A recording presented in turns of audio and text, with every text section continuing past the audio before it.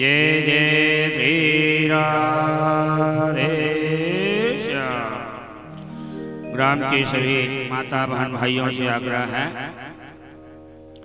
हमारे परम पूज्य महाराज जी अपने आसन में आसीन हो चुके हैं। आज चतुर्थ दिवस का कथा का शुभारंभ होने जा रहा है। आज भगवान राम जी के साथ में भगवान श्री कृष्ण जी का पदार्पण इस पावन धरा रायखेड़ा में हमारे यजमान के यहाँ प्रागट्य होगा। उसकी आनंद मनाई जाएगी। कल होलिकोत्सव का आनंद मनाया गया है, तो उसी प्रकार से आज भगवान श्री राम जी के साथ में भगवान श्री कृष्ण जी का प्रागट्य इस पावन धरा रायखेड़ा में यजमान के यहाँ श्रीमद् भागवत महापुराण के अंतर्गत होना है। अतः आप सबसे आग्रह है कि शीघ्र भगवत स्थल में पधारने का कष्ट करें। श्री कृष्ण भगवान की जय। गुरुर्ब्रह्मा गुरुर्विष्णु गुरुर्देवो महेश्वरः गुरु साक्षात् परब्रह्मा तस्मै श्री गुरुवे नमः। सच्चिदानंद रूपाय विश्वोत्पत्त्यादिहेतवे तापत्रय विनाशाय श्रीकृष्णाय वयं नमः। बंसी विभूषितकरा नवनीरदाभा पीताम्बरादरुणबिम्बफलाधरोष्ठा पूर्णेन्दुसुन्दरमुखादरविन्द्रनेत्रा कृष्णात् परं किमपि तत्त्वमहं न जाने। तुम देवी जगतां माता विष्णुमाया सनातनी कृष्णप्राणाधिदेवीश कृष्णप्राणाधिका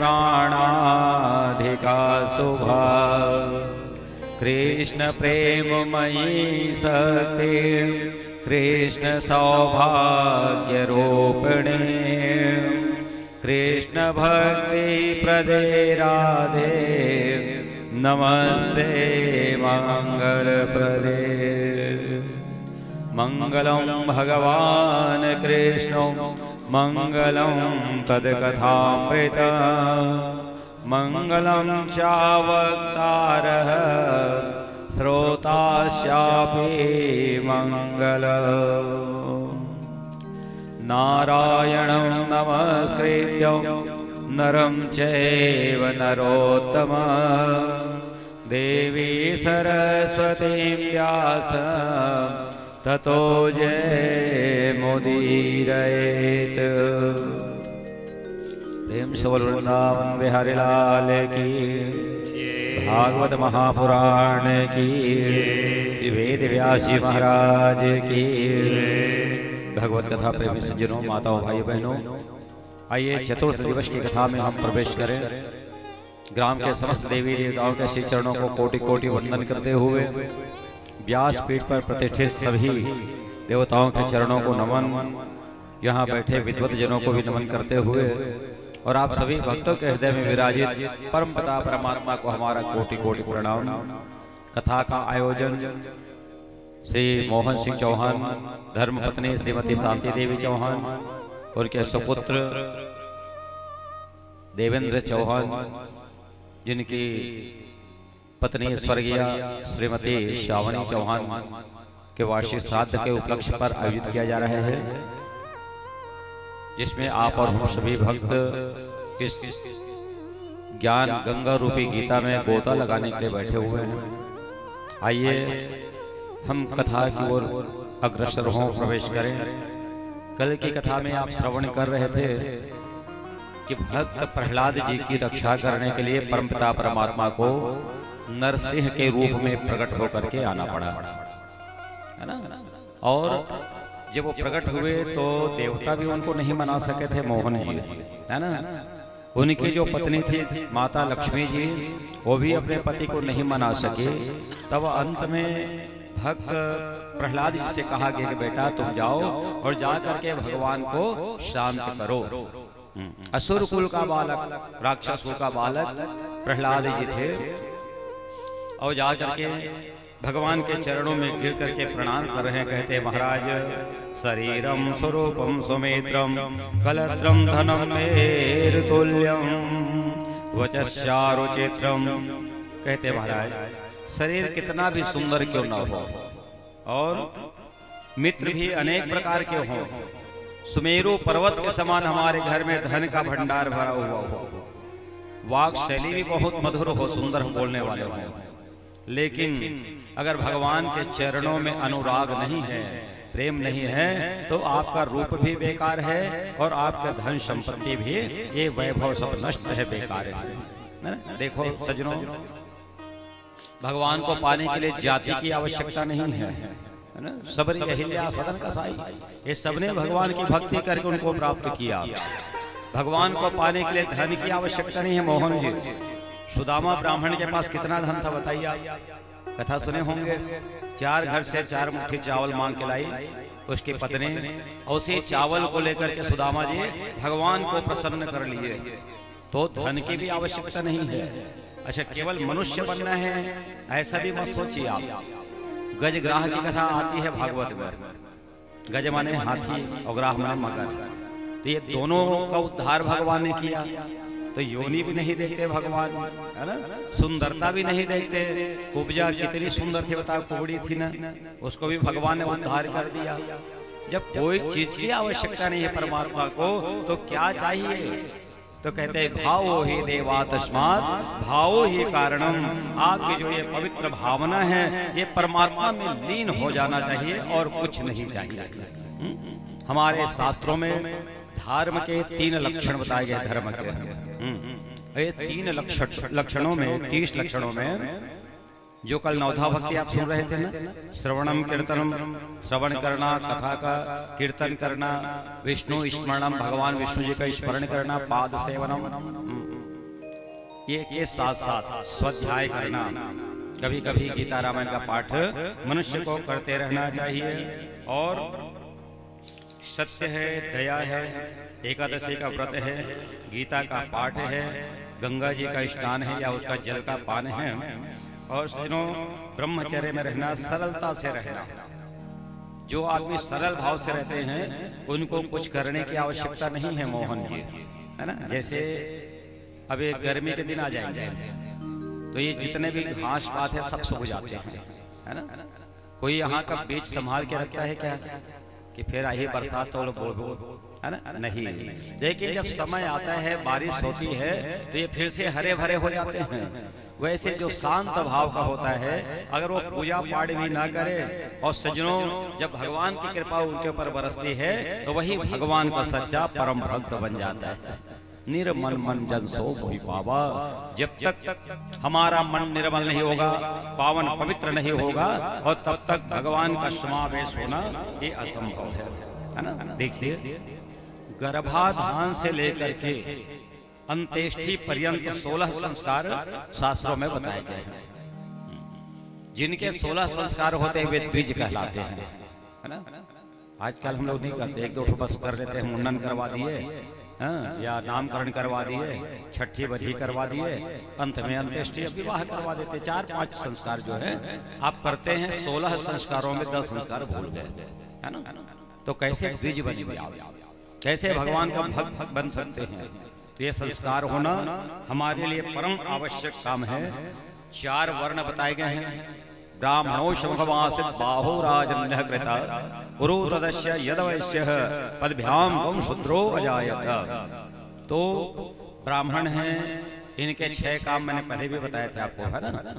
यज्ञ करना, यज्ञ करवाना, पढ़ना पढ़ाना, दान लेना दान देना, ये ब्राह्मण के कर्म है। क्षत्रिय के कर्म धर्म की रक्षा करने के लिए लड़ाई करना, युद्ध करना। परीक्षित जी तभी तो भगवान श्री कृष्ण ने अर्जुन को प्रेरित किया महाभारत की लड़ाई करने के लिए। नहीं तो अर्जुन तो हथियार छोड़ दिए थे ना कि कन्हैया मैं ये युद्ध नहीं करूंगा। तब भगवान ने कहा सुखे दुखे समय कृत्वा लाभ लाभो जया जयो। हे अर्जुन, अगर तुम हारोगे तो भी तुम्हारा यश बढ़ेगा, जीतोगे तो तुमको राज्य मिलेगा। इस लड़ाई में हार हो जीत हो इससे मतलब नहीं है। अगर तुम लड़ाई नहीं करोगे तो पाप अवाप्यसि, तुमको पाप को देखना पड़ेगा, पापी बनना पड़ेगा। समझ रहे हैं ना परीक्षित जी? तो क्षत्रिय का धर्म धर्म की रक्षा करने के लिए युद्ध करना। अच्छा, वैश्य का कार्य क्या है? कृषि कार्य करना, व्यापार करना, गौ का पालन करना, सेवा करना, ये उनका धर्म है। शूद्र का धर्म, जो 3 वर्ग हैं, इनकी अगर सेवा कर उनके शरण में आए तो भी उनका कल्याण हो जाता है। इस प्रकार ये वर्ण का की व्यवस्था भगवान ने की है। और इसके बाद इसमें स्त्री धर्म का भी बड़ा सुंदर वर्णन आता है ना। जितनी भी माताएं हैं, स्त्री हैं, उनको कुछ नियमों का पालन करना चाहिए। उसमें पहला नियम क्या है? रोज अपने घर की सफाई करनी चाहिए, झाड़ू पोछा करना चाहिए। वो भी कैसे? बिना आलस्य के। चल ना मुँह चलत करे बरे कौन करी। अगर ऐसे सोच के करोगे तो फिर ये आपका धर्म नहीं कहलाएगा, है ना। और दूसरा, अपने सास ससुर की सेवा करना हर नारी का धर्म है। वो भी कैसे? बिना स्वार्थ। अभी चाही डोकरी डोकरा बना तो चीज हमारे तो हो ही, है ना। अगर ऐसा विचार करके भी करते हैं तो ये भी आपका व्यर्थ हो जाएगा। निस्वार्थ भाव से आप माँ बाप की सेवा करिए। तीसरा, पति देवता के आज्ञा के बिना कोई कार्य नहीं करना। सच बताऊं आपको, अगर कोई स्त्री बिना पति से पूछे कोई व्रत करती है, समझ लो भाई मन, कोई भी व्रत, चाहे आजकल नवा नवा चालू हो गए है, पशुपत नाम के व्रत चला थे, है ना। कई ठन व्रत हो गए हैं। कई बार तो भाई मन के नाम से व्रत, कई बार पति मन के नाम से व्रत, जबरदस्ती जबरदस्ती। कोई भी व्रत आप करें तो जब तक पति की आज्ञा ना हो तब तक ये व्रत जो है फलीभूत होने वाला नहीं है, बल्कि पति की आयु जो है कम हो जाती है।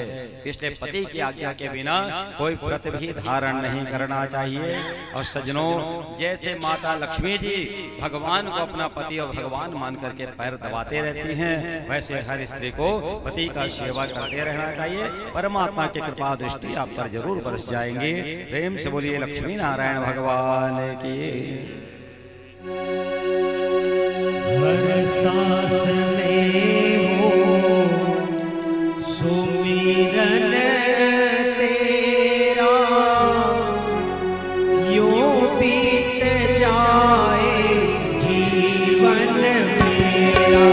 हर सांस में हो सुमिरन तेरा, यूं बीत जाए जीवन मेरा। हर सांस में हो सुमिरन तेरा, यूं बीत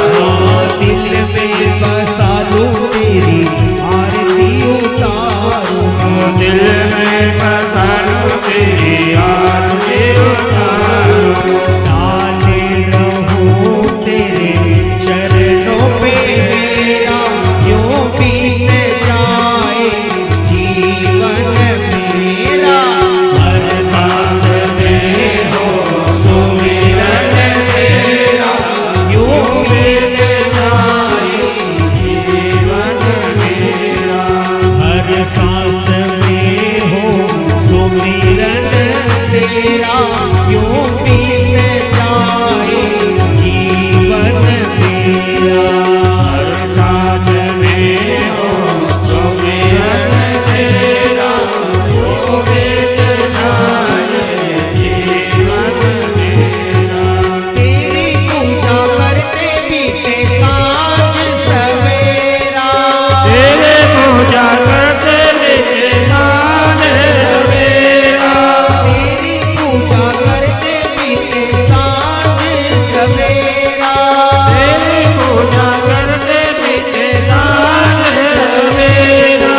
हर सांस में हो सुमिरन तेरा, यूं बीत जाए जीवन मेरा।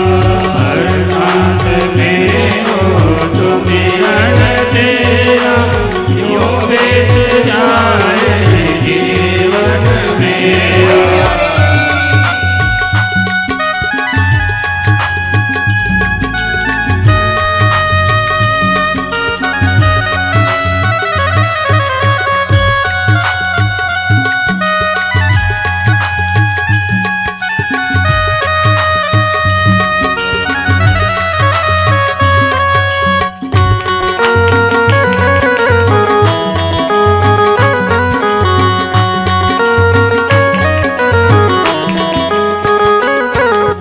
मेरे जीवन की डोरी अब हाथ में तुम्हारे, जीवन की डोरी अब हाथ में तुम्हारे, मेरे जीवन की डोरी अब हाथ में तुम्हारे। मेरे जीवन की डोरी अब हाथ में तुम्हारे। कर दो बेड़ा पार भगवन तेरे ही सहारे, कर दो बेड़ा पार भगवान तेरे सहारे। कर दो बेड़ा पार भगवन तेरे ही सहारे। कर दो बेड़ा पार भगवान तेरे सहारे। कट जाए मेरे जय हो। मेरा यूं बीत जाए जीवन मेरा। हर सांस में हो सुमिरन तेरा, यूं बीत जाए जीवन मेरा। हर सांस में हो सुमिरन तेरा, यूं बीत जाए जीवन मेरा। हर सांस में हो सुमिरन तेरा, यूं बीत जाए जीवन मेरा। आयु बीत जाए जीवन मेरा। आयु बीत जाए जीवन मेरा। आयु बीत जाए जीवन मेरा। आयु बीत जाए जीवन मेरा। आयु बीत जाए जीवन मेरा। आयु बीत जाए जीवन मेरा। बोलिए वृंदावन बिहारी लाल की जय। जय श्री राम। श्री सुखदेव जी महाराज राजा परीक्षित जी को कथा सुना रहे हैं। देवर्षि नारद जी धर्मराज युधिष्ठिर के सामने कथा का वर्णन कर रहे हैं और जो 4 वर्ण हैं इनके बारे में नारद जी बताने लगे कि सबसे पहला धर्म जो है ब्रह्मचर्य है ना। बच्चा जब छोटा होता है तो उसको गुरुकुल में जाकर के शिक्षा अध्ययन करना चाहिए। गुरुजी जब शिक्षा के लिए बुलाए तो चंचलता को त्याग करके गुरु के आश्रय में रह करके शिक्षा प्राप्त करना चाहिए। और शिक्षा जब पूरी हो जाए तो गुरु जी से आदेश लेकर के या तो सन्यासी बन जाए और या नहीं तो गृहस्थ जीवन का आश्रय जाए, है ना। ये पहला आश्रम बताया। उसके बाद दूसरा हुआ गृहस्थ आश्रम।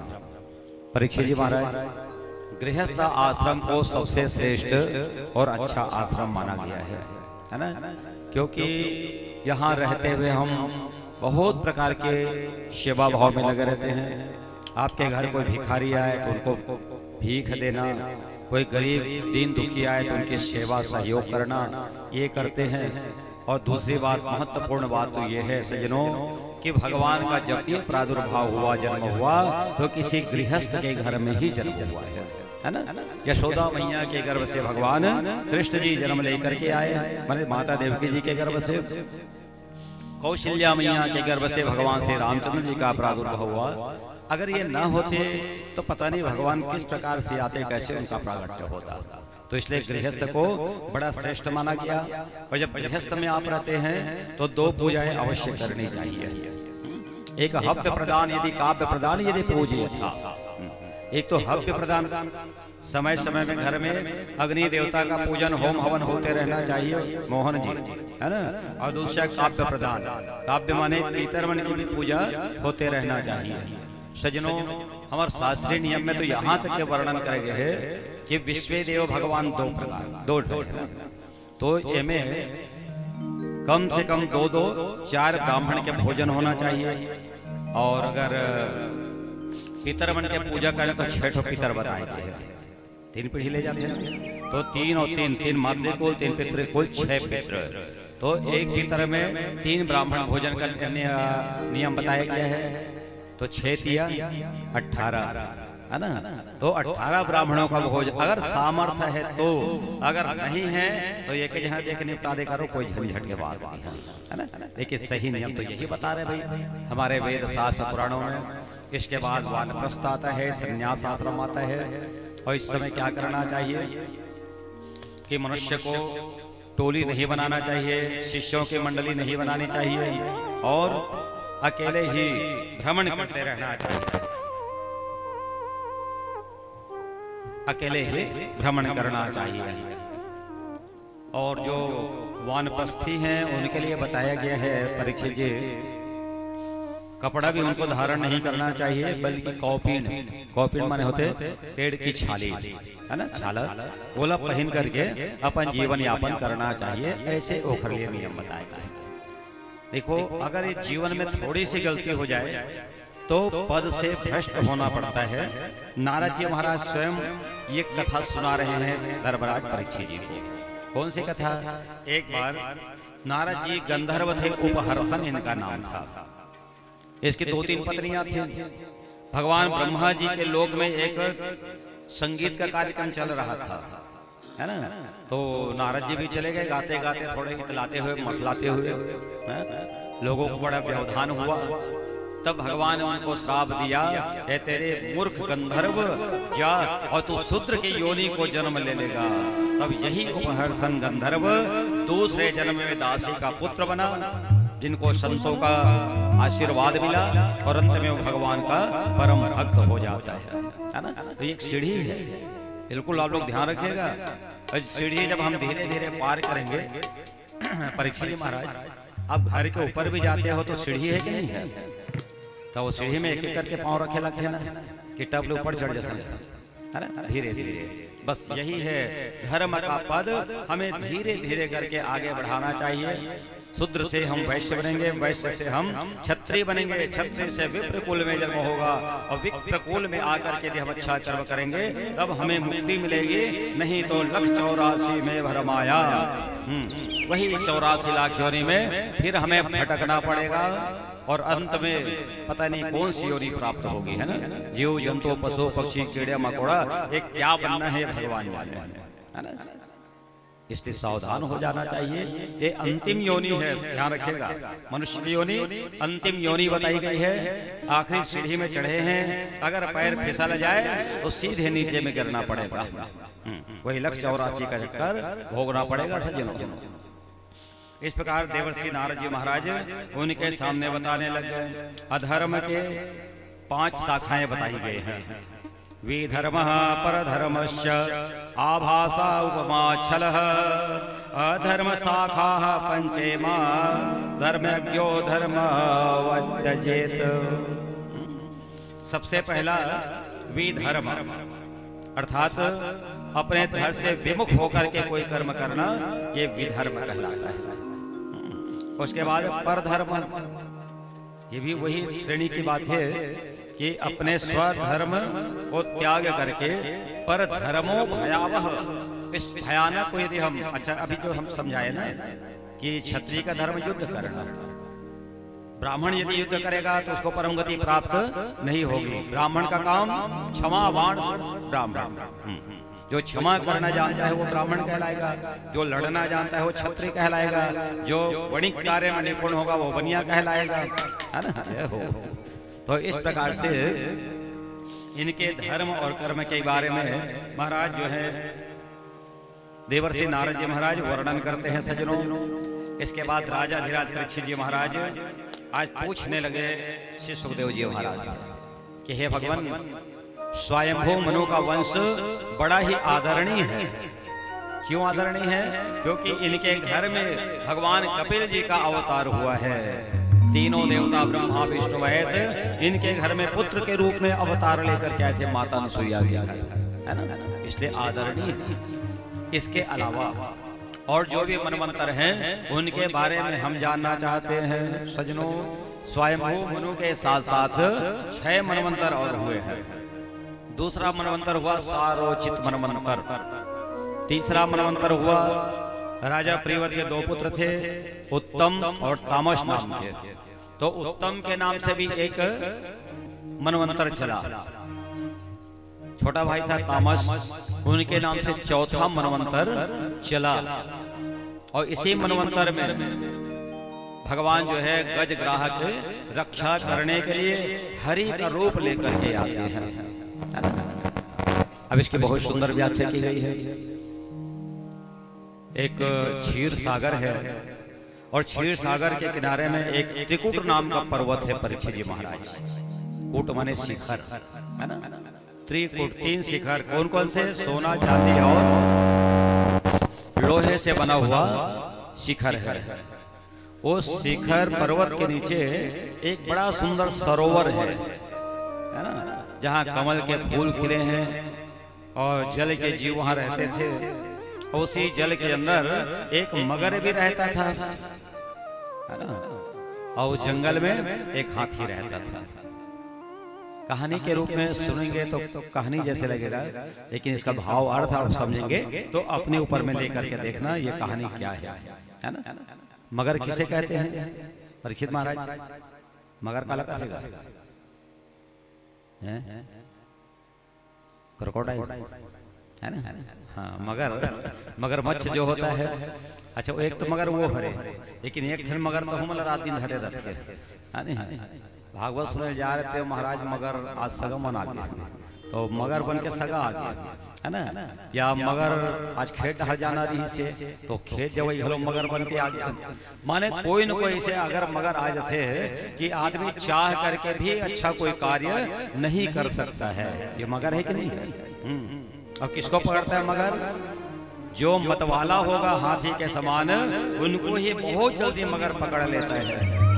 एक हाथी अपने परिवार के साथ चला आया उसी सरोवर में, जल के अंदर में गया। अच्छा परीक्षित जी, हाथी नहा देखे हुए? नहीं देखे? टीवी वगैरह में देखे होंगे, है ना। कैसे नहाते हाथी है? फुहारा, सूंड में पानी भर के फुहारा फेंकते। बस आजकल घरों आदमी में वही स्नान शुरू कर दे, है ना। जाके देखना बाथरूम में सावर लगे हैं ना, ये तो हाथी स्नान योग का है ना। ठीक है, नहा रहे हैं और शरीर पवित्र नहीं हो रहा, मन पवित्र नहीं हो रहा है, तो ऐसा स्नान भी किस काम का? ध्यान रखना। हाथी जब नहा के निकलते सज्जनों, तो बाहर में आगे कोई कचरा वचड़ा धोरा माटी फिर चढ़ा देते पीठ में, देख लेना। वही हालात उनके है। नहा के निकले फिर जस के तस वही पाप हो दुनियादारी। तो हाथी पहले पकड़ लिस मगर, दोनों में बहुत लड़ाई हुई। हाथी कथे अपन बाइल बाई मोर प्राण ल बचा, हथनीन रहा है तेन अपन सूंड में हाथी पकड़ के खींचल धरी। कहाँ खींचे सकेगा? मगर बलवान था क्योंकि जल के अंदर रहने वाला था। खींचते खींचते जब गहरा में ले गया, जब अंत में हथनियां छोड़ देती हैं, परिवार उनको छोड़ देते हैं, तब उस हाथी को किसको याद आती है? कहते उस परम पिता परमात्मा को। इसलिए आज भी आप लोग समझ जाइएगा, जिंदगी जब तक रहेगी फुर्सत ना मिलेगी काम से। जीवन में काम तो आप करते रहेंगे, जिंदगी जब तक रहेगी फुर्सत ना मिलेगी काम से, उस समय ऐसा निकालो प्यारे और प्यार कर लो राम से। थोड़ा राम के लिए भी तो समय निकालिए, काम तो होते रहेगा। हाथी बहुत देर तक नहीं पुकारा और अंत में जब पत्नियां छोड़ दी, बच्चे साथ छोड़ दिए, तब भगवान को याद करने लग जाता है। हर तारा है सारा जमाना, श्याम हमको भी तारो। तारा है सारा जमाना, श्याम हमको भी तारो। तारा है सारा जमाना, श्याम हमको भी तारो। तारा है सारा जमाना, श्याम हमको भी तारो। हमको भी तारो, श्याम हमको भी तारो। हमको भी तारो, श्याम हमको भी तारो। हमको भी तारो, श्याम हमको भी तारो। हमको भी तारो, श्याम हमको भी तारो। जो भी तारा है सारा जमाना, श्याम हमको भी तारो। तारा है सारा जमाना, श्याम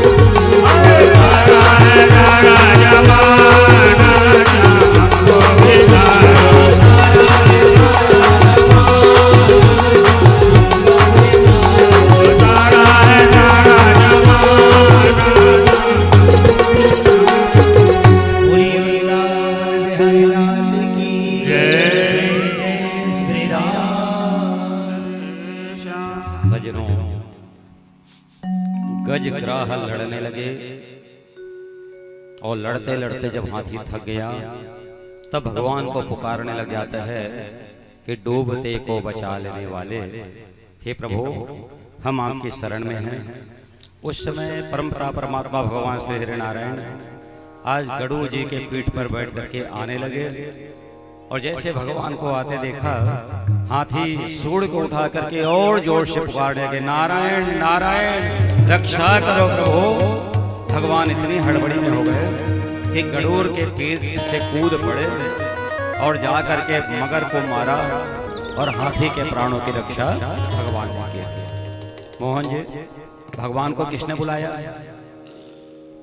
कौन चिल्लाए? भगवान लगा। हाथी बुलाए कि नहीं बुलाए? हाथी चिल्लाए भगवान जल्दी आप और प्राण की रक्षा करो, लेकिन भगवान आके पहली उद्धार का कर करे है, मगर पहली मारे वह बाद हाथी छोड़ा के निकाली। तब सुखदेव जी महाराज राजा परीक्षित पूछे लगे, प्रभु जब मगर ने बुलाया नहीं तो भगवान उसके पास क्यों गए? आप लोग भी समझना, क्योंकि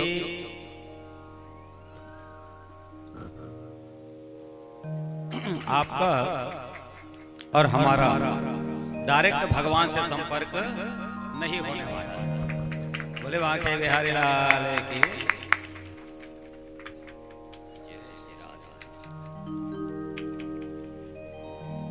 भगवान जो है 33 पावर के शक्ति रखे, ध्यान रखना है। 33 केवी जो वोल्ट होते हैं ना। अच्छा एक बात बताना, ये जो बड़े लाइन खिंचाए हैं उनमें कहूँ तार लग खींच के बल्ब ला जलाबो जल ही गया है ना, भ्रष्ट हो जाए है ना। तार वही चाहिए, करंट भी वही है, लेकिन लाइट तो भ्रष्ट हो जाए, मोटर गाड़ी बिगड़ जाए। तो का करे लगते कि जगह जगह ट्रांसफार्मर फिट करे लगते, वोल्टेज डाउन करे पड़ते है ना। तब कहीं लाइट की सप्लाई है 440 पावर में आती है 33 के बीच। उसी प्रकार जब हम किसी भक्त के चरण को पकड़ लेते हैं तो भगवान कहते तुमको और भक्ति करने की आवश्यकता नहीं है और डायरेक्ट मैं तुम्हारा कल्याण कर दूंगा। इस प्रकार मगर का कल्याण भगवान ने पहले किया और उसके बाद एक कमल का फूल हाथी लेकर के आया और भगवान को देने लगा। सजनों, आकाश से आकाश गंगा को लाया और भगवान के ऊपर अभिषेक करना वो प्रारंभ कर देते हैं। सजनों, आपको मालूम होगा भगवान किस किस चीज से प्रसन्न होने वाले हैं। तो यहाँ लिखा है पत्रम पुष्पम फलम तोयम यो मे भक्ता प्रयच्छते। पत्रम, माता द्रौपदी जी के घर में एक पत्र का साग का पान करके भगवान प्रसन्न हो गए थे। पुष्पम, गजेंद्र माने हाथी का पुष्प लेकर के भगवान प्रसन्न हो गए थे और सबरी माता जी का दिया हुआ जो बेर का फल था उसको लेकर के भगवान प्रसन्न हुए। रंती देव नाम के जो राजा थे उनके घर का जल पान करके और भगवान प्रसन्न हो जाते हैं। इस प्रकार भगवान को आप फल के द्वारा, फूल के द्वारा, पत्र के द्वारा, जल के द्वारा किसी भी प्रकार से भगवान को प्रसन्न किया जा सकता है। प्रेम से बोलिए भागवत भगवान की। गोविंद मेरो है, गोपाल मेरो है, गोविंद मेरो है, गोपाल मेरो है, गोविंद मेरो है, गोपाल मेरो है, गोविंद मेरो है, गोपाल मेरो है, गोविंद मेरो है, गोपाल मेरो है। श्री बांके बिहारी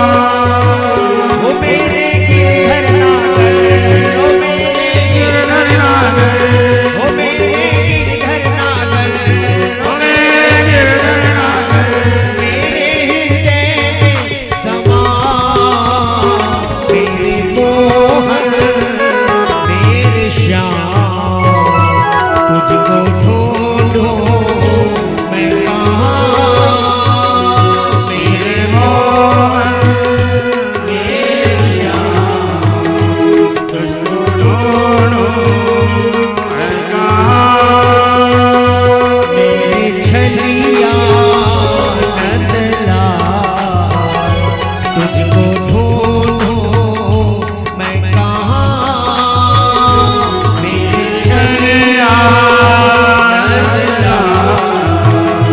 तुझको ढूंढूं मैं कहाँ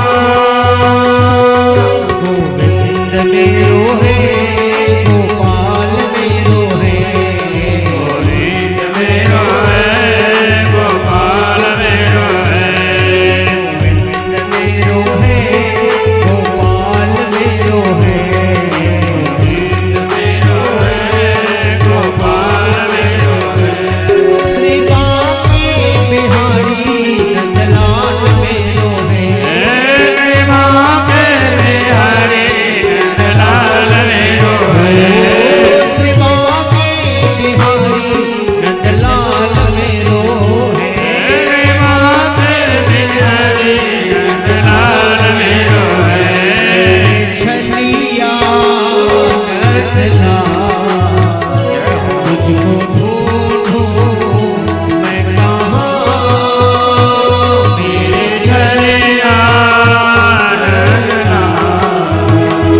तुझको ढूंढूं मैं कहाँ मेरे गिरधर नागर ओ मेरे गिरधर नागर ओ मेरे नटवर नागर ओ मेरे नटवर नागर मेरे हृदय में समा जय मेरे श्याम तुझको ढूंढूं मैं कहाँ मेरे मोहन मेरे तुझको ढूंढूं मैं कहाँ मेरे छलिया नंदलाल तुझको ढूंढूं मैं कहाँ मेरे छलिया नंदलाल तुझको ढूंढूं मैं कहाँ तुझको ढूंढूं मैं कहाँ तुझको ढूंढूं मैं कहाँ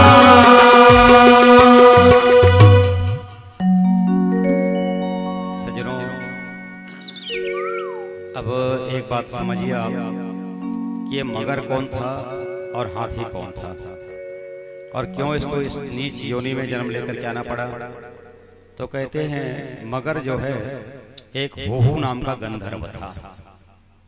एक बार यमुना जी के जल के अंदर ऋषि देवल जी स्नान करने के लिए गए तो ये गंधर्व जल के अंदर में जाकर के और ऋषि के पैर को पकड़ करके खींचने लगा परिहास के लिए। तब ऋषि भयभीत हो गए और डर के मारे श्राप देने लगे, कह रहे मूर्ख, तुमको पैर पकड़ने की बहुत इच्छा है ना, तो जाओ तुम मगर बन जाओ। अब इसी श्राप के कारण वो गंधर्व मगर बन करके आया और भगवान के हाथों से मुक्ति प्राप्त करके और फिर नारायण के परम लोक को प्राप्त किया। हाथी कौन है? तो ये पूर्व जन्म में एक राजा थे, इंद्रदुम्न इनका नाम है, और बिना गुरु दीक्षा लिए मोहन जी है ना जंगल में चले गए, जा करके तपस्या करने लगे, आंख बंद किए हुए थे। उसी समय अगस्त ऋषि वहां से पार हो रहे थे तो इंद्रदुम्न राजा ने न उनको नमस्कार किया न कोई सम्मान किया। तब ऋषि को बड़ा क्रोध आया, देखो एक तो गुरु दीक्षा लिया नहीं है और अहंकार में पड़ा हुआ अभिमानी बालक आज ये तपस्या करने के लिए बैठा हुआ है, मद माने घमंड में पड़ा हुआ है, तो मेरा श्राप है या तो हाथी बन जाएगा। तो अगस्त ऋषि के श्राप से इंद्रदुम्न नाम का राजा हाथी बन गया। उसको ज्ञान आया और महाराज के हाथ जोड़ करके प्रणाम करने लगा, महाराज मेरा कल्याण कैसे होगा। तो उन्होंने बताया था अगस्त ऋषि ने कि भगवान नारायण जब आएंगे वो तुम्हारा कल्याण कर देंगे, है ना। इस प्रकार दोनों का कल्याण हुआ। सुखदेव जी महाराज कहते राजा परीक्षित, इसी प्रकार एक बहुत सुंदर प्रसंग और आता है और ये पांचवा जो मनवंतर हुए वो चाक्षुष नाम का मनवंतर हुआ है। छठवां मनवंतर रैवत मनवंतर कहलाया। और छठवें मनवंतर में मेरे परमपिता परमात्मा भगवान अजीत के रूप में प्रकट होकर के आए थे। अजीत जिसे कहते जानते ना, जिनको कोई जीत ना सके उनका नाम है अजीत। भगवान अजीत बन करके आए और इस समय उन्होंने कौन सी लीला की? कहते हैं देवता दानव मिल करके उस समुद्र का मंथन करना चाह रहे थे। उस समय परमात्मा भगवान जो है 3 अवतार में प्रकट होकर के आए थे सज्जनों। कूर्म रूप में आए, धन्वंतरी के रूप में आए और मोहिनी के रूप में भगवान यहाँ प्रकट होकर के आए। राजा परीक्षित पूछ रहे हैं, कहते हैं सुखदेव जी महाराज अब एक बात बताइए कि समुद्र का मंथन किस प्रकार किया गया? सज्जनों, समुद्र मंथन के 2 कारण बताए गए हैं। एक कारण जो लिखा है भागवत में, मैं आपको निवेदन कर देता हूं। वो कारण है, एक बार इंद्र देवता अपने हाथी में बैठ करके जा रहे थे। उधर से दुर्वासा जी महाराज आ रहे थे। दुर्वासा जी ने देखा रे राजा आ रहे हैं, राजा कभी भी मिले, कहीं भी मिले या गुरु मिले तो खाली हाथ प्रणाम नहीं करना चाहिए ना। माला पहने हुए थे दुर्वासा जी महाराज, आज उस माला को इंद्र देवता को दे दिया। इंद्र देवता ने सोचा ये माला है, माला के एक नाम और का है, इसको और क्या बोलते हैं? माला लोग क्या कहते हैं? हार बोलते हैं ना। तो जो इस माला की कीमत नहीं करेगा उसको एक दिन हार जाना पड़ता है ना। सच बताओ, आपके गांव में भी कभी कभी नेता मंत्री बनाते हुए और जतका पार्टी कार्यकर्ता है अतका उत्सुक रहते हैं वो नेता लोग माला पहनाए हुआ है। बहुत ध्यान से समझना। बताओ, आप माला लेके पहनाए पर जाते हो, वो नेता माला पहनतेगा? पहना तो ईमानदारी से बताने का जन के पहले तो अलग बात है। तो जैसे पहना धरा तबे टपले हाथ उठा लेते तो आगू टेबल पे रख देते अते खुश हो गए माला पहनाए हुआ। अरे हम मूर्ख हैं, वो हमारा अपमान कर रहा है, आपका माला पहन नहीं रहा है और आप खुश हो रहे नेता माला पहनाए। सच कहूं, वो नेता जो इस माला का अपमान करते हैं वो 5 साल में हार जाते हैं। प्रेम से बोलो वृंदावन बिहारी लाल के।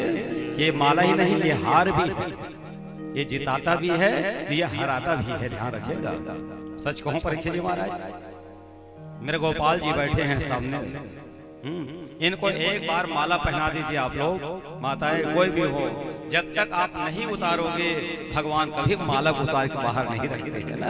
इतनी कृपा, इससे दयालु कौन मिलेगा बताओ आपको? लेकिन नहीं, हम बड़े कंजूस हैं। भगवान की पूजा के लिए जाते हैं तो एक फूल भी लेकर के जाते हैं, 136 टुकड़ा छरिया चढ़ा देता है भगवान, है ना। आपको कंजूस है का काम के एक माला भी नहीं बना सकते। फूल की बड़ी विशेषता है, ध्यान रखिए ना। एक फूल भगवान के चरणों में पड़ा हुआ है और एक फूल भगवान के ऊपर चढ़ा हुआ है माला के रूप में। तो नीचे वाला जो फूल है परीक्षित जी, इस माला से पूछ रहा है, कहते भैया तो हम फूलस फूलों के तते काय कर्म करे तते गलम जाके टंगा गे, अब मैं का गलती करे तो मैं चरण में पड़े होते ना बता। ऊपर वाले माला बतेश कहते देख भाई भले जा सगान अलग बात है, लेकिन हम भारी कष्ट से है। कैसे कष्ट? ये माला गुथैया मना सूजी ला हमार छाती में बुलकाते हैं। जब माला गुथो बुलकातो नहीं, अब कोनो सूजी में बेधो तो कैसे लागे बताओ बोला। जब सुई से पिरोते हैं तब हम माला बनते हैं, कष्ट सहते हैं तब भगवान के गले का हार बनते हैं, और जो कष्ट नहीं सहता वो चरणों में पड़ा रह जाता है। वृंदावन बिहारी लाल। तो आप कष्ट सह रहे कि नहीं सह रहे? 3-3 घंटा बैठा छोटे मोटे बात है, अगर बात भी अगर भगवान दया नहीं आई तब तो फिर सोचे के बाद है। स्मरण करिए, आज माला का अपमान हुआ इंद्र देवता के द्वारा। वो माला हाथी सूंड में डाल दी, हाथी है पैर में रगड़ दी। अब बताओ कोनो आगे तो मतलब प्रेजेंट करे है कहीं चीज ओखरे आगे में तोड़ फोड़ दे बने लागे देवैया लगा। अरे देवैया मन के घर ठिकाना नहीं है दुनिया में। एक जगह साहू परिवार में शादी पढ़े हुए रहे, एक बड़े जाम घड़ी चढ़े रहे डब्बा, है ना। अब धान्य हो बरतिया मन है, जैन कहीं लान के दे रंगीन कागज में चिपका के और साए साए फाड़ दे देखे का भरा है।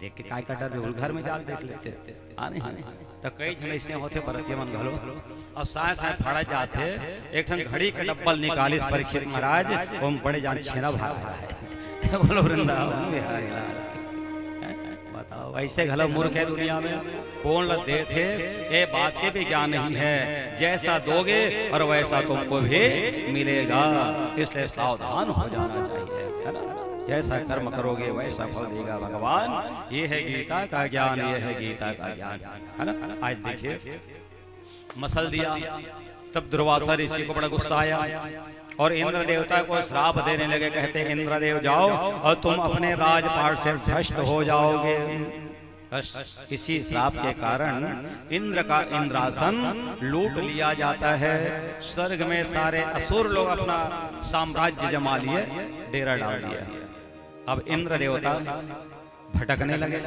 और भटकते भटकते सज्जनों भगवान के शरण में जाते हैं लाभस्ते साम जयस्ते साम कुतस्ते साम पराजया एषा विन्देवरश्यामो हृदयस्थो जनार्दनः।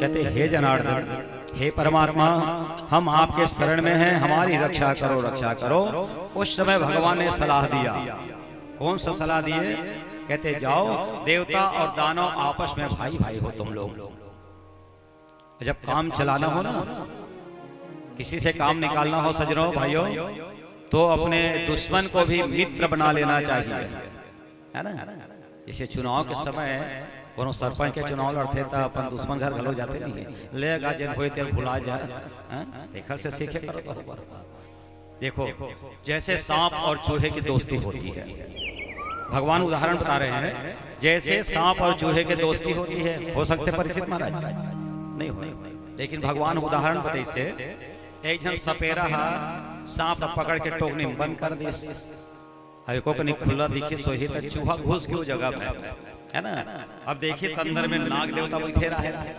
बड़ा भयभीत हो गए चूहा कांपे पर लग गया तो सांप कथे भाई जस तोर हाल तस मोर हाल दोनों जन बंधे हैं तोर में ताकत है दांत है तो ये ते कुतर देला टुकनी ला तो हूं भाग जबे महू भाग जाऊं चूहा कथे बनच कहा थे और जैसे कुतरी टुकनी ला और निकल के भागत रहा है सजनों सांप और टप ले थाली सब निकल के भाग ये उदाहरण दे भगवान ना कि देखो राक्षस तो मरनी पड़ी लेकिन तुम भाई भाई हो आज मित्रता कर लो दोस्ती कर लो और समुद्र का मंथन करना क्या होगा कहते समुद्र के मंथन करने से अमृत की प्राप्ति होगी बोलो वृंदावन बिहारी लाल की।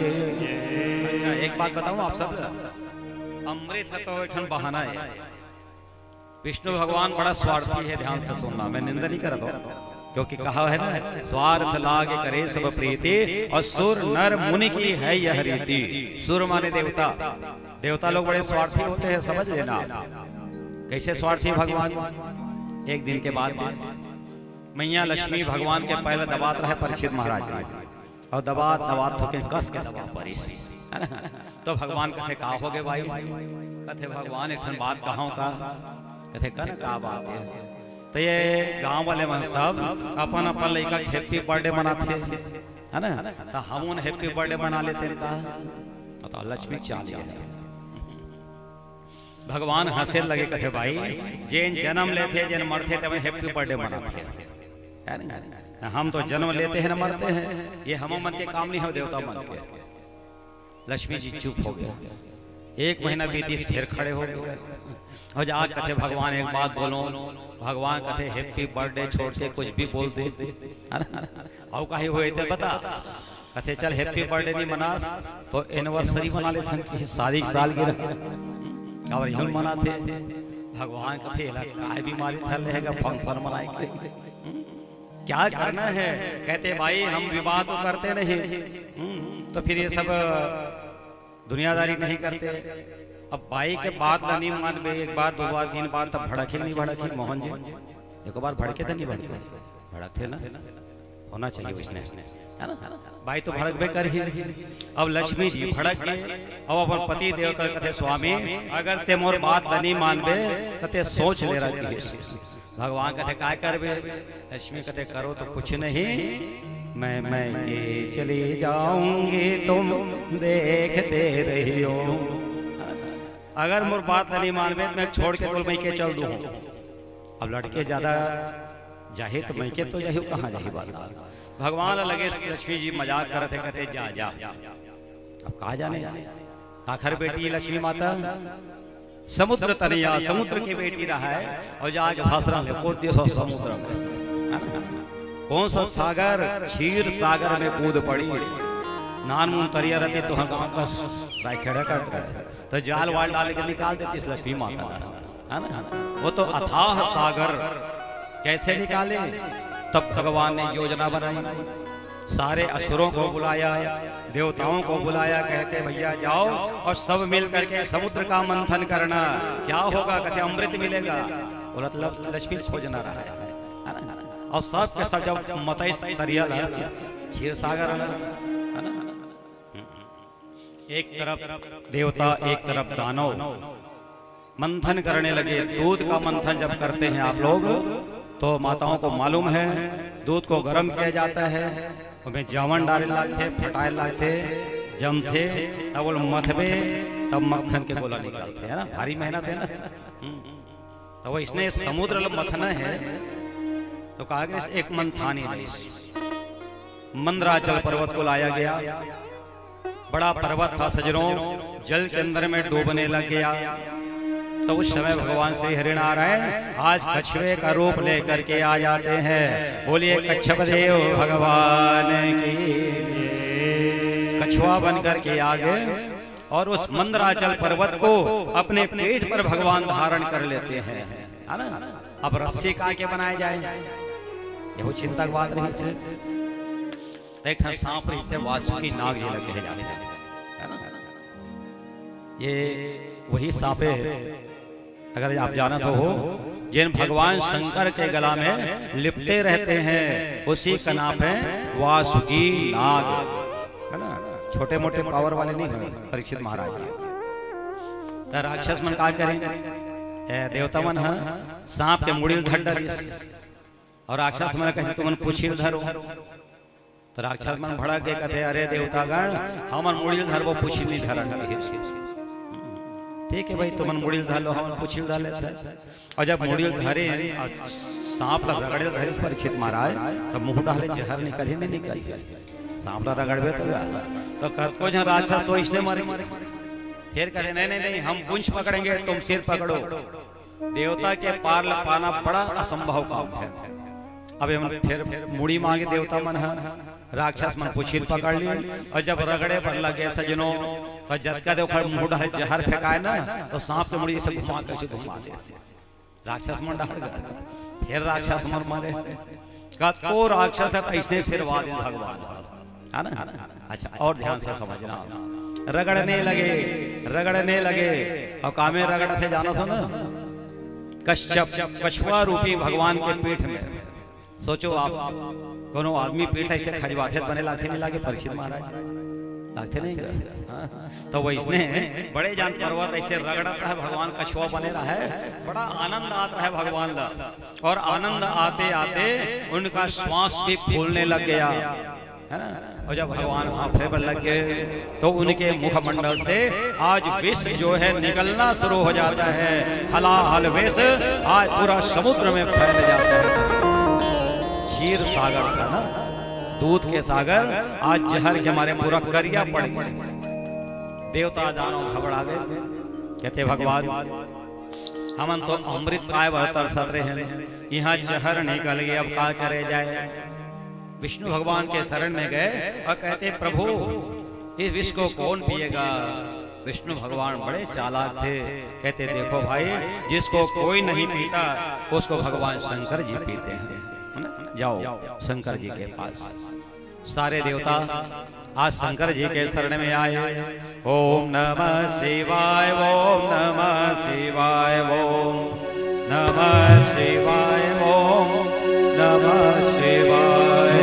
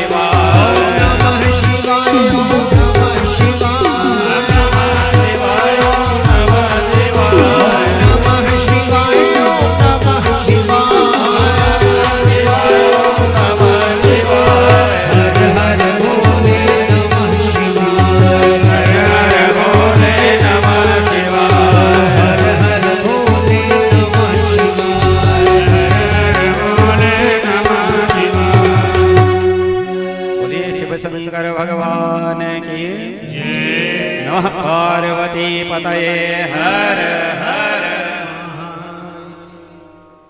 अब सब देवता कहाँ गए परीक्षित जी महाराज? कैलाश लोक में भगवान शंकर जी के दरबार में गए। शिव जी बैठे थे माता पार्वती जी के साथ। सब देवताओं ने हाथ जोड़ करके आग्रह किया कि हे भोलेनाथ चलिए अब जा करके आप विष का पान कर लीजिए, जहर पी लीजिए। अब बताओ बाई काहू में पतिल कहे चल जहर पी ले तो खर बाई जानते ही शंकर भगवान धीरे पूछिस कथे बाई जहर पी पर लेगा तो कैसे करो? कथा के माध्यम से पुरुष मतलब भी समझना चाहिए अगर कुछ पिए के मन लागत होगी तो बाइल पूछ के जाए करो, है ना? क्योंकि शंकर भगवान का कहना है कि भाई जहर पीने में कैसे करो? तो शंकर पार्वती घलो भारी पढ़े लिखे रहा है, कैसे डायरेक्ट हाँ कही दी। पत्नी बड़ी होशियार होती है ना, ध्यान से सुनना। क्या कहते स्वामी, विश्व कल्याण के लिए जो उचित हो वही कार्य आपको करना चाहिए। इसीलिए तो कहते हैं करुणावतारम संसार सारम, संसार का सार और करुणा का अवतार भगवान शंकर जी कहे गए हैं। आप जाइए, शंकर भगवान कहते जहर पी लो, पार्वती फिर फंस गए, पीले किसे का है वो? कहते पिए बर नहीं कहा महाराज, फिर जिन उचित लागे तो इसने कर ले, है ना? सही बताऊं बाई मन बड़ा होशियार होते परीक्षित जी, निंदा नहीं करता बाई मन के, लेकिन होते तेल बता दो होशियार होते। अब कैसे होशियार होते एक कहानी घरों सुना देता हूँ। एक जन पति देवता कोई काम नहीं करे घर में, अब मान लो जो घर पति काम नहीं करे तो घर बाई खुश हो ही घर बन गया, कहीं कहा तो जा मार जा घलो की देते, गुस्सा गुस्सा मारे। तो वो इसने एक जन बाई बड़ा हला कर रहा है अपन पति देवता से, घर के कामे गुता नहीं करे। कहते ये जी बैठे बैठे खावे तो काम नहीं चले, अरे कुछ तो करते हैं, जा बाहर कमा किया घर ले निकाल दिस खाबर नहीं दूंगी के। पति चल दिस घर ले बाहर, सांझ के बेरा रहा है सज्जनों, और जात जात का देखिए डंडा धरे रहा है, रास्ता में खन सांप नहकत रहा है। पति देवता दो डंडा मारी सांप ला, अब खुश हो गए, चल ठन काम तो करे, बता सांप मरे कोई काम। और सांप ला डंडा में फंसा के घर आ गए सांझ के बेरा, और चिल्लई से अपन बाई ले बाई भाई हे देवे काम करके आए हूं। तो पत्नी कहते का काम करे तेरे बता, देखना क्या करे हूं। और सांप मरे पड़े रहा, भड़क गए यही तो काम है। और सांप धरे परीक्षित जी और कस के फेंक दे इसका में छानी में, यानी ऐसे चली तो छानी में चल दी सो खपरा वाले छानी, है ना? अब ओकर बाद पत्नी गाँव बताओ रे से कहत रहा है। सांझ के बेरा हुए तो एक ठन गीत धराज है, काखा गले सोन के हार ले चोरी करके लगा है, उड़ा के लगा है ना? तो गीत देख के नजर नीचे में पड़ते, छानी में देखी सकम पड़े जहाँ सांप मरे पड़े रहा है। तो गीत का करे वो सोन के हाल रख देस और सांप घर के भाग।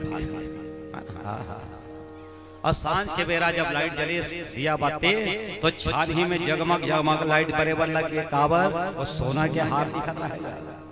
बाई बुलाई अपन पति ला कथे जी तेरा में डंडा में काला फंसा लाने रहे, कथे सांप ला देख तो सांप का तो नहीं दिखा थे कि छानी में देख, बेचारा देखिए चढ़ के उतारे वो सोन के हार रहा है। पत्नी बड़ा खुश हो गए ना, और कहा कथे जी आज के बाद कुछ मत करे करना, अब कद का माया पल पल आ गया, आज के बाद कुछ मत करना। पति घलो खुश हो गए, तो क्या करूं भाई, सांपे भला मारे कर जी बोलो ना खाली सांप भला मारे कर। तो पत्नी ऐसी होती है, अगर अच्छा काम करोगे तो बहुत सम्मान करती है सज्जनों, और नहीं तो फिर बड़ा गड़बड़ मामला होता है। आप लोगों से निवेदन है पति पत्नी अगर रहते हैं आप घर में तो समय समय में कभी लड़ाई झगड़ा जरूर करते रहना चाहिए परीक्षित जी, है ना? रोज मत करे करो, 15 दिन में एक हफ्ता में एक आध बार, महीना में ऐसे कबू कबू करना चाहिए, है ना? एक से कहा थे प्यार बढ़ते प्रेम बढ़ते, लेकिन एक बात और नोट कर लेना, अब महाराज लड़े भर के मल युद्ध में मत उतर जाना, है ना? और मान लो लड़ाई हो भी गई तो एक सूत्र और बता देता हो ना सब जन, लड़ाई हो गई तो दिन भर लड़ ले करो, मुंह फुला के बैठ जाए करो, लेकिन दिन बुढ़ता बेरा में एक बार जरूर कह देना, कहो ना प्यार है ना? बस इतना कह देने से आपके दिन भर की लड़ाई जो है समाप्त हो जाएगी। प्रेम से वृंदावन बिहारी लाल की। अब भगवान शंकर जी महाराज जो है आ रहे हैं पत्नी का कहना मान करके। जैसे समुद्र के किनारे में गए सजनों तो देखा पूरा समुद्र में जहर भरा हुआ है। ततः तब भगवान शंकर जी करतली कृत्य व्यापी हालाहलम विषम अभक्षन महादेव कृपया भूत भावन। ये भूत भावन भगवान शंकर अभक्ष्य जो खाने के योग्य नहीं है और उनको भी जा करके ततः करतल करतल मतलब हाथ अंजलि में और उस जहर को लेकर के भगवान पान कर रहे हैं, पी रहे हैं। और पी करके कहाँ रखे परीक्षित जी? अंदर नहीं ले गए पेट के अंदर, बल्कि उसको अपने गले में रख लेते हैं। उसी समय भगवान का कंठ नीला पड़ जाता है। भगवान शंकर जी नीलकंठ के नाम से जाने लग जाते हैं। बोलिए नीलकंठ भगवान की जय। नीलकंठ भगवान कहलाए। 2-4 बूंदे वहां से और टपक पड़ी थी। जिनको कुछ जीव जंतु थे जल के अंदर रहने वाले, उन्होंने भी पान कर लिया, वो भी बड़े विषैले हो गए, है ना। अच्छा, एक बात आपको बताऊं, भगवान शंकर जी जहर पिए, नशा चढ़ेगा कि नहीं चढ़ेगा? है ना, चढ़ेगा भाई। जहर का नशा कहाँ जाएगा? भगवान शंकर जी गांजा भांग धतूरा नहीं खाते, नहीं पीते हैं सज्जनों। बस एक बार भांग का सेवन किए थे, ध्यान रखिएगा। अपने जीवन में केवल एक बार भांग खाए थे भगवान शंकर। और कब? जब जहर का असर उनको होने लग गया तो मेरू पर्वत में चढ़ गए और भांग की जो पत्ती थी भगवान चबा चबा करके खाने लगे ताकि जहर का असर उतर जाए। ध्यान रखना, कोई अगर जहर पी लिया हो उनको भांग पिला देना चाहिए। जहर को उतारने के लिए दवाई है, लेकिन लोग तो उसको नशा के रूप में स्वीकार कर रहे हैं। कहते शंकर भगवान पीते थे, मन नहीं पीबो। अच्छा, बोल बम लगा दम, नाम तो बम के होते पर मन दम मारा थे। सजनों, इतनी कथाएं सुन रहे हैं आप, बार बार सुन रहे हैं। शंकर भगवान ने तो जहर का पान किया था। गांजा पिया वाला जहर घलो पी देखना चाहिए एक बार, है ना, तब तो पता चलेगा शंकर भगवान के कितना बड़े भक्त देते हैं। तो कभी भी अच्छे और बड़े लोगों का नकल नहीं करना चाहिए। फिर समुद्र का मंथन करने लगे, चंद्रमा की उत्पत्ति हुई और उस चंद्रमा को निकाल करके जो द्विज का चंद्रमा है भगवान शंकर के मस्तक पर लगा दिए जाते हैं। उसी दिन से भगवान शशि शेखर और चंद्रशेखर कहलाने लग जाते हैं। बोलिए चंद्रशेखर भगवान की। अच्छा, चंदल का फिर माथम चढ़ के सोएगा, इसका भी कारण है ना। गंगा पापम शशि तापम। जैसे गंगा मैया पाप को दूर करती है, वैसे चंद्रमा जो है हमको शीतलता प्रदान करती है। इसलिए शंकर भगवान के मस्तक पर उनको डाल दिए गए। फिर मंथन किया जाने लग गया।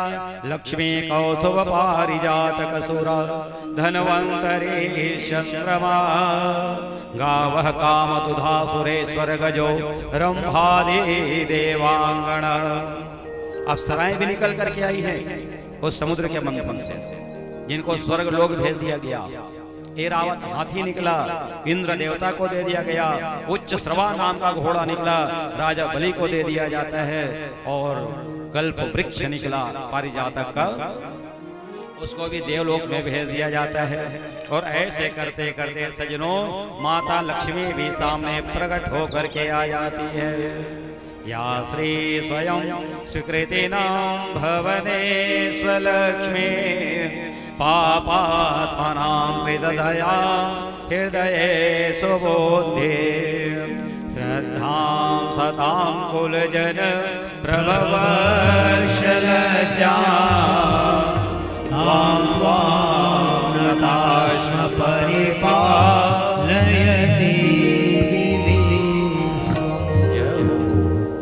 सजनों, माता लक्ष्मी जी सामने प्रकट हो गए। लक्ष्मी जी बहुत सुंदर है ना, और अपने हाथ में माला रखे हुए है, वैजयंती की माला। जब आगे बढ़ने लगी, देखो कथा के माध्यम से मैं एक बात आप लोगों को और समझा देना चाहूंगा। शंकर भगवान भी सामने खड़े थे। शंकर भगवान है कैसे है? दिगंबरायस्य दिगंबराय, बिना वस्त्र और ऊपर में जहर घलो पिए है। देखो कनिक तो लड़खड़ात रही सोई वो है ना। और जैसे लक्ष्मी जी को देखा भोलेनाथ उनके सामने खड़े हो गए, कहते अरे लक्ष्मी जी मेरे गले में जयमाला डालेगी। लक्ष्मी जी तीर में गीस मंद मंद मुस्कुराए बने। अब मुस्कुराई तो शंकर भगवान कहते बात पक्का है, हंसी तो फंसी है ना, जरूर माला डालेगी। लक्ष्मी जी कहते भगवान भोलेनाथ मैं तो अपन पति तो बना लेते हो, लेकिन तोर तीर पहने पर कपड़ा लत्ता नहीं है ना। और जेखा तीर अपने पर कपड़ा लत्ता नहीं थे मोर व्यवस्था काय करेगी है ना। इसलिए गरीब के पास लक्ष्मी जल्दी नहीं जाती है, बिना कपड़ों वाले के पास लक्ष्मी माता नहीं जाती है। सजरों माताओं, इसलिए हमारा निवेदन है अगर लक्ष्मी को पाना है तो रोज नए नए कपड़े पहने। बोलिए भागवत भगवान की। चीरहा फटहर बिल्कुल मत पहने करो, बता देता हूँ आज से। लेकिन आजकल के तो भारी डिजाइन हो गए हैं। कद को बड़े घर के आदमी बेटी बेटा रहा है वो फुल पेंट और जींस का दे उसने दीवार में घलू नहीं पहना थोड़ी, ऐसा ड्रेस लगा रहे का फैशन है। अब बाई मंगल वैसे शुरू कर दे काय कर आजकल। मैं निंदा नहीं कर रहा हूँ, लेकिन जो सच्चाई है वही कह रहा हूँ। फटे वस्त्र बिल्कुल पहन करके पूजा पाठ में नहीं बैठना चाहिए है ना। अब कैसे बताओ,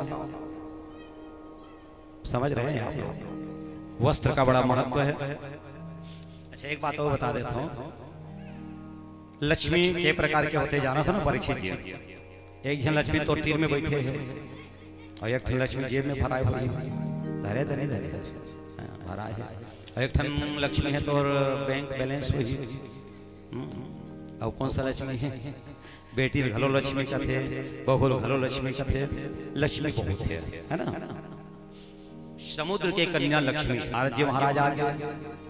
राजा कथे हे नारद जी ये एती होती घूमत फिरत रहस तो मोर बेटी बर लक्ष्मी बरे को जन बने लड़का बता देते है ना। तो नारद जी कथे ते शंकर नाम का कोई रहता है काबर तिरत बता, कहते अरे वो समुद्र के बेटी लक्ष्मी है ना, जवान हो गए है ओखर बिहाव करना है तो वो लड़का देखे बर आया है। तब पुले खड़े हो गए शंकर भगवान, कहते मोरे नाम शंकर है जी। फिर वही हालत में रहे ना, दिगंबराय से दिगंबराय, कहते अच्छा तीन हरस, हाँ मैं हरों। और तो घर द्वार कौन में रहे, कहते अभी बने नहीं, आवास योजना नहीं आए कुछ। अब हम बताओ, आप अपनी कन्या का विवाह करते हैं, दो चीज देखे जाते हैं ना, एक घर अच्छा होना चाहिए और दूसरा वर अच्छा होना चाहिए।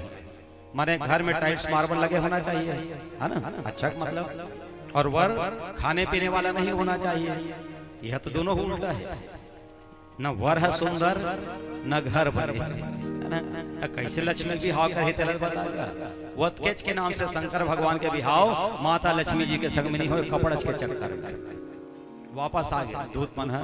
और कथे हे समुद्र देवता भले तो बेटी कुंवारी रह जाए लेकिन शिव जी के साथ विवाह मत करना।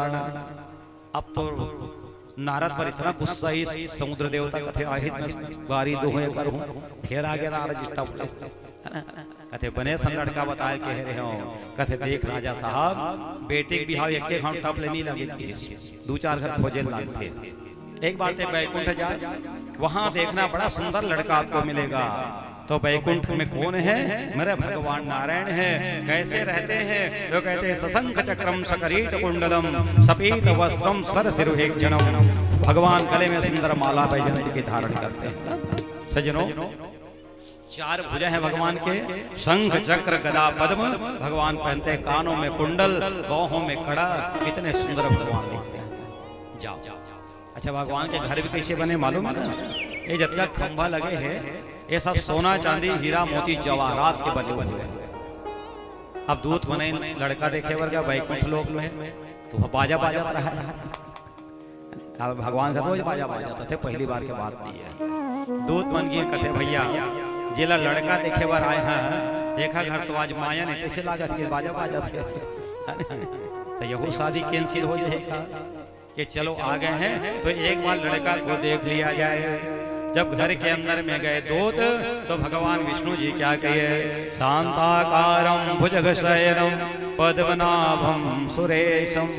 भगवान जो है सांपों की सैया पर लेटे हुए हैं, और अपने दाहिने हाथ में अपना सिर को भगवान टिकाए हुए हैं। एक हाथ में भगवान का चक्र जो है चल रहा था। बड़ा स्मार्ट भगवान सुंदर दिख रहे थे। दूतों ने कहा लक्ष्मी जी के योग्य यही लड़का है ना। वापस है और लक्ष्मी जी के विवाह भगवान नारायण के साथ में कर दिया गया। तो इसलिए आप लोग भी ध्यान रखें, अगर लक्ष्मी की प्राप्ति करनी हो, लक्ष्मी को पाना हो, भगवान नारायण को प्रसन्न करना हो, तो पीले रंग के कपड़े पहन करके आपको लक्ष्मी जी की पूजा करनी चाहिए। और दुर्गा मैया ने प्रसन्न करना है तो लाल रंग के साड़ी पहन करके प्रसन्न करना, और काली माता खुश करना है तो करिया साड़ी पहन लेना। तो वस्त्र का भी बड़ा विशेष महत्व है हमारे शास्त्र और पुराणों में, इसलिए इन बातों का स्मरण करिए सज्जनों। अब विष्णु भगवान एक कृष्ण कपड़ा पहने ही पीताम्बरी का वो कहू नीरन पहले खाती टाइम मन लग जाता।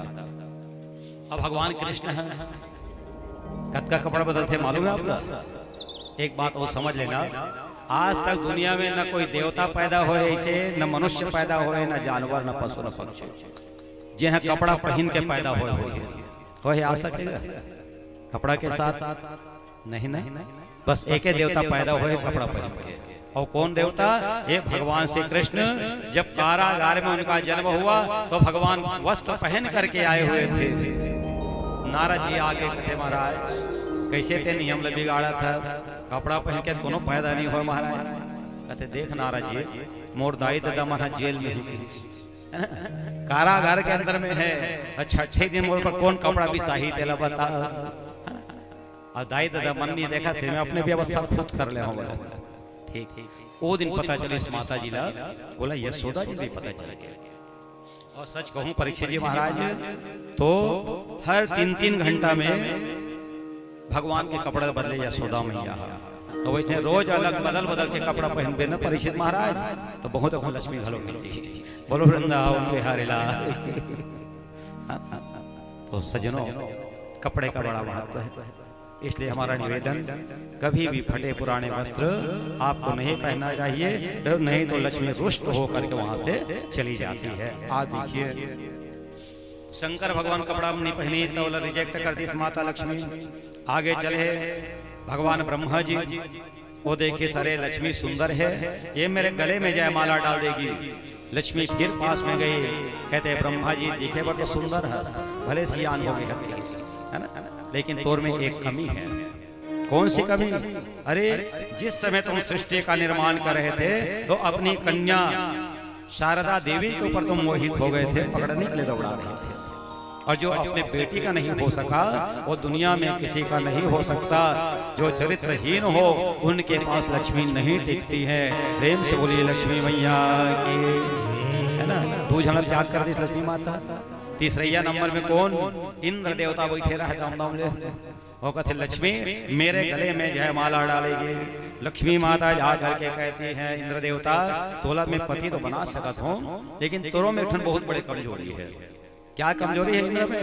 कहते इंद्र तुम स्वर्ग का राजा हो और हो करके भी तुम्हारे मन में संतोष नाम का चीज नहीं है। गोधन गज धन वाज धन और रत्न धन जब आवे संतोष धन सब धन धूरी तो सब चीज है आपके पास, लेकिन संतोष नाम का अगर चीज रही है तो लक्ष्मी जी आपके पास नहीं आएगी। इससे सज्जनों माताओं जिस स्थिति में भगवान रखे सदैव भगवान को धन्यवाद देते रहिएगा। अगर सुखी होना है आप लोगों को तो अपने से ऊपर कभी मत देखना, 2 मंजिला 3 मंजिला घर मत देखना, तकलीफ होगी, ध्यान रखना है ना। सुखी होना है तो अपने से नीचे देखना। आपके पास यदि मोटरसाइकिल है ना मोहन जी, तो कई ऐसे आदमी हैं गांव में जे करते साइकिल घलो नहीं है, तो हम सुखी है कि नहीं है? तो ऐसा विश्वास मन में बढ़ाते चलो, कृष्ण गोविंद गोपाल गाते चलो। बस माता लक्ष्मी जी वहां से निकल करके आई, भगवान सबसे किनारे में बैठे थे सज्जनों और अपना सिर नीचे झुकाए हुए थे। लक्ष्मी जी ने जाकर के कहा सब मुझे पाने के लिए सिर उठाते हैं। और धन्य है नारायण, इनमें भी एक कमी है कि वो अपना सिर झुका करके बैठे हुए हैं। ये भी तो एक कमी है ना, भगवान को मालूम है अगर मेरे भाग्य का है तो लक्ष्मी चल करके आएगी, और नहीं है तो लाख प्रयास करने से भी वो मिलने वाली नहीं है। माता लक्ष्मी जी आज भगवान के गले में जाकर के जय माला डाल देती है। स्वर्ग से देवता फूलों की वर्षा करने लगे, गंधर्व ढोल नगाड़े बजा करके जय जयकार कर रहे हैं। राधा तेरे नाम की, किशोरी तेरे नाम की, मैंने पहली रचाई रे राधा तेरे नाम की, मैंने पहली रचाई रे राधा तेरे नाम की, मैंने पहली रचाई रे राधा तेरे नाम की, मैंने मेहंदी रचाई रे राधा तेरे नाम की, राधा तेरे नाम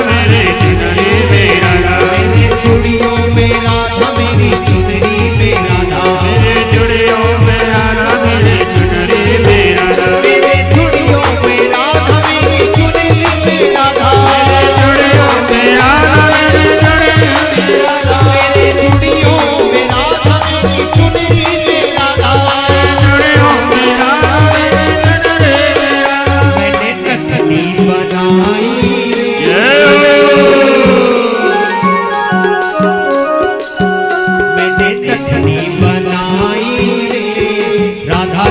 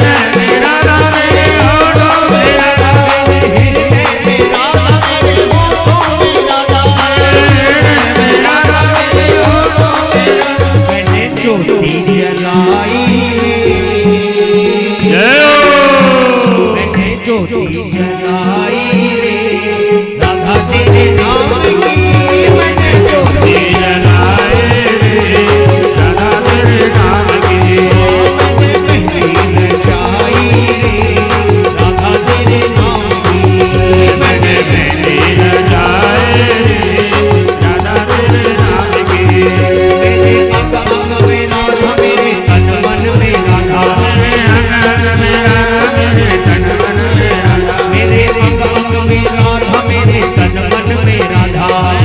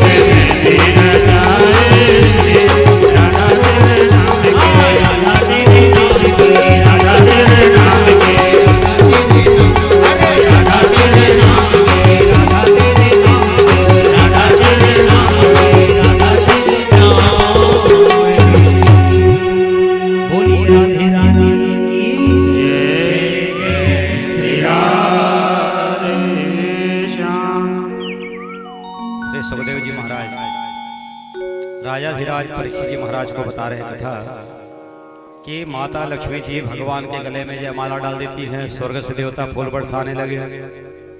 लक्ष्मी जी को लेकर के भगवान वापस अपने परम धाम चले गए। समुद्र का मंथन का यही कारण था, लक्ष्मी की प्राप्ति। बाकी देवता दानव फिर समुद्र का मंथन करने लगे, परीक्षित जी महाराज, है ना। उस समय धनतेरस का दिन था, जो दीपावली के समय आप मनाते हैं धनतेरस, नरक चौदस, लक्ष्मी पूजा। तो धनतेरस के दिन उस मंदराचल पर्वत के ऊपर मेरे परमपिता परमात्मा भगवान धनवंतरी का रूप लेकर के और अमृत का घड़ा हाथ में लेकर के सामने प्रकट हो जाते हैं। बोलिए धनवंतरी भगवान की। तो हाथ में बड़ा घड़ा था, अमृत से भरा हुआ था। आपको मालूम होगा सतयुग त्रेता में मनुष्यों की, राक्षसों की का जो की ऊंचाई थी वो बहुत लंबी होती थी, है ना। 21 हाथ लंबा रहा है।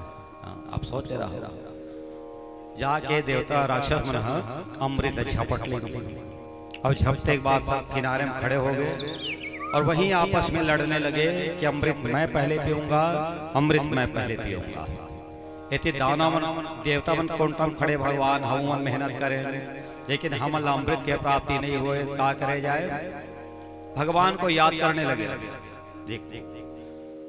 जब वो भगवान को स्मरण करने लगे तो मेरे परमात्मा भगवान जो है उसी समय एक स्त्री का रूप लेकर के आ जाते हैं, जिसको मोहिनी कहा जाता है। बोलिए मोहिनी भगवान की। बहुत सुंदर, मोहन तो इसे भी सुंदर है ना, सुंदरम किम ना सुंदरम, बहुत सुंदर है। अगर वो स्त्री रूप में आ जाए तो और कितने सुंदर लगेंगे मेरे कन्हैया, ध्यान रखना। आगे धीरे धीरे राक्षस मन देखे खुश हो गए और कहते हे देवी, ये अमृत के पाने के लिए हम आपस में लड़ रहे हैं, आप हमें अमृत का पान करा दीजिए। मोहिनी हंसकर कहने लगी तुम मूर्ख हो। और जैसे मूर्ख कहा, राक्षस लोग भड़क गए, कहते अरे देवी तो कैसी बात करती है, हम कश्यप के पुत्र हैं, ऋषि कश्यप के पुत्र हैं, हम मूर्ख नहीं हो सकते, आप ढंग से बात करिए। तब मोहिनी जी ने कहा कि कोई भी ज्ञानी पुरुष किसी भी स्वतंत्र घूमने फिरने वाली नारी को पर भरोसा नहीं करते। भ्रमण संपूज्यते राजा, भ्रमण संपूज्यते द्विजा, स्त्री भ्रमंति विनश्यति। राजा ब्राह्मण बनिया ये अगर रात के भी समय घूमे तो इनको मान सम्मान मिलता है, लेकिन जवान स्त्री, जवान नारी, जवान कन्या यदि घर से निकल जाए रात्रि में तो उनको अपमानित होना पड़ता है। मैं अकेले घूम रही हूँ, भगवान कह रहे हैं ना, मैं अकेले घूम रही हूँ और तुम मेरे ऊपर भरोसा कर रहे हो। भगवान मोहिनी थे और उनकी एक एक वाणी से अमृत के बूंद झलक रहे थे। सज्जनों कहते देवी जैसे भी हो आप हमें अमृत का पान करा दीजिए। कहते देखो अगर तुम लोग मेरा कहना मानोगे ना तब मैं तुमको अमृत पिलाऊंगा। ठीक है, क्या करना है? देखो मेहनत तो दोनों ने किया, देवता और दानवों ने मिलकर के, उनको भी मिलना चाहिए। तो एक लाइन में देवता बैठो और एक लाइन में दानव बैठ जाओ, मैं आप अमृत का पान करा देती हूँ। सज्जनों ध्यान से समझना, भगवान मोहिनी बने थे ना स्त्री, वो किसका पक्ष लेंगे, राक्षसों का कि देवताओं का? काका डार बोली परीक्षित महाराज, देवता डार। तो सबसे पहले अमृत का घड़ा लेकर के भगवान देवताओं की पार्टी में जब गए, सारे राक्षस खड़े हो गए, हम नहीं पिएंगे अमृत, सबको देवता को पिला दोगे। मोहिनी और हिंदी में समझे और कहा समझे, कहते देखो जतका जन यहाँ बाई बैठे हो और सब जहाँ अनुभव ही दाल पका हो तुम्हारे घर में, है ना, दाल रखो ना, और दाल पका के थोड़ा देर रख दे रहा होला तो जबका गाढ़ा गाढ़ा माल रखे ये नीचे में बैठ जाती है ना, और पनियर ऊपर में आ जाती है। ऐसे अनुभव है कि नहीं? सब हम रात के खाता था, हम जाना था, ऐसे बात नहीं है। तो गाढ़ा नीचे में बैठ जाते, भगवान समझाते देख भाई जत का ये पनियर है ये देवता मतलब पिला देता हूँ, और जिन लबोत्ता माल मिली कि गाढ़ा माल और राक्षसों को पिला दूंगी। राक्षस कहते बने कहा थे रे। अब बैठ के एक लाइन में भगवान सबको अमृत का पान करा रहे हैं। सजनों, माताओं, भाइयों, बहनों, ये केवल कथा कहानी नहीं है, ध्यान से समझना। जब अमृत पिला रहे थे तो सूर्य और चंद्रमा के बीच में एक दानव आकर के बैठ गया था। भगवान ने उनको अमृत पिलाया कि नहीं पिलाया? राहु नाम का दानव वहां बैठा, भगवान उसको अमृत पिला दिया। तब सूर्य चंद्रमा ने शिकायत की, भगवान चक्र के द्वारा उनके गले को काट दिया। जो अमृत का पान किया था इसलिए धड़ और सर राहु और केतु बन गए, अमर हो गए। तो भगवान ने राक्षस को क्यों अमृत पिलाया? सब लोग ध्यान से सुनना। अगर कोई आदमी पंगत में भोजन करने के लिए बैठे हुए हैं लाइन से, है ना, तो जो परोसने वाला है उनके लिए नियम, सबको भोजन परोसते जाना चाहिए, बीच में छोड़ करके आगे नहीं बढ़ना चाहिए। अगर बढ़ जाओगे तो आपको काना होना पड़ जाएगा। बोलिए वृंदावन बिहारी लाल की, है ना, काना होना पड़ेगा। भगवान जानते थे इस बात को, इसलिए आज राहु को भी उन्होंने अमृत का पान करा दिया। अब राक्षसों को नहीं मिला।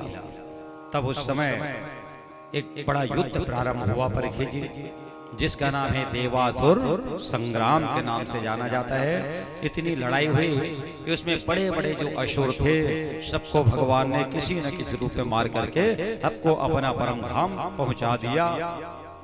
भगवान शंकर तो अपने लोक चले गए थे। जब बाद में उनको पता चला कि भगवान मोहिनी बन करके स्त्री का रूप लेकर के आए थे, है ना, शंकर भगवान माता पार्वती जी को लेकर के और भगवान के पास चले आते हैं, नारायण के पास, और प्रणाम करके कहने लगे कि हे नारायण, हमने आपके हर स्वरूप का दर्शन किया है, केवल स्त्री रूप को छोड़ करके।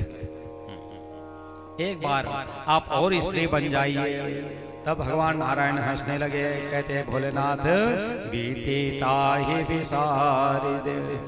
अरे ये पुरानी बात है, स्थिति थी तब हमें स्त्री बनना पड़ा था, बार बार हम नहीं बनने वाले। शंकर भगवान जिद करने लगे तो क्या हुआ, भगवान अंदर गए घर के अंदर, और एक पतली सी साड़ी, जिनको आप नेट की साड़ी कहते हैं, जालीदार साड़ी, है ना, वो पहन करके, भगवान के रंग कैसे है परीक्षित जी महाराज, शुक्लांबर धर्म देवम सखी वर्णम चतुर्भुजम। जैसे शुक्ल पक्ष का चंद्रमा का रंग होता है, वैसे भगवान विष्णु का रंग सफेद। अरे मैं पतला साड़ी पहने हैं, झलझला साड़ी, भगवान के शरीर के दर्शन हुआ था, है ना। एक बाल लेकर के वो आंगन में आए, उचकाने लगे। शंकर भगवान ने देखा, वाह कितनी सुंदर है। उसी समय भगवान के शरीर से आंचल खिसक जाती है, भगवान के शरीर का दर्शन हुआ। शंकर भगवान उनके पीछे पीछे भाग जाते हैं सज्जनों माताओं। उस समय भोलेनाथ का शुक्र पात हो जाता है, लेकिन भगवान को मोह नहीं हुआ। श्री सुखदेव जी महाराज कहते, राजन जहां जहां ये उनका शुक्र गिरा, वहां वहां सोना चांदी हीरे मोती के खदान बन गए हैं। तो ऐसे भगवान शंकर जी हैं जो कामदेव जी को भस्म करने वाले। आज एक स्त्री के चक्कर में, और कौन सी स्त्री, साधारण स्त्री नहीं है, बल्कि परमपिता परमात्मा भगवान नारायण की मायावी शक्ति के वशीभूत हो रहे हैं, है ना। तो हमें भी ध्यान रखना, जिस रूप में भी हो, हमें परमात्मा का ही आश्रय ग्रहण करना चाहिए, उनका ही शरण जो है ग्रहण करना चाहिए। इस प्रकार से भगवान शंकर जी की और इनकी बहुत सुंदर लीला कथा का वर्णन हुआ। आगे की कथा में वर्णन आता है, एक बार इंद्र देवता तपस्या करने वाले बलि राजा की हत्या कर दिए थे। तब से शुक्राचार्य जी महाराज के द्वारा एक यज्ञ करके उनको फिर से जीवन दान किया गया और विश्वजीत नाम का यज्ञ करवाया गया, जिसके प्रभाव से राजा बलि आज स्वर्ग का राजा बन जाता है। और राजा बनने के बाद अपने पिता विरोचन, दादा प्रहलाद और जितने भी रिश्तेदार थे वो सबको स्वर्ग लोक में बुलवा दिया। राक्षसों का राज्य चलने लगा। इंद्र देवता भयभीत हुआ, पिता कश्यप के पास गए, कहते हैं पिताजी हमें हमारा राज्य दिलवाइए। कश्यप जी ने अपनी पत्नी अदिति से कहा कि देवी तुमको एक व्रत करना पड़ेगा। कौन सा व्रत? उसका नाम है पयो व्रत। पय माने होता है दूध। 12 दिन तक परीक्षित जी केवल दूध को पी करके व्रत करना होता है। अगर ऐसी कोई संतानहीन माता करें तो निसंदेह भगवान वामन जैसे सुंदर पुत्र उनके गर्भ से प्रकट जन्म लेकर के आ सकते हैं ना। अब इसका नियम क्या है? फागुन का महीना आने वाला है, शुक्ल पक्ष प्रतिपदा की तिथि हो एकम, उस दिन शुरू करना है। बाकी नियम तो आप सब जानते हैं, केवल दूध को पी करके रहना है। तब अदिति ने कहा कि हे भगवान, सारी दुनिया को बोझ आप उठाते हैं, और यदि आप मेरे पेट में आ जाएंगे प्रभु, तो मैं आपको भला कैसे संभाल पाऊंगा। सज्जनों माताओं, जो अनुभवी माताएं हैं उनको पता होगा, भगवान का कहना है कि देवी तुम चिंता मत करो, तुम्हारे गर्भ में मैं जब आऊंगा ना, तो तुम्हारा भार भी मैं एक फूल के समान कर दूंगा। बताओ फूल कितना वजन होता है ना? होता है वजन? नहीं। बस इसी प्रकार जो गर्भवती माता होती ना, उनके भार को भगवान एक फूल के बराबर बना देते हैं।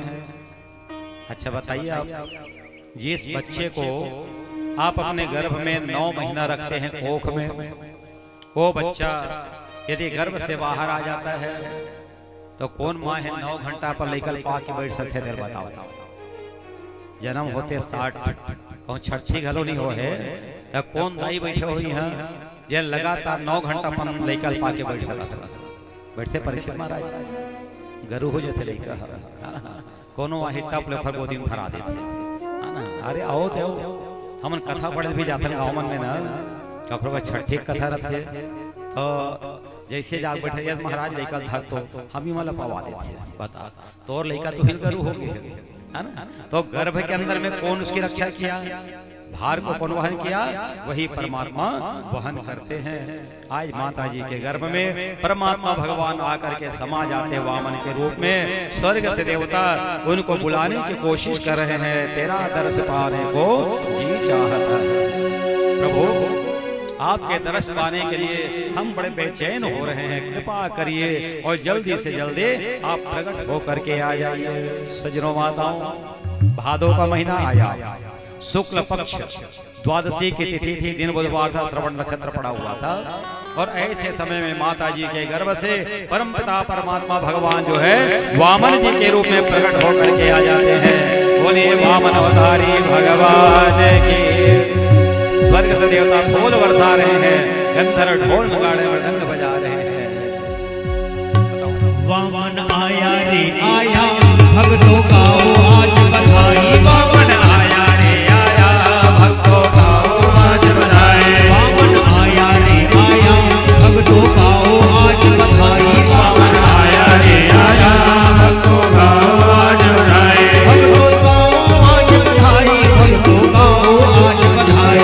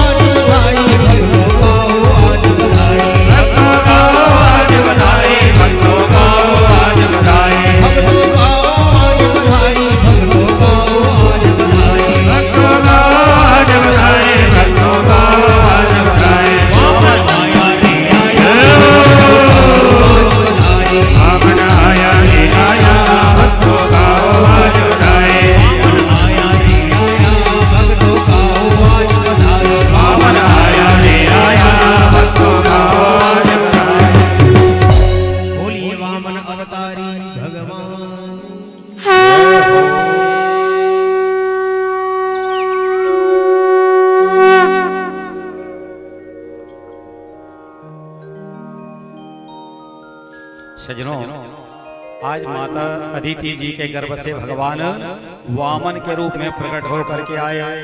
देवेश्वराय देवाय देव संभूति कारिणे प्रभवे सर्ववेदानां वामनाय नमो नमः। बड़ा सुंदर वामन जी का स्वरूप, उनकी ऊंचाई 52 अंगुल माने इंच बताई गई है। कैसा स्वरूप है वामन जी का? तो कहते हैं नमस्ते कृष्ण गर्भाय वेद गर्भाय वेद से त्रिनाभाय त्रिपृष्ठाय शिपिविष्टाय वैष्णवे। भगवान विष्णु का ही अंश है। त्रिनाभाय उनके 3 नाभि माने 3 ठन पेट और 3 पैर है भगवान के। और भगवान वामन है। जैसे ऐसा विचित्र रूप में भगवान प्रकट हुए तो देवलोक से देवता उनका दर्शन करने के लिए आ रहे हैं। कोई खाली हाथ नहीं आया।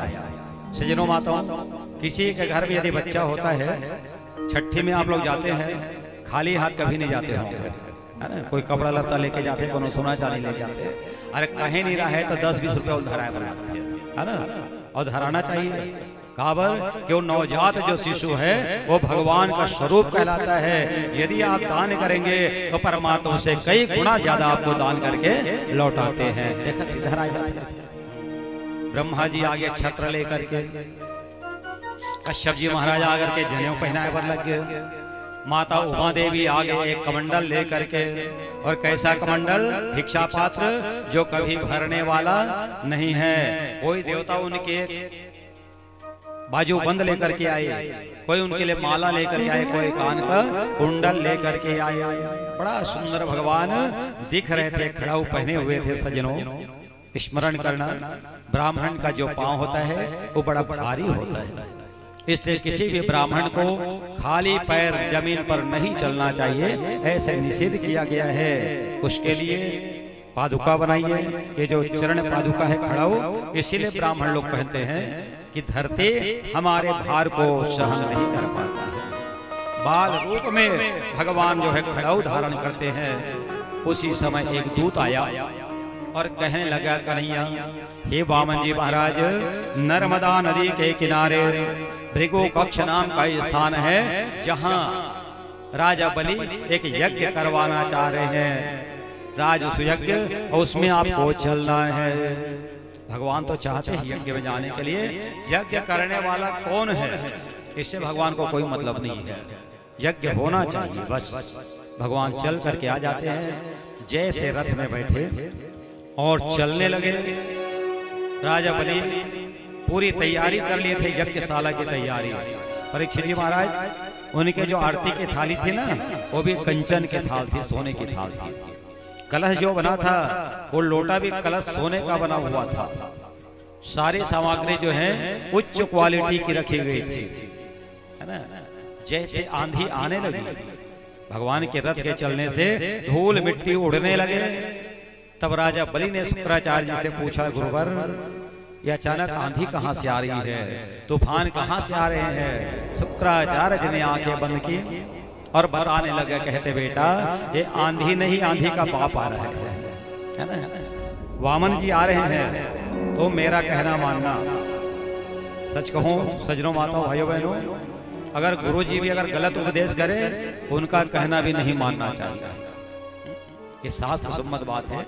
अगर भाई आपका सहयोग ना करे, साथ ना दे, तो भाई का भी त्याग कर देना चाहिए। अगर माता जी भी अच्छी ना हो तो माता जी का भी त्याग कर देना चाहिए। पति भी अच्छा काम ना करे तो पति का भी त्याग कर देना चाहिए।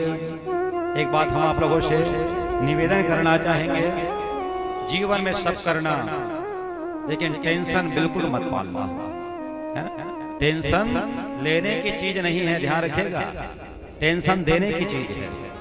इसलिए सबको टेंशन देना सीखो, टेंशन लेना मत सीखो। टेंशन लेना होते बताओ। परीक्षित महाराज जी, रावण बड़े रही से विभीषण से, कुंभकर्ण घलो बड़े रही से। रावण के बाल कभी सफेद नहीं हुई, कुंभकर्ण के बाल कभी सफेद नहीं हुआ, काला था। लेकिन विभीषण के सारे बाल पक गए थे। अब काबर पक किस तरह बताओ भला? वो छोटेगा, वो बाल तो नहीं पकना रही से। इसलिए कि रावण खूब हंसता था, है ना, अट्टहास करता था।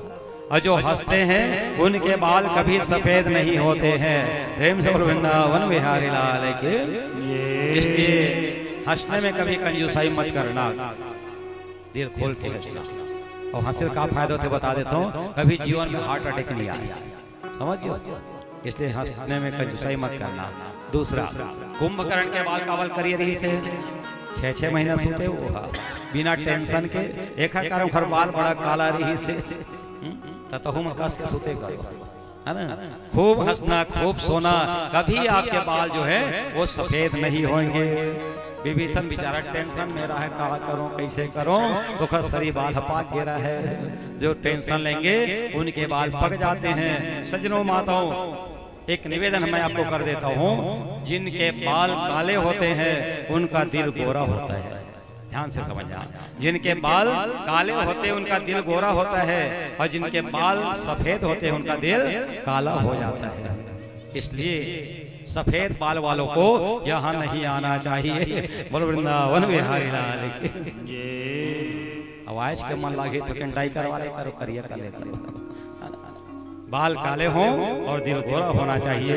परमात्मा की कृपा बरसेगी। आइए, शुक्राचार्य जी महाराज कह रहे हैं कि राजा बलि दूंगा दूंगा कहना, लेकिन देने का नाम मत लेना। बलि राजा मुस्कुरा रहे हैं, कहते कैसे बात करते हैं गुरु जी। अगर वो भगवान होते तो स्वर्ग से छीन करके ले जाते। अगर वो ब्राह्मण है और मांगने के लिए आ रहे मेरे पास और मैं नहीं दूंगा तो मैं तो गरीब हो गया। फिर जो भी हो मैं दूंगा। आज भगवान जो है वामन जी चल करके आ रहे हैं और राजा बलि जो है आज आरती उतार रहे हैं, उनका सम्मान कर रहे हैं। प्रेम से बोले यज्ञ नारायण भगवान।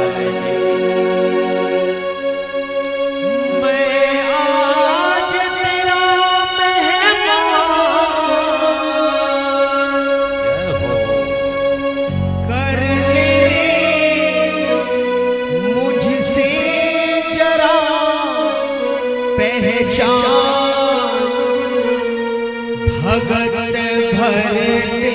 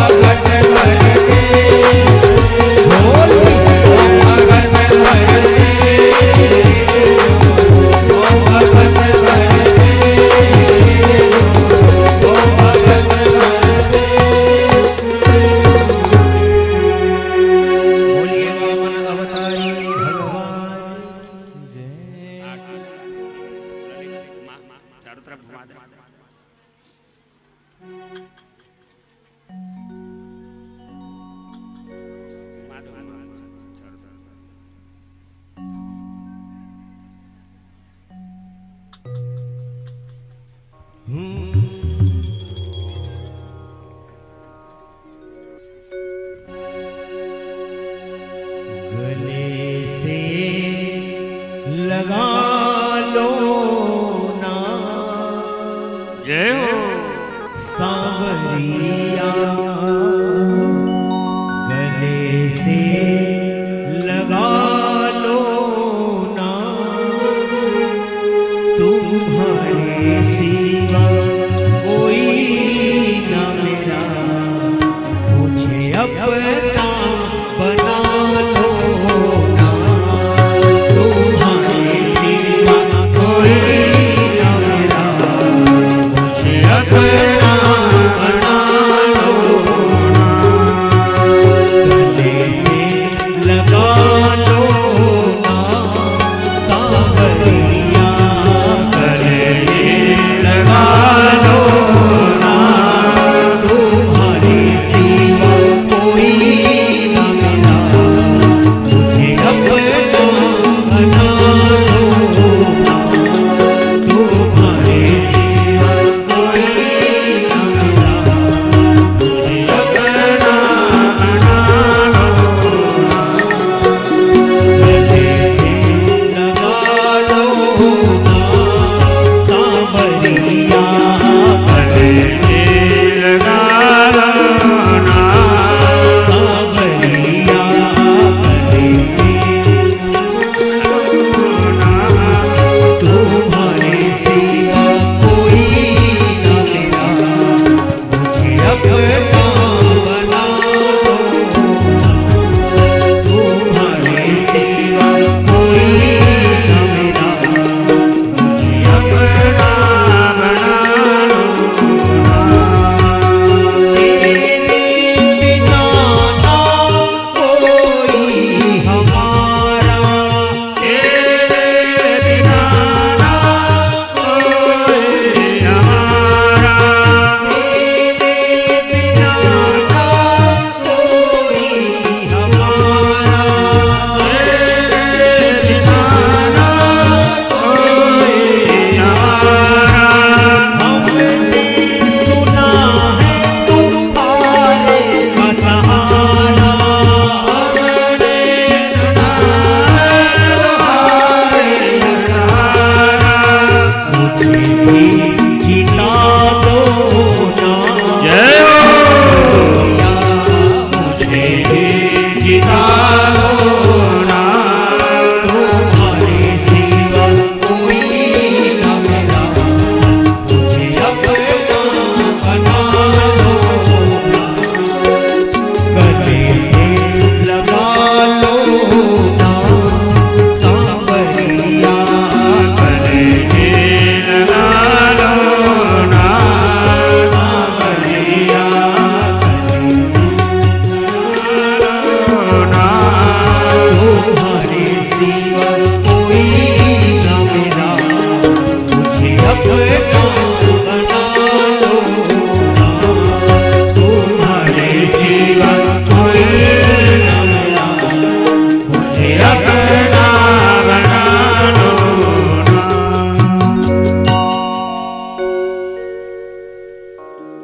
बोलिए वृंदावन बिहारी लाल की जय जय जय श्री राम। सज्जनों, माताओं, भाइयों बहनों, भगवान वामन बन करके आए हैं। वामन मतलब छोटा, और छोटा क्यों बने? चाहते तो बड़ा बन जाते, विशाल हो जाते, विराट रूप ले लेते भगवान, इसलिए कि उनको मांगने के लिए जाना है। मांगने वाला हमेशा छोटा होता है ना। कोई आदमी अकड़ के मांगे तो दिखेगा, इसलिए झुकना पड़ता है ना। भगवान वामन बन करके आए और राजा बलि की यज्ञशाला में गए, प्रशंसा करने लगे। और सच कहूं, किसी के घर भी आप लोग जाएं तो उनके घर के, उनके परिवार के, उनके बच्चों, ये सबका प्रशंसा करना चाहिए, है ना। कखरो घर में जाता है, अमर मन के बात बताता, ओखा घर के लड़का भारी बदमाश रहते, तब बड़ी मार लाके बने तो लड़का है ना। बड़े नहीं मार भी तो चाय नहीं दे, है ना। इसलिए सज्जनों ध्यान रखना, अगर कुछ पाना है तो प्रशंसा जरूर करना चाहिए। भगवान सिखा रहे, मैं नहीं बोल रहा हूँ। कहते अरे राजा बलि, तुम सच में बड़े कठिन और यज्ञ कराने वाले हो। बलि ने कहा, हाँ महाराज, आपको जो चाहिए मैं देने के लिए तैयार हूँ। नगर डगर शहर ताज तासी बाग बंगला बगीचा जो चाहिए वो मैं सब देने के लिए तैयार हूँ। देखो कितने बड़े दानी हैं। तब भगवान कहने लगे, देखो राजन, हमें धन की आवश्यकता नहीं है। जो बैठे हैं यहाँ प्रजा भक्त, उनको आप धन दे दीजिए, हमें कुछ नहीं चाहिए। बलि राजा ने फिर कहा, महाराज अभी भी मौका है, जो मांगना है तो मांग लो। तब भगवान ने कहा, असंतुष्टा द्विजा नष्टा संतुष्टा चा मही भेता स लज्जा गणिका नष्टा निर्लज्जा च कुलांगना। भगवान कह रहे हैं कि राजा को असंतोषी होना चाहिए, ब्राह्मण को संतोषी होना चाहिए, वैश्या नारी को लज्जाहीन और कुलीन घर के नारी को लज्जावान होना चाहिए, तभी उनका कार्य संभव हो सकता है। इसलिए राजन, मैं ब्राह्मण हूं और मुझे धन की आवश्यकता नहीं है। उसके बाद भी राजा बलि ने जब जिद किया तो भगवान उनसे क्या मांगते हैं, 3 पग जमीन अगर देना है तो महाराज 3 पग जमीन दीजिए। बलि राजा हंसने लगे, कहते, अरे महाराज, जैसे आपका साइज छोटा है ना, वैसे आपकी बुद्धि भी छोटी है। इन छोटे छोटे पैरों में आप कैसे नाप के ले सकते हैं। भगवान हंसने लगे। सज्जनों माताओं, आप लोग भी बताइए, यदि आप कथा करवाते हैं घर में, सत्यनारायण भगवान की कथा, और जब दक्षिणा देते हैं तो महाराज को बोलते हैं, जा महाराज अलमारी निकाले दक्षिणा ला। कोनो बोला थोड़ा बताओ, जब कहीं बैठे होते हमारे डहार तो नहीं कहा इसने, कोई नहीं बोलता। खुद निकाल करके दोगे तो ब्राह्मण स्वीकार करता है। वैसे ही आज भगवान ने कहा, मैं तो ब्राह्मण हूं, आप दानी हैं, तो हे राजा, आप अपने पैरों से नाप करके दे दीजिए। वो कहते, नहीं महाराज, जो मांगोगे वही मिलेगा, आप जैसा मांगोगे मैं देने के लिए तैयार हूं। बस इतना कहना था। इधर शुक्राचार्य जी महाराज बैठे थे, कहते, राजन संकल्प मत करना, लेकिन नहीं माना। तब भगवान खड़े हुए, कहते, मैं भी कश्यप पुत्र हूँ, ब्राह्मण हूँ, और मंत्र पढ़ना हमें भी आता है। ओम विष्णुर विष्णुर विष्णु जैसे मंत्र पढ़ने लगे सज्जनों, शुक्राचार्य जी महाराज आज उस कमंडल के टोटे में जाकर के घुस जाते हैं। मेंढक का रूप लिया। भगवान समझ गए, वहां एक कोस रखा हुआ था, उस कोस के द्वारा टोटी को जैसे मारा, शुक्राचार्य जी के एक आंखें फूट जाती है। प्रेम से बोलो वृंदावन बिहारी लाल की। इसलिए आप लोग भी ध्यान करना, अगर कोई दान कर रहा है, पुण्य कर रहा है, तो कभी टोका टाकी नहीं करना चाहिए। जो टोकते हैं उनको काना होना पड़ता है। भगवान ने दिखा दिया साबित करके, है ना। फिर पढ़ने लगे। राजा ने कहा, ठीक है, वचन मैंने दिया, 3 पग जमीन आपको दान करूंगा। और देखते ही देखते परमात्मा विराट रूप में सामने खड़े हो जाते हैं। एक पग में पूरे जमीन को नाप लिया सज्जनों माताओं, और एक पग वो ब्रह्मांड में ले जाते हैं। उसी समय कहेंगे, अरे राजन, जो दान करूंगा कहता नहीं करता, और रौ नरकम प्रजेत, उनको रौ नाम के नरक में गिरना पड़ता है। अब बताओ तुम कहां जाओ। बलि राजा की पत्नी का नाम है अशना, विंध्यावली भी कहते हैं ना। विंध्यावली आ गया और आ करके कहते, महाराज आप पढ़े लिखे नहीं हैं क्या? बताओ, भगवान ने कहा थे पढ़े लिखे नहीं है, काबर नहीं है। कहते, देखो, कभी भी घर में पूजा पाठ होते, दान पुण्य करते, तो पति पत्नी दोनों मिल के करते महाराज। अते मोट पति लेके हम संकल्प करवा डरे, ये कहाँ का नियम केला बता के सही बात की गलत बात है। परीक्षित महाराज जोड़ी बैठाए, मतलब वही है कि दोनों मिल के दान करो। बलि राजा फिर हड़बड़ा गए, 1 लोग 2 लोग तो देवा गए है, मोर भाई फिर दान करे बार आगे। कहते, महाराज फिर से संकल्प कर, और ये 2 लोग जो मैंने दिया ना, ये आपका दक्षिणा हो गया। अब आप दान मांगो, क्या लेना चाहते हैं? कहते, 3 पग जमीन।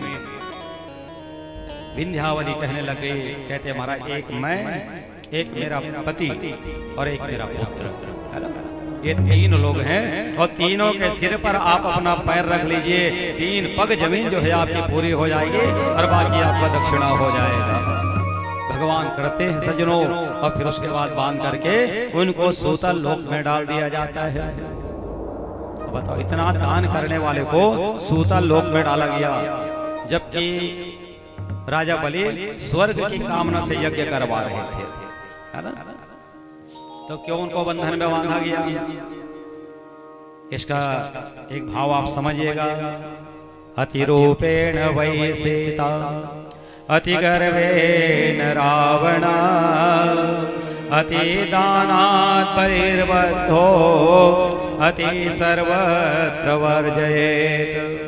सज्जनों, दुनिया में माता सीता जी बहुत सुंदर थी, इसलिए उनका हरण हुआ था। अति रूपेण वै सीता और अति गर्वेण रावण, ज्यादा गर्व घमंड के कारण रावण का विनाश हुआ। अति दानात् बलिर्बद्धो, और ज्यादा दान करने के कारण से आज राजा बलि को बंधन में बांध दिया गया।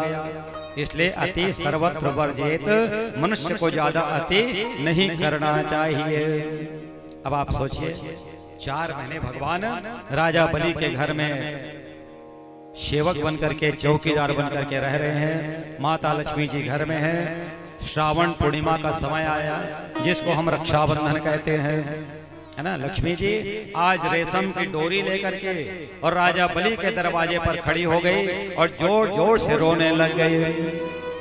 राजा बलि ने अपने सेवक को, नौकर को भेजा। कौन? ये भगवान है ना, वामन भगवान। कहते महाराज जाओ और देख कर क्या हो, हमारे नगरी में कौन रो रहा है, रो रही है। भगवान देख के तो लक्ष्मी मैया उखरे भाई रोवत रहा है। कैसे आए सो तो छोड़ा बड़ा है, जमानत ले बड़ी। तो चलो अंदर गई। लक्ष्मी जी रेशम के डोरी धरे रहा, जिला राखी का था हमारा, है ना। ये जो राखी के परंपरा है, यह चालू है परीक्षित महाराज। और जाके कहा कहते भैया, बलि राजा कहा भैया मोरे कुछ भाई नहीं है, अब आज राखी तिहारे, मेरे डोरी धरे धरे घुमा था, तुरंत राखी बंधवा लेते। बलि राजा हंसने लगे, कहते बहनी मोर बहिनी नहीं है ना, तोर भाई नहीं मोर बहिनी नहीं, मेरा हाथ भी सोना है, कलाई सोनी है, मेरे हाथ में राखी बांधो। जैसे राखी बांधती है तो कहती एन बद्धो बलि राजा दानवेंद्रो महाबल तेन त्वाम प्रतिपत्यनामि रक्षे माचल माचल माचल माचल, मेरी रक्षा करो, रक्षा करो। तब बलि राजा ने कहा, हे बहन, तुमको जो वरदान मांगना है मांग लो। तब लक्ष्मी जी ने क्या मांगा? कहते प्रभु कुछ नहीं चाहिए, मुझे केवल अपना पति दे दीजिए, जो आपका चौकीदार है वो लौटा दीजिए। तब बलि को पता चला भगवान तो छलने के लिए आए थे, और साथ में उनकी पत्नी लक्ष्मी भी वो छल करने के लिए आ गई है। सज्जनों, स्मरण करना, आप लोग भी माता लक्ष्मी जी की पूजा करते होंगे, है ना। लेकिन कौन सी लक्ष्मी पूजा करते हैं, करना चाहिए? वैसे तो बताना नहीं चाहिए, लेकिन रायखेड़ा वालों से बड़ा प्यार हो गया है, इसलिए बता देता हूँ। कभी भी खड़े हुए मुद्रा में जो माता लक्ष्मी है उनकी पूजा मत करिएगा। जगह घर में खड़े वाले लक्ष्मी वही तो बिल्कुल उखर पूजा मत करना, और बात का मान होता बैठे अवस्था में होना चाहिए। लाल साड़ी पहने वाले माता जी की पूजा मत करना, हरे रंग की साड़ी पहने हो और उस लक्ष्मी की पूजा करना, तो बहुत प्रकार की लक्ष्मी जो है आपके घर में निवास करने लग जाएंगे। प्रेम से बोलिए लक्ष्मी मैया की। ये नियम भी थोड़ा सा जरा ध्यान में रखिएगा। भगवान उनको लेकर के आ गए, ऐसे ऐसे लीला करने वाले परमात्मा। 7वें मनवंतर में वैवस्वत नाम के जो मनु हुए, सत्यव्रत राम के राजा थे, यही मनु बन करके आए थे। कृतमाला नाम की नदी में एक बार राजा तर्पण कर रहे थे, पानी दे रहे थे सूर्य नारायण को। एक मछली आ गई उनके हाथ में, छोड़ दिया। दूसरी बार मछली आई, छोड़ दिया। 3-4 बार हुई तो मछली कह लगी, कहते राजा साहब इस तालाब में, नदी में बहुत बड़े बड़े जीव रहते, मुझे मार डालेंगे, मेरी रक्षा करो। तो मछली को भगवान सत्यव्रत राजा अपने कमंडल में डाल लिया। मछली बड़ी हो गई। घर में टंकी में डाला, मछली बड़ी हो गई। टंकी में डाला, मछली बड़ी हो गई। और अंत में कहते हैं राजा, ये जगह मेरे लिए कम हो रहा है, मेरे लिए कोई व्यवस्था करिए। जैसे फिर उस कृतमाला नाम के नदी में डालते हैं, मछली छोटी हो गई और कहते राजन यहाँ तो मुझे भय हो रहा है, डर हो रहा है, मेरी रक्षा करो। अब राजा सत्यव्रत ने कहा, कहते हे देवी तू सच बता, इस रूप में कोई यक्ष है कोई देवी है, कोई देवता है, कौन है, सच सच बता। तब उस मछली ने बताया, कहते हैं महाराज आज से 7वें दिन प्रलय होने वाला है। ये पृथ्वी समुद्र में डूब जाएगी, कोई नहीं बचेगा, एक तुम बचोगे और एक मैं बचूंगा। 7 ऋषि तुमको उपदेश करने के लिए आएंगे। अब क्या उपदेश किया मैं आपको निवेदन कर देता हूँ। सज्जनों माताओं, आपके घर में, आपके कोठा में, कोठार में, आपके कोठी में धान चावल गेहूं जो भी भरा है ये किसका है? काखर है परीक्षित महाराज। याद का बैठे सबको बताओ तो हर कोठार मन में भरा है धान तो काखर है। ऐसे साहो जी तुम्हारे घर में रथा ना बना पड़ो तो देखे बोरा बोरा भरा है हमारे घर घर में, ये किसका है? काखर है परीक्षित महाराज। कहीं बोल ना, सही बोल गलत बोल, कहीं बोल बोल काकर भगवान के ना तो सब लान के चढ़ा दो काली पर, है ना? तुहर नहीं होए तो रखेल का फायदा है ना? चढ़ा देना। अच्छा ये बात इसलिए मैं कह रहा हूँ, आप जितने बैठे हैं विचार करिए। हम जब जन्म लेकर के आए हैं कोनो भी तो एक आध मुठा धान ला, गेहूं ला, तिवरा ओड़ा जो भी है बीजा धर के आए हैं ना, लाने कोनो लाने हो नहीं, हमार बाप लाने रही से ओखर बाप और ओखर बाप हरकत को दूर हो पर जाओ 500 साल का 5000 साल पीछे आप चले जाइए, लेकिन कोई एक मुट्ठी अनाज लेकर के नहीं आया है सज्जनों। तो ये अनाज किसका है? ये वही परमात्मा का दिया हुआ है। वो कृपा करके आप सबको जब अन्न दिए हैं तो उस परमात्मा को धन्यवाद देना हमारा कर्तव्य है। और कभी दान करते हैं तो नाम बुला करके दान मत करना। कैसे समझ में आते ना बात? कई जन जाते भगवान में 100 रुपए चढ़ा दिए और उनके जीवन भक्ति की जय बता 100 रुपए पूरा जीवन भक्ति की जय हो। और बड़े बड़े दानी है देखा फोकट हो, यही विचित्रता है। सच कहूं एक अर्जुन के नाम आप सुने हो, एक कर्ण के नाम, दोनों दानी है, लेकिन दानवीर कर्ण कहलाते हैं, अर्जुन नहीं कहलाते। तो एक दिन अर्जुन है भगवान कृष्ण कहते कन्हैया दान तो मैं भी करता हूँ, लेकिन मुझे लोग दानवीर क्यों नहीं कहते? तो भगवान कहते चलो कारण तो बाद में बताऊंगा। 2-4 दिन के बीते बाद जब अर्जुन भुला के बात लग, अर्जुन लेकर के भगवान चले लगी से एक नगर में, गांव ले बाहर निकल गए तो कहा देखे से बड़े जान सोन के पर्वत दिखाई पड़ी। जतका पत्थर रहा छोटे बड़े सब सोने सोन के रहा है। भगवान कहते अर्जुन देख सोन के पहाड़। अर्जुन कहते हाँ महाराज इस अभी बढ़िया मौका है, और जतका तो दान करना है दान कर ले, नाम कमा ले। अर्जुन पूरा मुनियादी करवा दी, सारा पारा गांव सब गांव भर के आदमी नर नारी बाल बच्चा सब सोन ला झुकाए बर चल दिन सज्जनों। अर्जुन उठाए ए ले, फिर उठाए ए ले, और वैसने करत करत करत अर्जुन के भुजा में तरस रोग देना फिर आ गया। देवा देवा आखिरी में उसका टागे कथे कन्हैया मेनी बाटो टाट छोड़ ठीक। अब वक्त दूसरा दिन भगवान कर्ण बुले, अब बुलाए बात कहे कर्ण ये सोन का पर्वत है और तुम भी जितना दान करना है कर लो। कर्ण भी पूरा गांव में मुनियादी करवा दी, आओ आज सोने का दान करने वाले हैं। सब जन कर्ण कोंटम खड़े हो गए, कहते भैया जेन जेला जतका जतका लेना है ले जाओ। दान दोनों कर रहे हैं, एक जन पर हाथ में देते और एक जन फ्री कर दे ले गया मन जतका सके उतना, लेकिन नाम का खर्च चले कर्ण। तब भगवान अर्जुन कहते अर्जुन अब बता तुम दानी हो कि कर्ण दानी है? तुमको तो नाम कमाने का एक लक्ष्य बना करके कि अर्जुन दान करता है। ऐसा अगर आप दान करोगे तो भगवान के खाते से आपका नाम काट दिया जाएगा सज्जनों। इसलिए कभी अलाउंस मत करवाना 10 रुपए 11 रुपए देके और जीवन भक्ति की, समझ रहे हैं ना? दान बताने के लिए नहीं है। इच्छा दानम श्रेया दानम फिया दानम। आप इच्छा से दान करिए, भय से दान करिए, दिखावा चाप दान करिए, लेकिन दान का विशेष महत्व बताया गया है। यही शिक्षा आज मछली रूपी भगवान ने उनको बताया, 7 ऋषियों ने उनको समझाया। अब इसके आगे की कथा बड़ा सुंदर वर्णन आता है सज्जनों। जो वामन अवतार के समान मत्स्यावतार थे, इसके बाद वैवस्वत मनु की कथा जो आती है, इनमें एक पुत्र हुए सुदुम्न नाम के। जो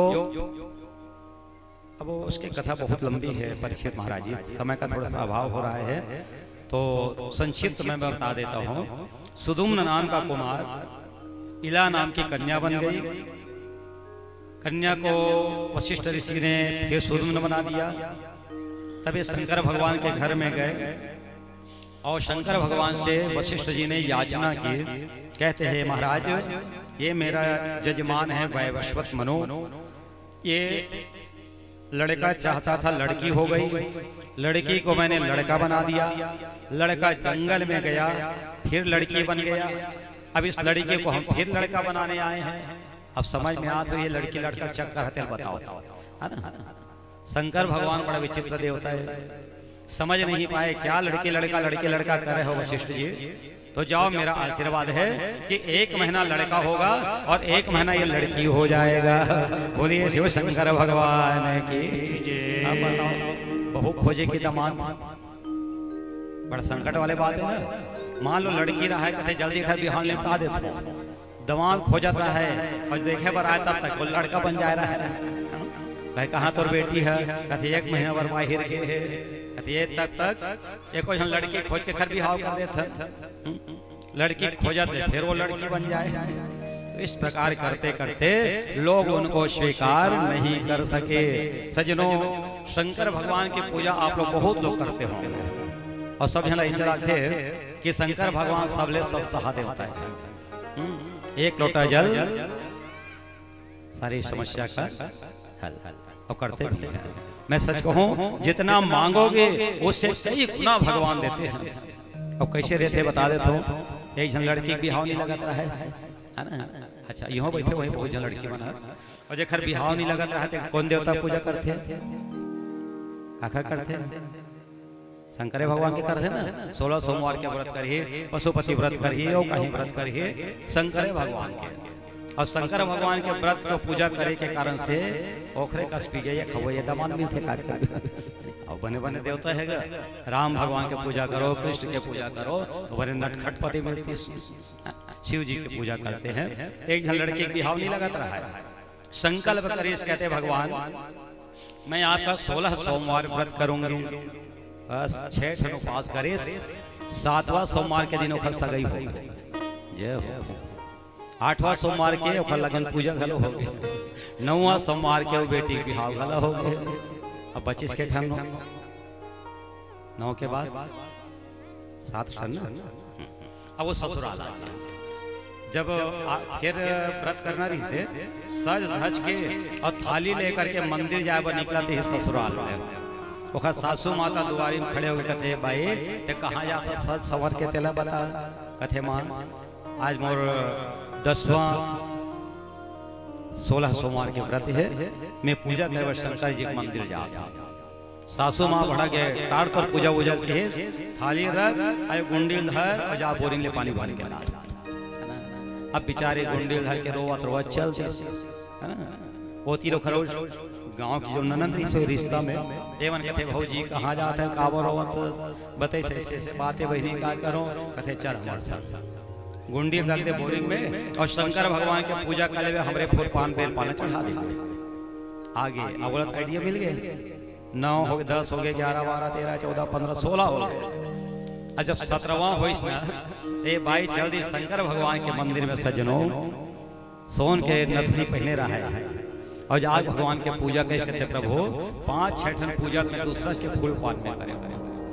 मैंने कुछ भी अर्पण नहीं किया आपको, तो ये नथली तुम्हें तो चढ़ा दे, तो किस निकाल के सोन के नथली चढ़ा दे।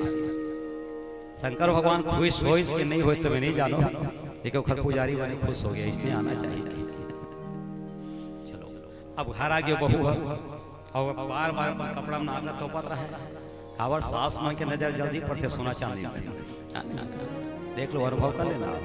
तो झन देखे नाक लगी के बार बार तोपत रहे, तो अचानक सास के नजर पड़ के कहते बहू तो नाक के फुल्ली कहाँ गए। वो एकदम अनजान टाइप के अपन नाक का छुए लगे, कहाँ गए नहीं जानो दाई कौन मिल गए। अंगना बाहर आता है अथवा अंगना में मिल ही गए। तो मंदिर में चढ़ा का है ना। अंगनल खोड़ डरिस नहीं मिलिस नथली। सासू माँ पूछी सब कहाँ गए रहे, कहते बोरिंग गए रहे होता ही। चलो बोरिंग चले, बोरिंग के जतका कचड़ा रही से वो सब लग खोड़ डरिस नहीं मिलिस, काला भी नहीं बात। और कहाँ गए रहे बेटी, कहते छेना थोपे बार गए रहे होता ही। चल जतका छेना थोपे रहा है वो सब तोड़ तोड़ के देखा रहा है। अब बहुत हंसत रहा है मने मन में आई, ते लाख सतराई कर ले लेकिन वो फल्ली फुल्ली मिलने वाला नहीं है। और भगवान भी याद करता है, प्रभु मैंने तो इच्छा से आपको दान किया। भगवान शंकर जी को कृपा देखिएगा, जैसे छेना तोड़ी से ठन तो वही नथली वो छेना गिरे में निकल गया। कहते दाई नथली मिल गए। सासू माँ कहते बेटी एक आध तोड़ के देख ले। बताओ जब एक ठन गवा है के ठन मिलेगा और तोड़ के दे। वो जेठन छेना तोड़े और तेठन छेना बोले सोन के नथली मिले। और केठन मतलब नथली मिले परीक्षित महाराज। 9 ठन घर में करिश ना तो 9 नथली आज वो छेना के अंदर में प्राप्त हो गए।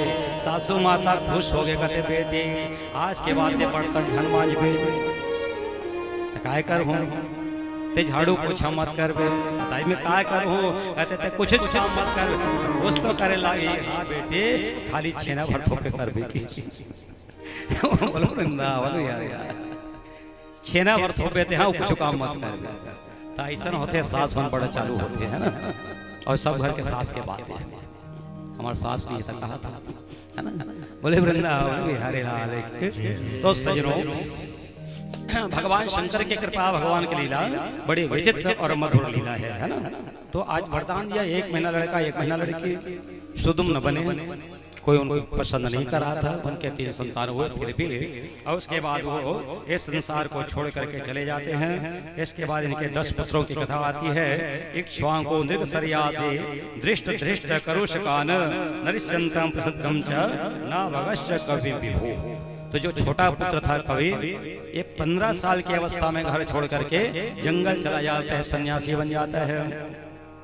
तो अब इसमें एक सरियाती नाम की भी राजा थे, जिनकी कन्या का नाम है सुकन्या, जिनका विवाह च्यवन ऋषि के साथ में किया गया था। अपनी कन्या को लेकर के जंगल में गए थे। कन्या लकड़ी के द्वारा च्यवन ऋषि के दोनों नेत्र को फोड़ देती है, जिसके कारण से जबरदस्ती उनका विवाह च्यवन ऋषि के साथ में कर दिया गया। शादी के कुछ समय बीतने के बाद अश्वनी कुमार आए तो ऋषि च्यवन ने कहा, कहते हे अश्वनी कुमार तुम मुझे बढ़िया स्वस्थ और सुंदर बना दो, इससे मैं देवताओं का भाग तुम्हें प्रदान करवा दूंगा। अश्वनी कुमार जो देवताओं के वैद्यराज थे, उनकी कृपा से आज ये च्यवन ऋषि तंदुरुस्त हो गए और उन्होंने एक औषधि तैयार की है। भगवत कथा प्रेमी सज्जनों, एक दवाई बनाया च्यवन ऋषि ने। जानता का परीक्षित महाराज कौन सा दवाई बनाए हैं? नहीं जाना, और नाम सुन लेता समझ जाए। च्यवन ऋषि कौन सा दवाई बनाए हैं? च्यवन ऋषि है, एक दवाई बनाए हैं, ओखर नाम है च्यवन प्राश, है ना। जे नामे च्यवन प्राश खाए तेन कभू डोगरा नहीं होए। बोलो वृंदावन बिहारी लाल। आप कौन सा कंपनी खाना है तेला नहीं बताओ, चावर कंपनी वाले में बोला कुछ देवे नहीं करे, लेकिन च्यवन प्राश जरूर खाते रहना चाहिए। आज इस प्रकार से उनको जवान कर दिया गया। आगे की जो कथा है इसमें नभग और उनके पुत्र नाभाग की कथा आती है। नाभाग का पुत्र अम्बरीश हुए, जो एकादशी का व्रत करते थे, और एकादशी व्रत करने के कारण से दुर्वासा ऋषि का श्राप उनको स्पर्श नहीं कर सका, है ना। कृत्या नाम के अग्नि प्रकट किया दुर्वासा जी ने। अम्बरीश राजा खड़े हुए थे, उस समय भगवान का सुदर्शन चक्र आया और दुर्वासा को मारने लग गया। दुर्वासा भागते भागते गए और भगवान के चरणों में दंडवत प्रणाम करने लग जाते हैं। वासुदेवासयो प्रेत्यो वासुदेव परायण सर्व पाप विशोधात्मा याति ब्रह्म सनातन। कहते भगवान मैं आपके चरणों में प्राण त्याग दूंगा, मैं मर जाऊंगा। भगवान ने पूछा क्या हुआ दुर्वासा जी, पूरी कथा सुनाए हुए। कहते हम भक्तन के भक्त हमारे, यदि तुमने भक्त को सताया है तो भक्त ही तुम्हारी रक्षा कर पाएंगे, मैं तुम्हारी रक्षा नहीं करूंगा। आज दुर्वासा जी वापस आए साल भर बाद, राजा अम्बरीश को प्रणाम करने लगे। अम्बरीश ने उनको प्रणाम किया और इस प्रकार उनका कल्याण हुआ। सज्जनों माताओं, जो एकादशी का व्रत करते हैं, यदि एकाध त्रुटि भी हो जाए तो भगवत की कृपा से उनको कभी पाप भोगना नहीं पड़ता है ना। इसलिए कोई भी व्रत करें ना करें, लेकिन एकादशी का व्रत मनुष्य को अवश्य ही कर लेना चाहिए। इक्ष्वाकु वंशी राजाओं में एक मानधाता नाम के राजा थे और एक सौभरी नाम के ऋषि थे। मानधाता राजा के 50 कन्याएं थी और 3 पुत्र थे। एक बार सौभरी जी महाराज यमुना जी के जल में तपस्या कर रहे थे। सज्जनों, अचानक क्या देखा, एक मछली का जोड़ा आपस में विहार कर रहे थे, क्रीड़ा कर रहे थे। सौभरी ने मन में सोचा कि हमें भी विवाह कर लेना चाहिए। अब बताओ, जगह दाढ़ी वाढ़ी पाक गए है, अब वह विवाह करे बस सोचत रहा है कैसे हो। चिंता करने लगे और राजा मानधाता के घर में गए और जा करके कहते, हे राजन, आप अपनी एक कन्या का विवाह हमारे साथ में करवा देना। राजा सोच में पड़ गए, मेरी बेटी जवान है, सुशील है, और दामाद जो होने वाले हैं ये वृद्ध हो गए हैं, उनके पूरे दाढ़ी मूंछ बाल आदि सब पक गए हैं। अगर मैं कन्या का विवाह नहीं करूंगा, ऋषि मुनि है श्राप दे देंगे। इसलिए राजा ने क्या कहा, महाराज कन्या तो मैं दे सकता हूं, लेकिन मैंने संकल्प लिया है ना। कौन सा संकल्प? स्वयंवर का। स्वयंवर जानते हैं ना? स्वयं माने खुद, अंबर माने वर्ण करना। जो खुद से किसी को पसंद कर ले उसको स्वयंवर कहते हैं। आज की भाषा में जिसको लव मैरिज कहते हैं, ये लव मैरिज का जमाना बहुत खतरनाक है, इसलिए हमें सावधान हो जाना चाहिए सज्जनों, है ना। 50 कन्या में से एक कन्या मांग रहे थे, राजा ने टाल दिया। कब होना है स्वयंवर? परसों। बड़े बड़े राजा महाराजा आए थे और सौभरी महाराज भी, ये महाराज का बन एकदम जवान बन के हुआ कि स्मार्ट सुंदर, है ना, रंग रूप बदल के। सच बताओ आप लोग, पाछू हर है नानपुर खिड़की रहा है और खिड़की डाले लड़का बना 50 जन बेटी बना, झांक झांक के देखत रहा है। अतका जन बैठे है, सुंदर कौन है, काखर गलम जयमाला डालना है। तो बड़े बेटी की नजर पड़ गई सौभरी महाराज पर, है ना, जहाँ रंग रूप बदल क्या रहा है। कहते बहनी, बोला मैं पति बनाऊ। दूसरा यह नंबर के कहते नहीं, मैं बोला ही पसंद कर डरे हूँ। तीसरा कहते छोड़, बोला मैं पसंद कर डरे हूँ। नंबर तो देवे पहली वाले लगी ना। और बड़े बेटी जब भी जा करके जयमाला डाल दी, दूसरा यह भाड़ा के कहा बताओ रे चबड़े वाला है, ये भी गए और जा करके वही ऋषि कलम जयमाला डाल दी। अब तीसरा यह देखे तो वो जा कलम जयमाला डाल दी। करते करते करते आज 50 कन्या उस ऋषि के गले में जयमाला डाल देती है। वही है वही जो राम रचि राखा। भगवान के लीला कौन टाल सकते बताओ। सौभरी जी महाराज खड़े हो गए और राजा मानधाता से कहने के, राजन आप मुझे पहचानते हैं? नहीं पहचानो महाराज, इस परम दिन आए रहे तो घर में एक जन बेटी मांगे बाय और एक जन बेटी नहीं दे, 50 जन लेके जाता हूँ, टाटा बाय बाय करके निकल गए। ये हाल है भैया। चले गए और जंगल में जाने के बाद गृहस्थ जीवन में रहने लगे। वृद्धावस्था जब आती है तब उनको ज्ञान हुआ भगवान अब क्या करना चाहिए, तो सब परिवार को छोड़ करके और भगवान की भक्ति में जाकर के तल्लीन हो जाते हैं। प्रेम से बोलिए भक्त वत्सल भगवान की जय। इनके वंश में एक राजा हुए त्रिशंकु नाम के। त्रि माने 3, शंकु माने पाप। 3 पाप करने के कारण से इनको त्रिशंकु कहते हैं, है ना। इसके विस्तृत कथा सुनना है तो हरिवंश पुराण की कथा खोल करके पढ़िएगा, बहुत सुंदर कथा आती है। त्रिशंकु का पुत्र हुआ राजा हरिश्चंद्र, और हरिश्चंद्र की पत्नी का नाम है तारावती। इनके घर में बाल बच्चे नहीं हुए। तब राजा ने संकल्प किया वरुण देवता के सामने कि मेरे घर में पुत्र हो जाए भगवान तो मैं उनका यजन कर दूंगा, बलिदान कर दूंगा। वरुण देवता की कृपा से आज रोहित कुमार का जन्म हो जाता है, लेकिन राजा हरिश्चंद्र उसको बार बार टाल मटोल करने लग जाते हैं। 7वें साल में एक सुनहसेप नाम का जो लड़का था ब्राह्मण पुत्र, उनको ला करके बलि दिया गया। रोहित कुमार बच गए। रोहित कुमार का पुत्र चंपा हुआ, जिन्होंने एक नगरी बसाई चंपापुरी के नाम से। और इन्हीं के वंश में एक राजा हुए जिनका नाम हुए बाहुक। बाहुक की 2 पत्नी थी। एक बार राजा बाहुक कहीं लड़ाई करने के लिए गए थे तो सज्जनों उसकी हत्या हो गई। राजा के 2 पत्नी में एक पत्नी गर्भवती थी। सोचा पति नहीं है तो मर जाना चाहिए। जैसे मरने के लिए जा रहे थे उसी समय और नाम के ऋषि आए और उनको रोक दिए। कहते देवी तुम मरो मत। क्यों? क्योंकि इस समय तुम गर्भ में हो। सच कहें माताओं, न तो जीना किसी के लिए स्वतंत्र है, न मरना किसी के लिए स्वतंत्र है। यदि आप जानबूझकर के आत्महत्या करने की कोशिश करेंगे तो आपको हत्या का जो दोष है, पाप है, ये भोगना पड़ सकता है। इसलिए वो सोचती है कि मेरे पेट में बच्चे हैं और बच्चा के रहते अगर मैं मर जाऊंगा तो डबल अपराध मुझे लग जाएगा। इसलिए समय बीता। बहुत मजेदार कथा है परीक्षित जी महाराज। एक जन गर्भवती रही से, एक जन नहीं रही तजे नहीं रही का काम करिस जहर लग घोल ले और जा करके अपन सौत पिला दे। भगवान की कृपा देखिए आप, समय आया उनके गर्भ से जो बच्चा पैदा हुआ वो मरा नहीं बल्कि जहर के साथ पैदा हुआ। इसलिए उनका नाम सगर रखा गया है। सगर, गर माने जहर, समन जहर के साथ पैदा हुआ इसलिए वो सगर बन गया। सगर की 2 पत्नी थी, केसनी और सुमति। सुमति के गर्भ से 60,000 पुत्र पैदा हुए। केसनी के गर्भ से केवल एक ही पुत्र पैदा हुआ जिनका नाम है असमंजस।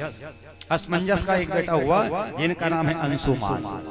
उसी समय महाराज जी एक यज्ञ करवाना चाह रहे थे सगर राजा। उसके घोड़ा को चोरी करके इंद्र देवता कपिल जी के आश्रम में ले जाते हैं। 60,000 पुत्र गए और जैसे घोड़ा को लाने के लिए चिल्लाने लगे सज्जनों, उनकी आवाज को सुन करके और कपिल जी की महाराज की आंखें खुल गई और जितने पुत्र थे ये सब जल करके नष्ट हो जाते हैं। बोले वृंदावन बिहारी लाल की जय। जब अंशुमान को भेजा गया, अंशुमान जी गए। आप लोग भी ध्यान दीजिए, कभी भी कहीं भी किसी संत महात्मा के आश्रम में जाए तो ज्यादा हो हल्ला नहीं करना चाहिए, शोरगुल नहीं करना चाहिए। प्रशांत माया गुण कर्मलिंग नमाम रूपम सदसत्य मोक्तम। आज अंशुमान जी महाराज गए और जा करके कपिल जी को प्रणाम करने लग गए। कहते महाराज मैं ये यज्ञ का घोड़ा लेने के लिए आया हूँ। कपिल जी उनको घोड़ा देते हैं। अंशुमान ने पूछा राजन ब्राह्मण बताइए मेरे जो चाचा पूर्वज मरे पड़े हैं राख बन करके, है ना, उनकी मुक्ति कैसे होगी? कहते कि जब गंगा जी का अवतरण होगा, गंगा जी के जल का स्पर्श होगा तो तुम्हारे सारे पुत्र जो हैं ये मुक्त हो जाएंगे, कृतार्थ हो जाएगा।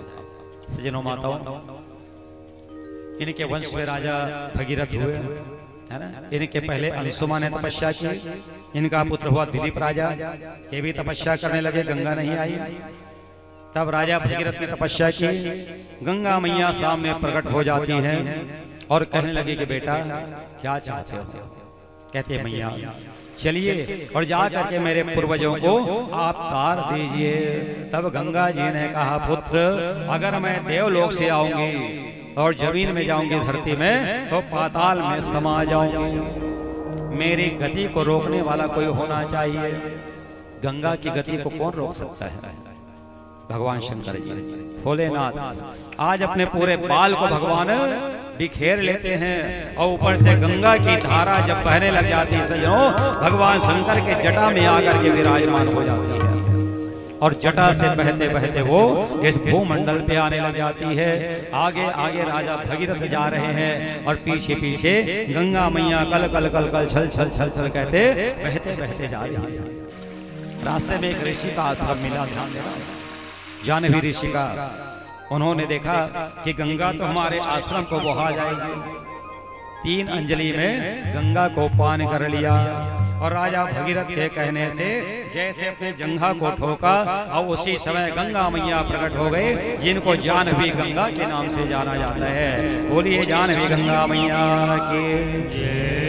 गंगा जी के अनेक नाम, कोई उसे भागीरथी गंगा कहते हैं, कोई बाण गंगा कहते हैं, कोई लंबोदरी गंगा कहते हैं, है ना। तो गंगा दो स्थानों से निकलती है सज्जनों माताओं, एक तो भगवान शंकर जी के जटा से और दूसरा विष्णु भगवान के चरणों से। एक अच्छी बात आपसे निवेदन कर दें, हर मनुष्य को अपने जीते जी एक बार गंगा स्नान के लिए जरूर जाना चाहिए, है ना। हमारे एक बार पता नहीं लड़का मन लेगी धन को डबरी में क्या यही पता नहीं है ना। जमाना बदल गया है, जान रखना। दो जन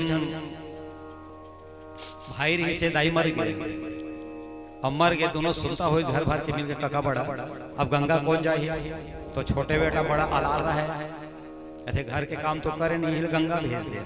अब वो अपन दाई का हड़ल धरे गंगा निकल गए।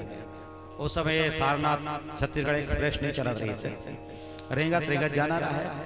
3 दिन हो गए, तो अलाल आदमी गांव वाले पूछे, कहते भैया गंगा उगत का दूर है, कहते 3 दिन तो रेंगे लगी, कहते दाई तो मर गए, देखे बा थोड़ी आई।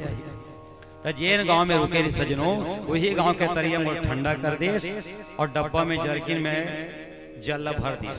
मानो तो गंगा माँ हो और ना मानो तो डबरी का पानी, बस डबरी का पानी भर के लाने दिए ना, ले यार। इस 3 दिन में वापस आ गए।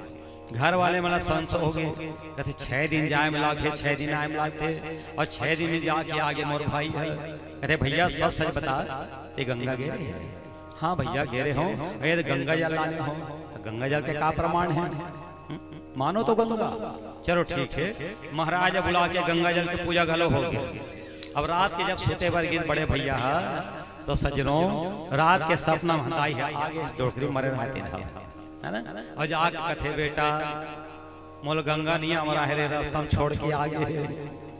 बड़े बेटा झकना को उठे, छोटे भाई बोले, कहते भाई सच सच बता, ते दाई गंगा छोड़ के आए हैं? हाँ भैया। तो दाई सपना मारी इस मूर्ति में और बता है नहीं छोड़े है। छोटे भाई होशियार रहा है, कहते बड़े भैया हमार दाई के अक्कल नहीं है कि अब बताओ मर गए थे, अक्कल नहीं है काबर अक्कल नहीं है। जब तो कंप्लेन करे बार अक्का दूर आगे उल ओढ़ा जाती तो गंगा पहुंच जाती 3 दिन में। सोचो आप, जब अपने को ही गंगा जाना है तो फिर पुत्रों की कामना क्यों करना, उनकी इच्छा क्यों देखना।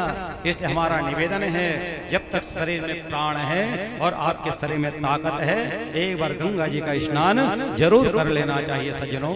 मैं तो कहूँ रोज करना चाहिए। और कैसे करना चाहिए?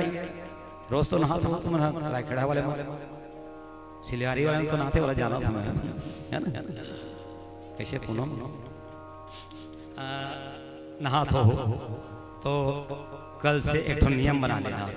सच कहूं गंगा जी में नहाने का पुण्य जो है आपको रायखेड़ा में बैठे बैठे प्राप्त हो सकता है। क्या करना है? ना तो में जल मिलाना है गंगा जल, ना कुछ करना है, बस नहाए के पैर जब मग्गा में झलको पानी तो ओम हर हर गंगे कह देना। गंगा जी में नहाने का पुण्य आपको घर बैठे प्राप्त हो जाएगा। प्रेम से बोलो गंगा मैया की। में हींग रागन फिट केरी क्यों? परीक्षित महाराज रंग चौक है ना। गंगा गंगा बोल सकते कि नहीं बोल सकते? अच्छा पहले हम लड़का रहे ना तो हमारे हो अलग बात है। तो हम लड़का रहे तो हमारे डोकरी दाय नहाए, यही मंत्र पढ़े हर हर गंगे नहा खोल के बासी खाएंगे, वो पक्का याद है हम नहाए तो हर हर गंगे जरूर बोले। उस दिन से हमारी परंपरा बन गई है सज्जनों। गर्मी दिन में भले भुला जाओ, फिर जाड़ के दिन में कभी नहीं भुलाना हर हर गंगे। आपको भी बोलना चाहिए ओम हर हर गंगे। तो इस प्रकार गंगा जी के अवतरण की कथा है। प्रेम से बोलो गंगा मैया की।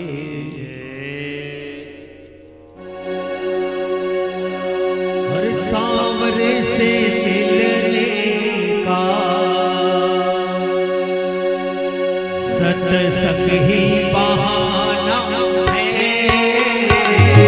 सांवरे से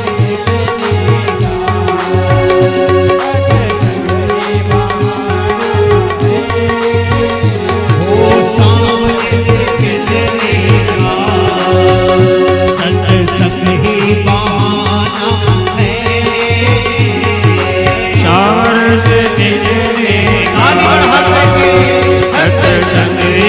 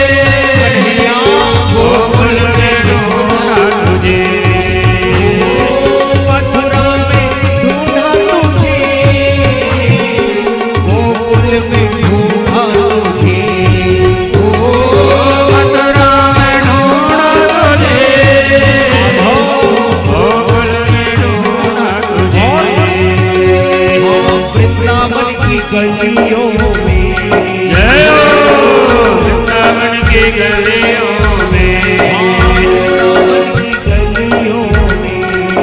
वृंदावन की गलियों में, श्याम का ठिकाना है, वृंदावन की गलियों में मेरे श्याम का ठिकाना है। सामने से मिलने का सत्संग ही बहाना है,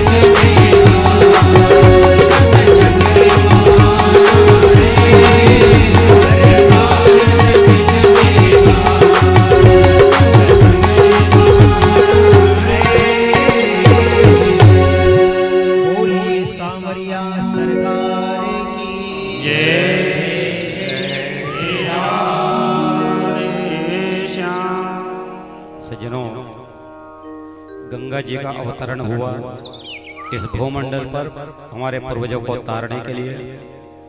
चलिए समय अब थोड़ा सा नाजुक है। राम जी के जन्म की कथा और भगवान श्री कृष्ण जी के जन्म की कथा का वर्णन किया जाएगा और कृष्ण जन्म के साथ ही आनंद उत्सव मनाएंगे आप और हम सब।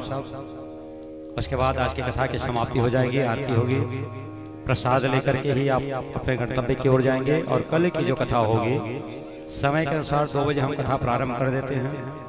कल की कथा में भगवान के बाल लीलाओं की कथा, माखन चोरी की लीला है ना, 56 भोग की कथा जिसमें गोवर्धन की पूजा होती है, कंस वध की कथा, और उसके आगे संध्या काल में माता रुक्मणी जी के साथ में भगवान श्री कृष्ण जी का मंगल परिणय मतलब विवाह की कथा का वर्णन हम आपके सामने करेंगे।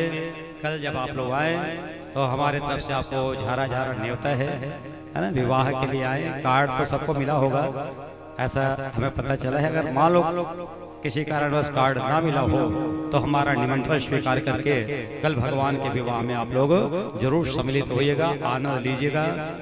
आज का दिन भी निकल गया, कल और परसों 2 दिन शेष है और उसके तीसरे दिन तो भगवान अपने परम धाम चले जाएंगे, चौथे दिन हम लोग अपने धाम चले जाएंगे, है ना। तो केवल 3 दिन का समय और है आप लोगों के साथ हमारा रहने का। तो सज्जनों, माताओं, भाइयों बहनों, समय का सदुपयोग करिएगा। आइए, बहुत देर से आप लोग बैठे हुए हैं, बैठे तो मन हो लेकिन मोर हाथ गोड़ फिरा है ना, तो बीच बीच में एक आध बार खड़े हो जाना चाहिए तो मतलब जब आनंद आए तो, है ना। राम अगर आ जाएंगे आपके घर में तो क्या करेंगे आप लोग बताइए। मान लो राम आ गए तो क्या करो, जल्दी बताओ। रायखेड़ा वाले हम अंतवान गांव वाले कहीं नहीं कर सकते, घर में दिया ना बाती कैसे करो नोरी तुम्हारा, हाँ इतिलोती नाचो है नहीं, बढ़िया। अच्छा, पीछे वाले भी ऐसा कुछ करना चाहेंगे तो बिल्कुल संकोच मत करना। मेरे प्रभु राम मर्यादा पुरुषोत्तम है और जो राम की कथा सुनेंगे उनको कृष्ण की कथा का आनंद बहुत ही आता है, इसलिए राम कथा अवश्य ही आपको सुननी चाहिए, है ना। अब इसके वंश में एक राजा हुए खड़वांग, खड़वांगश्च दीर्घबाहुश्च रघु तस्मात् ऋतस्रवा अजस्तो महाराजा तस्मात् दशरथो अभवत्। खड़वांग राजा के पुत्र दीर्घबाहु हुए, दीर्घबाहु के पुत्र रघु हुए, रघु के पुत्र पिसध्रवा हुए, जिनके अज हुए अज के महाराज दशरथ जी हुए। और सबको मालूम है महाराज दशरथ जी की 3 पत्नियां थी, लेकिन तीनों पत्नियों के गर्भ से जब बच्चे नहीं हुए तो राजा कोई प्रकार की चिंता नहीं कर रहे थे। और आप सबको हम बता दें कि जिस समय प्रभु राम जी का प्रादुर्भाव हुआ उस समय महाराज दशरथ जी का उम्र मात्र 60,000 साल चल रहा था, है ना। 60,000 साल की अवस्था में भगवान राम जी उनके घर में जन्म लेकर के आए। और कैसे आए? गुरु वशिष्ठ जी के कहने से एक पुत्र श्रेष्ठ यज्ञ करवाया गया। यज्ञ से अग्नि देवता प्रकट हुए और उसमें जो खीर उत्पन्न हुआ चरो उनको तीनों रानियों को खिला दिया गया। और उसी खीर के खाने से और मैया कौशल्या जो है गर्भ धारण कर लेती है, माता कैकेयी गर्भ धारण करती है, सुमित्रा मैया जो है वो गर्भ धारण करती है। समय आ रहा है और हमारे पास समय का अभाव है, तो आइए एक बड़ा प्यारा सा भजन अगर आपको आनंद आ जाए तो अपनी जगह में बिल्कुल खड़े होने में संकोच मत करना। बीच की जगह बहुत खाली है। एक बात रायखेड़ा वाले में जाना था और नहीं जाना था मैं बता देता हूँ। रायखेड़ा के नाच हमारे गांव हर भारी प्रसिद्ध रही से, अब पता नहीं होना चाहिए मन आवेदन नहीं जाता। और नाच पार्टी है कि नहीं ये भी नहीं पता है, लेकिन एक कहावत जरूर बने हैं हमारे गांव डहर कि रामायण में छट्टा और नाच में डट्टा। नाच होते तो आगू उठा पहले धर थे आदमी है नहीं, अब फोकट के ऊपर ही देखे। यहाँ भगवान राम जी आ रहे हैं और उनको देखने के लिए पीछे हटते जा रहे हैं। हमारा निवेदन है जगह सामने खाली है और आगे बढ़ के आइएगा और आइए आज का आनंद लीजिए। भगवान राम जी आने वाले हैं। हो राम आएंगे, राम आएंगे,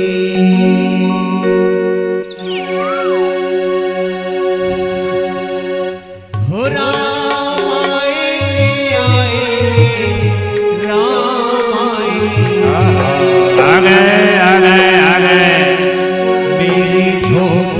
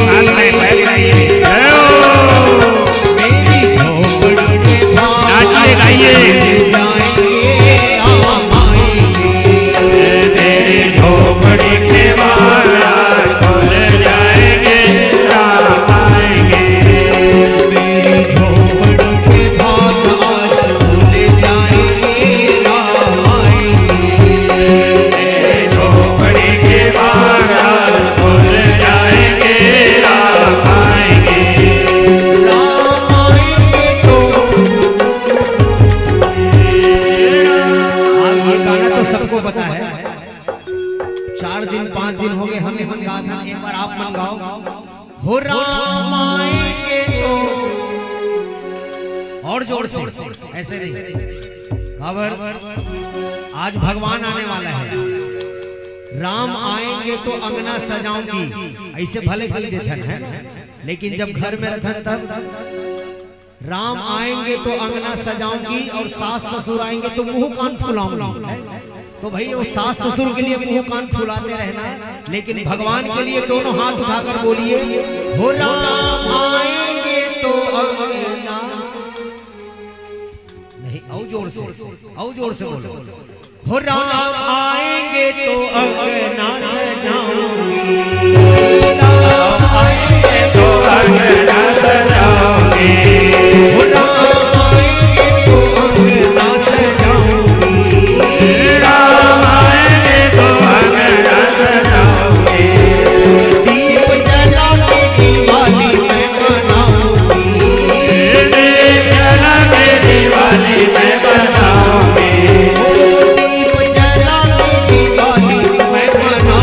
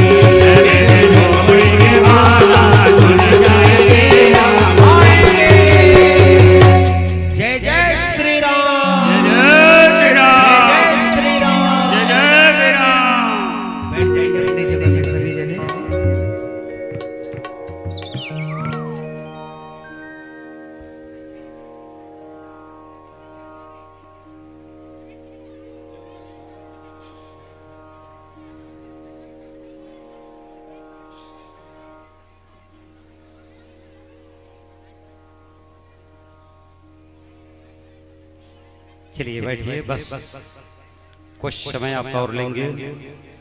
भगवान राम जी की कथा तो अथाह है, जिनका पार पाना हमारे बस की बात नहीं है सज्जनों। बस एक बात जरूर समझ लीजिएगा कि देवियां गर्भ धारण कर चुकी हैं, केवल इंतजार है परमात्मा का आने का। कोई भी काम होता है तो समय के अनुरूप होता है। उसी समय चैत्र का महीना आया, शुक्ल पक्ष नवमी की तिथि थी, और ऐसे समय में नवमी तिथि मधो मास पुनीता, शुक्ल पक्ष अभिजित हरि प्रीता, मध्य दिवस यते सेत घामा, पावन काल लोक विश्राम। नवमी की तिथि है और ठीक दोपहर का समय, मध्य दिवस, अति शीतल घामा, चैत्र का महीना है। परीक्षित जी महाराज, ना ज्यादा ठंडी ना ज्यादा गर्मी, कुछ लोग आराम करते हैं। और ऐसे समय में मेरे परमात्मा परम पिता प्रभु आज माता कौशल्या जी के गर्भ से प्रकट होकर के आ जाते हैं। आकाश से फूलों की वर्षा होने लग गई, गंधर्व ढोल नगाड़े बजा रहे हैं।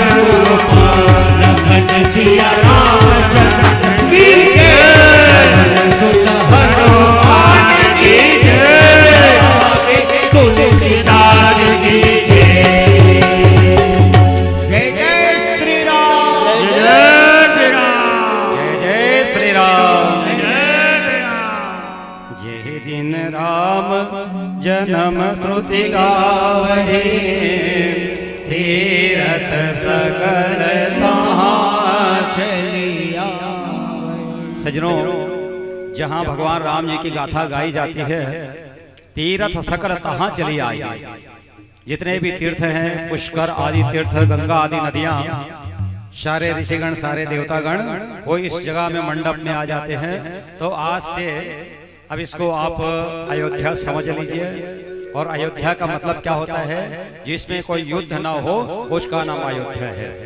अगर किसी के साथ किसी की लड़ाई हो रही है तो आज से कंप्रोमाइज कर लीजिएगा, समझौता कर लीजिए, इस नगर को अयोध्या बना लीजिए। आप लोगों से हमारा निवेदन, सारे तीर्थ यहाँ चल करके आ गए। चलिए कथा का भाव मैं आपको निवेदन करूं।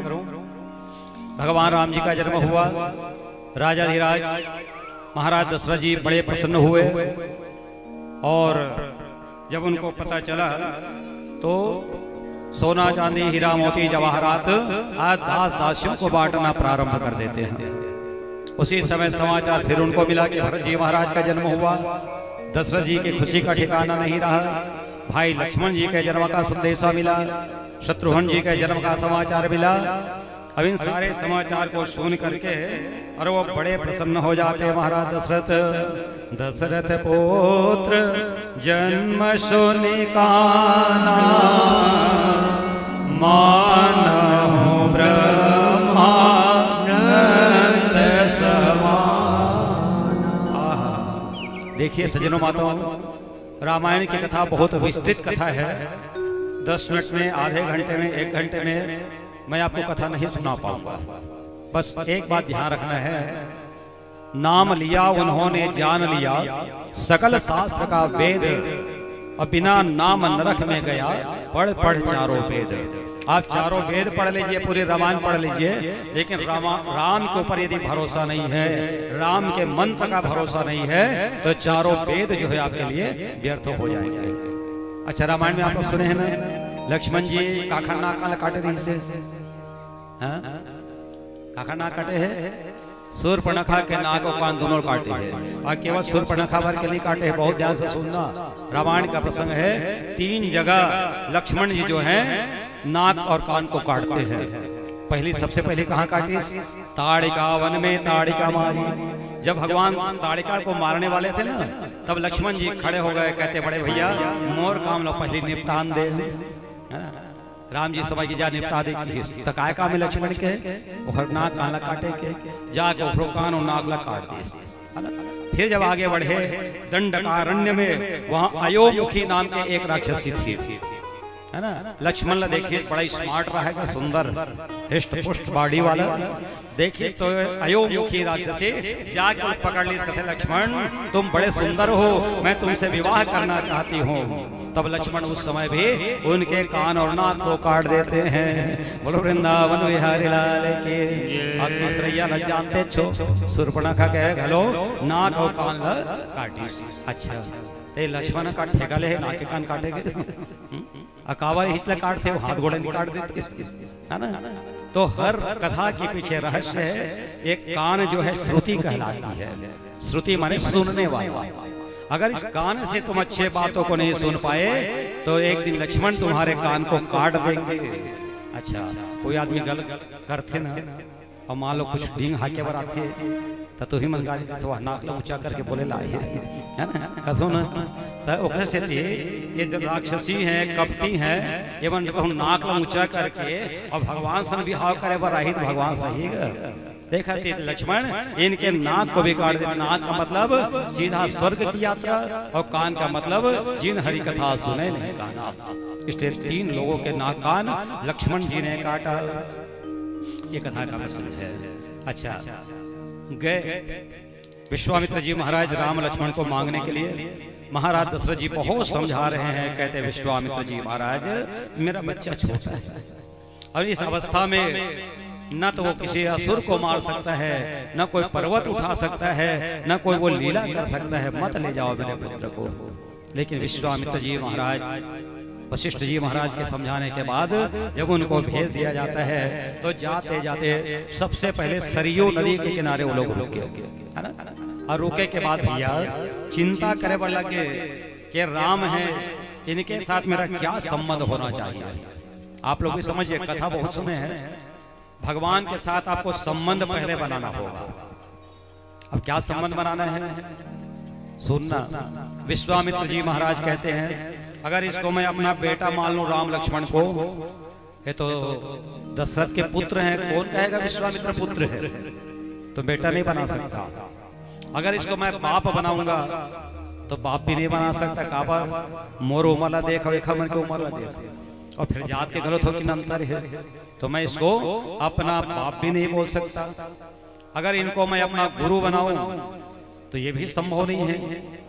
तो आखिरी मुलेठ बात याद आ गए, और बड़े बड़े महात्मा बड़ा चालू होते हैं ना, महात्माओं का निंदा नहीं है, एक प्रशंसा कर रहा हूँ कि जो अच्छे लोग होते हैं उनको बहुत जल्दी अपना शिष्य बना लेते हैं। प्रेम से बोले भक्त वत्सल भगवान के।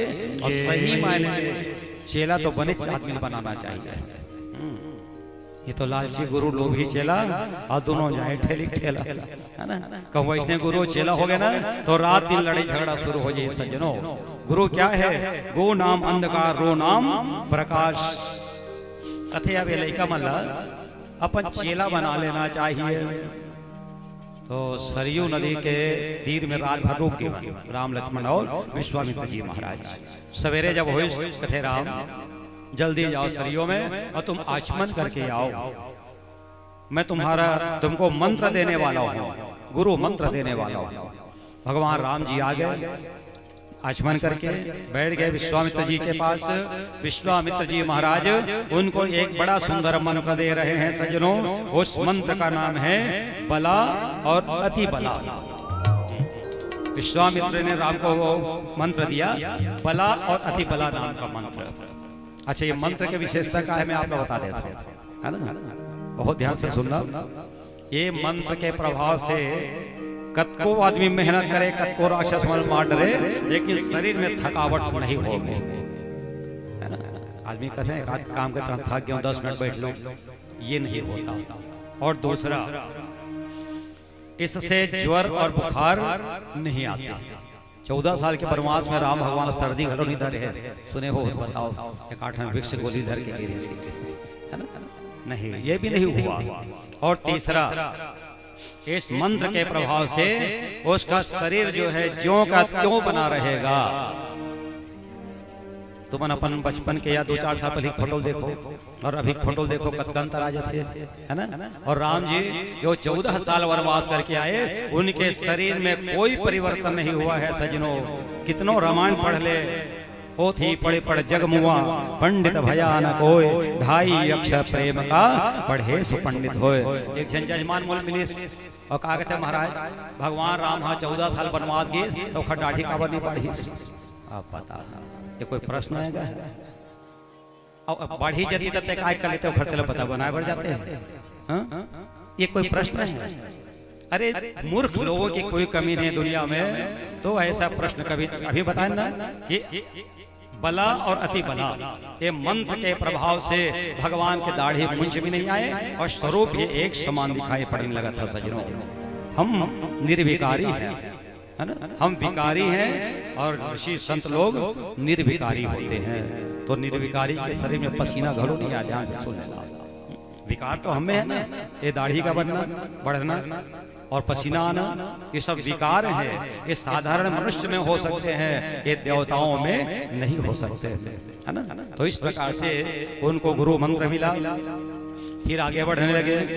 एक जंगल मिला सज्जनों, और वो जंगल बड़ा विस्तार में फैला हुआ था। कुछ खंडहर वहां दिखाई पड़े। भगवान राम ने पूछा, कहते गुरुवर यहाँ घर दिख रहा है खंडहर जैसे, मुझे ऐसे लगता है यहाँ कोई नगर बसा रहा होगा। विश्वामित्र ने बताया, हाँ राम, यहाँ एक करुष देश था, एक और कोई ऐसा देश, 2 देश थे, यहाँ लोग थे। राम ने पूछा, प्रभु गुरु जी तो ये सब लोग कहाँ गए? विश्वामित्र ने कहा, बेटा राम, यहाँ एक ताड़का नाम की राक्षसी रहती है और वो इन सबको मार मार करके खा गई और पूरा जंगल को वीरान बना दी है, सुनसान बना दी है। राम ने पूछा, प्रभु तो ये ताड़का रहती कहाँ है, इनका स्थान कहाँ है? सज्जनों माताओं भाइयों बहनों, विश्वामित्र जी महाराज बता रहे हैं राम जी से कि राम 6 कोस की दूरी में इनका एरिया फैला हुआ है। 6 कोस मतलब 6 तिया 18 किलोमीटर तक ताड़का जो है घूमते रहती है इधर उधर। भागवत में कृष्ण भगवान की कथा भी आप सुनेंगे, कल बताऊंगा मैं। उसमें भगवान ने पूतना को मारा, इसमें ताड़का को मारा। पूतना में भी 3 अक्षर, ताड़िका में भी 3 अक्षर, मात्रा भी उतनी ही है।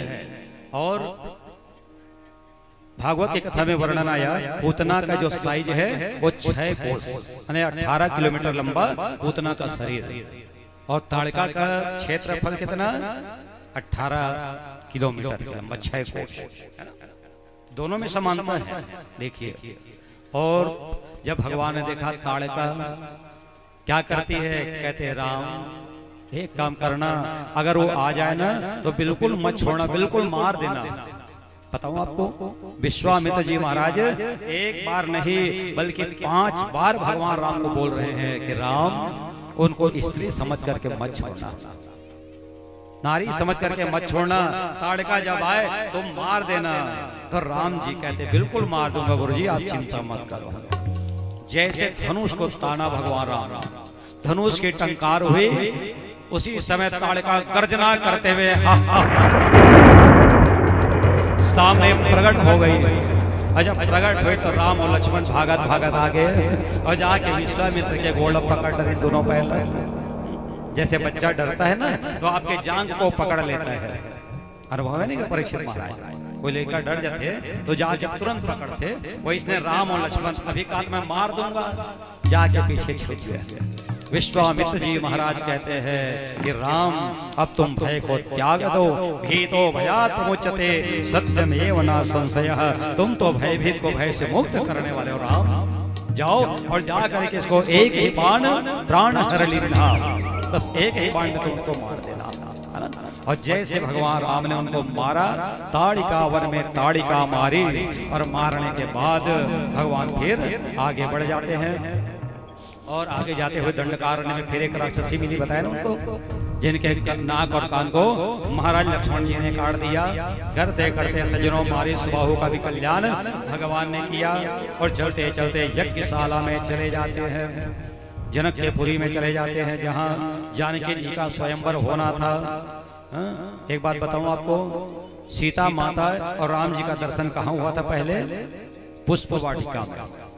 दोनों फूल तोड़ने के लिए गए हुए थे, और जब तोड़ रहे थे अचानक सीता जी के नजर राम जी में पड़ गई, और राम जी के नजर सीता जी में पड़ गई। उसी समय से अखियों ही अखियों में तेरी मेरी बात चल गई।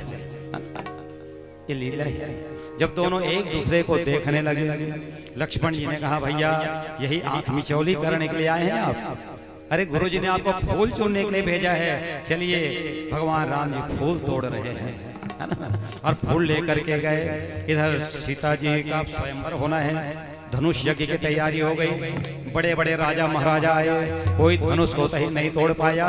तब भगवान राम जी जाते हैं और खेल ही खेल में, और जैसे धनुष को तोड़ा, जोरदार गर्जना होने लग जाती है, बिजली चमकने। सज्जनों माताओं, जितने वहां लोग बैठे थे सबकी आंखें चौंधी आ गई, कोई समझ नहीं पाया।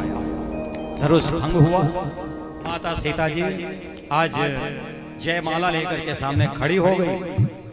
एक नजर पुष्प वाटिका में देखी हुई थी, आज वो अच्छे से जो कंगन पहनी हुई थी, सोने की कंगन, राम के रूप निहारती जानकी, कंगन के नग की परछाई,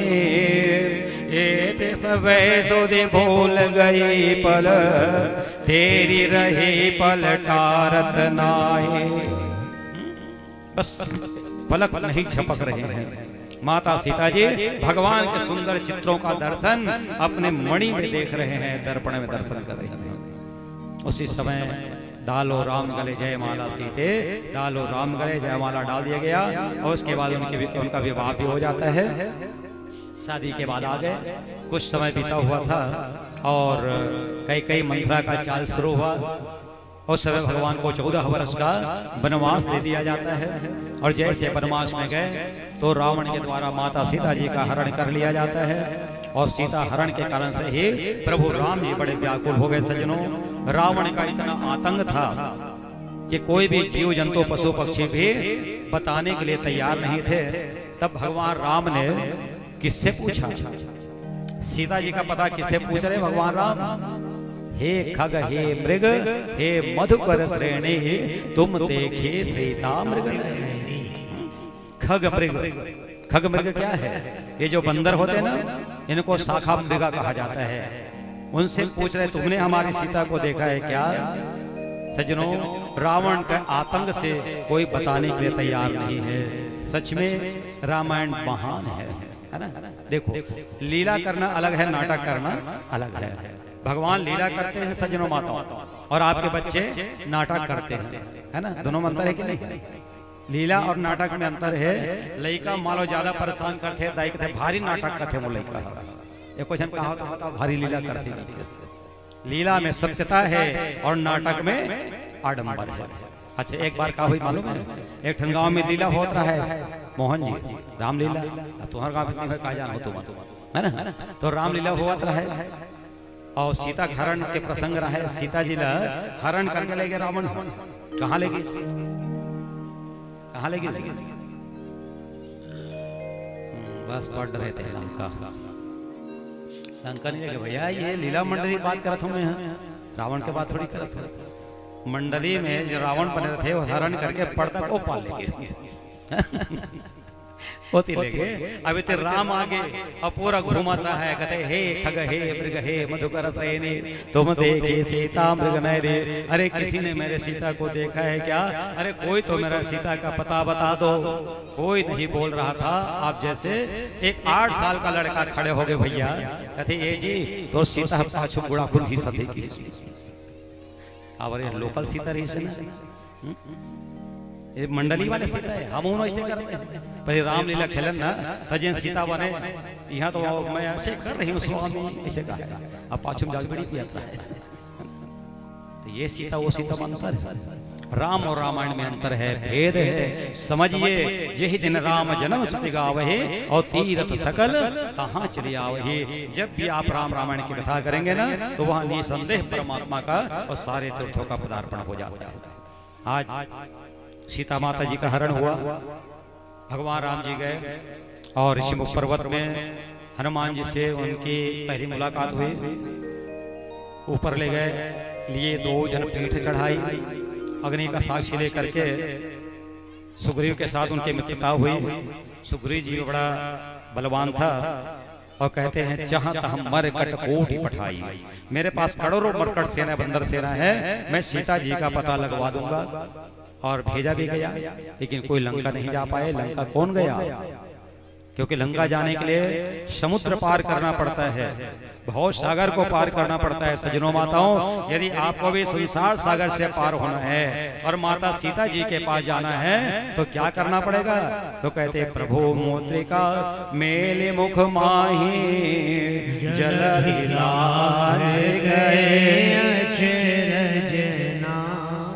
प्रभु नाम की जो मुद्रिका है वो सदैव मुख में रखे रहिए, आप भव सागर ऐसे पार हो जाएंगे।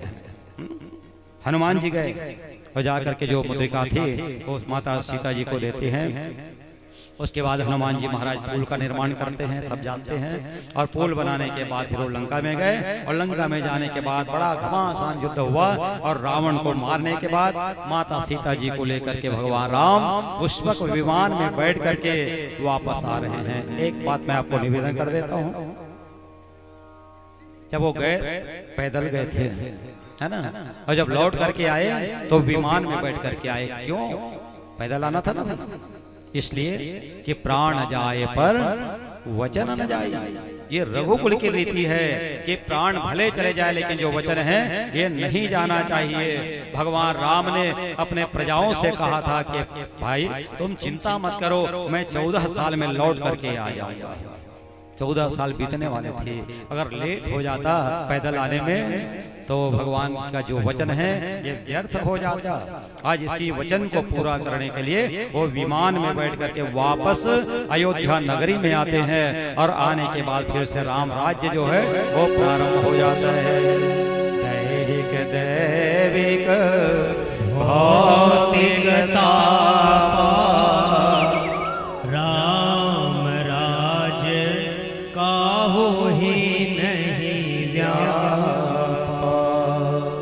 तो राम जी की नगरी राज्य जब तक चला और तब तक दैहिक दैविक भौतिक ताप किसी भी प्राणी को नहीं सता रहा था। इसलिए राम नाम का जाप सदैव मनुष्य को करते रहना चाहिए, ज्यादा नहीं। एक बार बोले से कल्याण हो जाते है ना। लेकिन महाराज दशरथ जी मरे एक बार 6 घाम बोले राम राम कही राम कही राम कही राम, और 6 बार राम राम जब बोले तो महाराज दशरथ जी के प्राण पखेरु उड़ गए, है ना। तो दशरथ जी थे अब, और हम साधारण हैं, केवल एक बार अगर राम कह दे कब मृत्यु काल में। लेकिन सजनों जन्म जन्म मुनि जतन कराहे और अंत राम कही आवत नाही। तो राम का नाम इतना सरल नहीं है जितना आप और हम लोग समझते हैं, इसलिए प्रयास करते रहिएगा। आइए एक छोटा सा प्यारा सा भजन, इसके बाद कृष्ण के जन्म की कथा मैं बहुत जल्दी आपके सामने वर्णन करूंगा, उसके बाद आरती होगी। सभी लोग राम नाम की लूट है,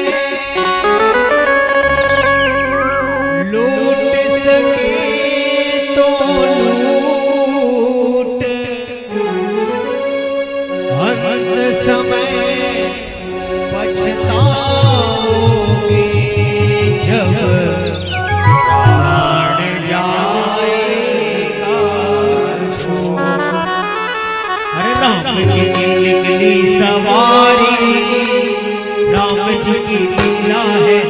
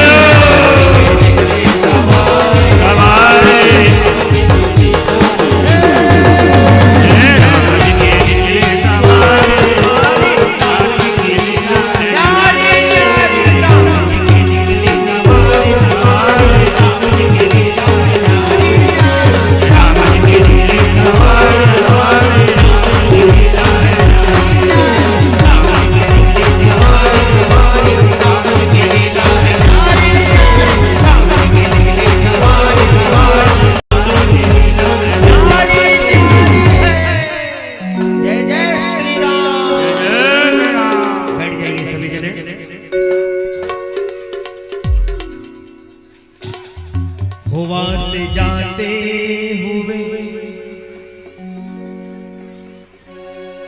हम हैं राम जी के, राम जी हमारे हैं, प्रभु हमारे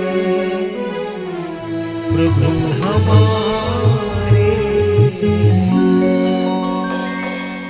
हम हैं राम जी हमारे प्रभु हमारे प्रभु हमारे।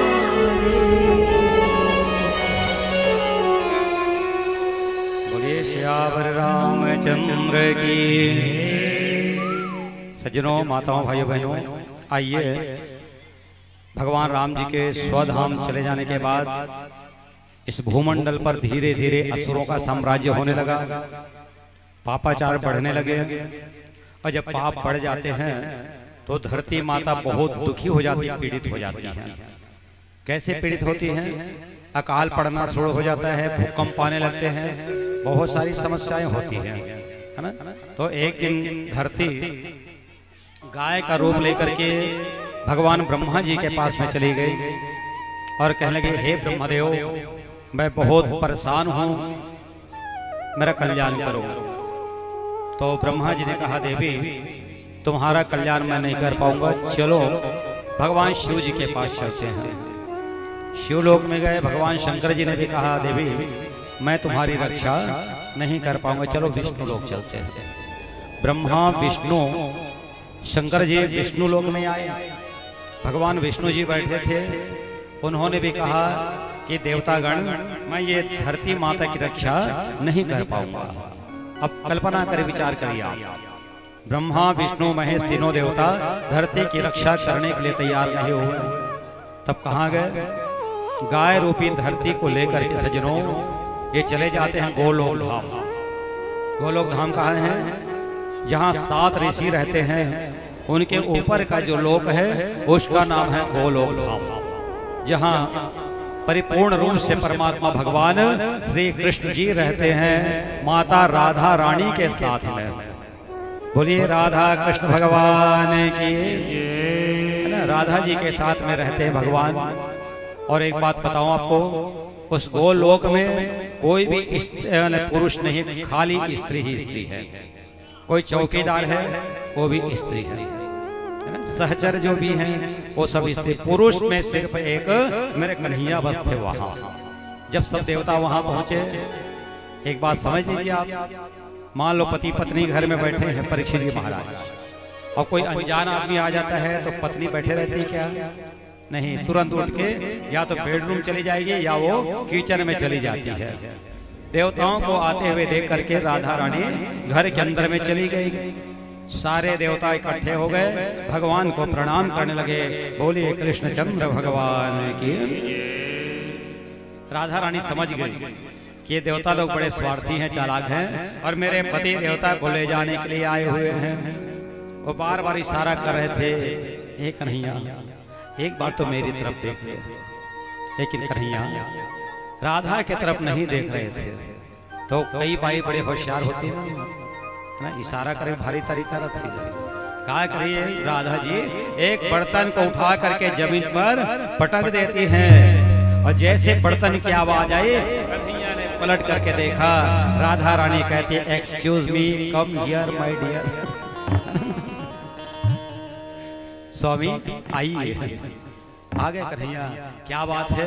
कहते हैं, देखो जी ये देवतागण आपको लेने के लिए आए हैं, हाँ कह देना, आप मुझे छोड़ करके मत जाना। तब भगवान ने कहा, जाना पड़ेगा। यदा यदा ही धर्मस्य ग्लानिर्भवति भारत। जब जब धर्म की हानि होती है उस समय हमें अवतार लेकर के जाना पड़ता है। राधा रानी कहती हैं, हम आपके बिना नहीं रह पाएंगे स्वामी, हम भी आपके साथ जाएंगे। भगवान ने कहा, जाओ आप पहले प्रकट हो जाना। कहते देखो, जहाँ यमुना नदी नहीं बहती, जहाँ गोवर्धन पर्वत नहीं है, जहाँ वृंदावन धाम ना हो, वो जगह मुझे अच्छा नहीं लगता, मैं नहीं जाने वाली। भगवान उनकी व्यवस्था कर दी है ना। यमुना, गोवर्धन और वृंदावन, ये कृष्ण भगवान के भेजे हुए हैं, ब्रह्मा के सृष्टि नहीं है, ध्यान रखना। राधा जी को प्रसन्न करने के लिए भगवान ने तीनों की व्यवस्था की। समय आया, भादों का ही महीना था, शुक्ल पक्ष अष्टमी की तिथि थी। शुक्ल पक्ष कृष्ण भगवान कृष्ण पक्ष में प्रकट हुए और राधा रानी शुक्ल पक्ष में अष्टमी तिथि के दिन और कीर्तिका नाम की जो देवी थी वृषभानु राजा की पत्नी, उनके घर से प्रकट होकर के आ जाती है। प्रेम से बोलिए राधा रानी के। आकाश से फूल बरस रहे हैं राधा मैया के ऊपर में, ढोल बज रहे, नगाड़े बज रहे हैं। इस प्रकार राधा जी का प्रादुर्भाव हो जाता है। उसके बाद सारे देवता एक एक करके यहाँ अवतार लेकर के जन्म लेकर के आए। उसी समय वसुदेव जी का विवाह कंस की जो चचेरी बहन थी देवकी, जिनके साथ में होना तय हुआ। और कंस अपनी बहन से इतना प्यार करता था परीक्षित जी महाराज, इतना प्यार तो मैं कहता हूँ आज दुनिया में कोई भी किसी बहन से नहीं करता होगा, है ना। बताओ, जब बेटी के बिहाव होते और विदाई होते तब कौन भाई है अपन बहनी के ससुराल तक विदा करे जाते थे? बताओ, जाते को जन बस दुआरी तक के ढके देते गाड़ी जा, कोई प्यार नहीं करता। कंस जैसे, कंस बड़ा प्यार करने वाला था। आज रथ में लेकर के बहन को जाने लगा, उसी समय आकाशवाणी हुई, कहते अरे कंस, जिसको तू लेकर के जा रहा है इसके 8वां जो लाल होगा वही तेरा काल होगा। तुरंत कंस खड़े हो गया और अपनी बहन की चोटी को पकड़ लिया, तलवार निकाल लिया और मारने के लिए तैयार हो जाता है। सज्जनों, वसुदेव जी महाराज हाथ जोड़ करके खड़े हुए कहे भैया अभी आपके बहन के हाथ का रंग भी नहीं छूटा है, मेहंदी का रंग नहीं छूटा है, इसको मत मारिए। मैं वचन देता हूँ आपको, इनके गर्भ से जितने भी संतान होंगे सारे संतान मैं आपको सौंप दूंगा। वसुदेव जी बड़े ज्ञानी थे, सत्यवादी थे, झूठ नहीं बोलते थे। कंस को विश्वास हो गया, दोनों को छोड़ दिए गए। दरबार में जब बात पता चला लोगों को तो मंत्री लोग कहते हैं महाराज अरे देवता लोग बड़े चालाक होते हैं, हो सकता है कहीं बाहर विदेश भाग जाएंगे, इसलिए इनको जेल के अंदर में बंद कर दिया जाए। देवकी और वसुदेव जी को आज पुनः कारागार के अंदर में बंद कर दिया गया। समय आया, देवकी जी के गर्भ से एक पुत्र जन्म लेकर के आ जाता है जिसका नाम कीर्तिमान रखा गया। छोटा सा बालक, दूध मुहा बच्चा। वचन के अनुसार आज वसुदेव जी महाराज उनको गोद में लेकर के और कंस को लेने के देने के लिए जा रहे हैं। देवकी रो रहे, कहते स्वामी अरे कंस को तो हमारे 8वें लाल से डर है ना, ये तो मेरा पहला बच्चा है, मत ले जाओ भाई, मत ले जाओ स्वामी। लेकिन वसुदेव जी नहीं माने। जैसे जा करके दिया कंस को, संत के दर्शन करने से कंस का मन बड़ा निर्मल हो गया वसुदेव जी को देख करके। तो कहते हैं वसुदेव जी इस बच्चे से मुझे भय नहीं है, जो तुम्हारा 8वां लाल होगा उसको लेकर के आना, मैं उसी को मारूंगा। वसुदेव जी वापस आ रहे बच्चे को लेकर के। उनको विश्वास है सजनों माताओं कि कंस कब इसकी बुद्धि पलट जाएगी कोई नहीं जान सकता।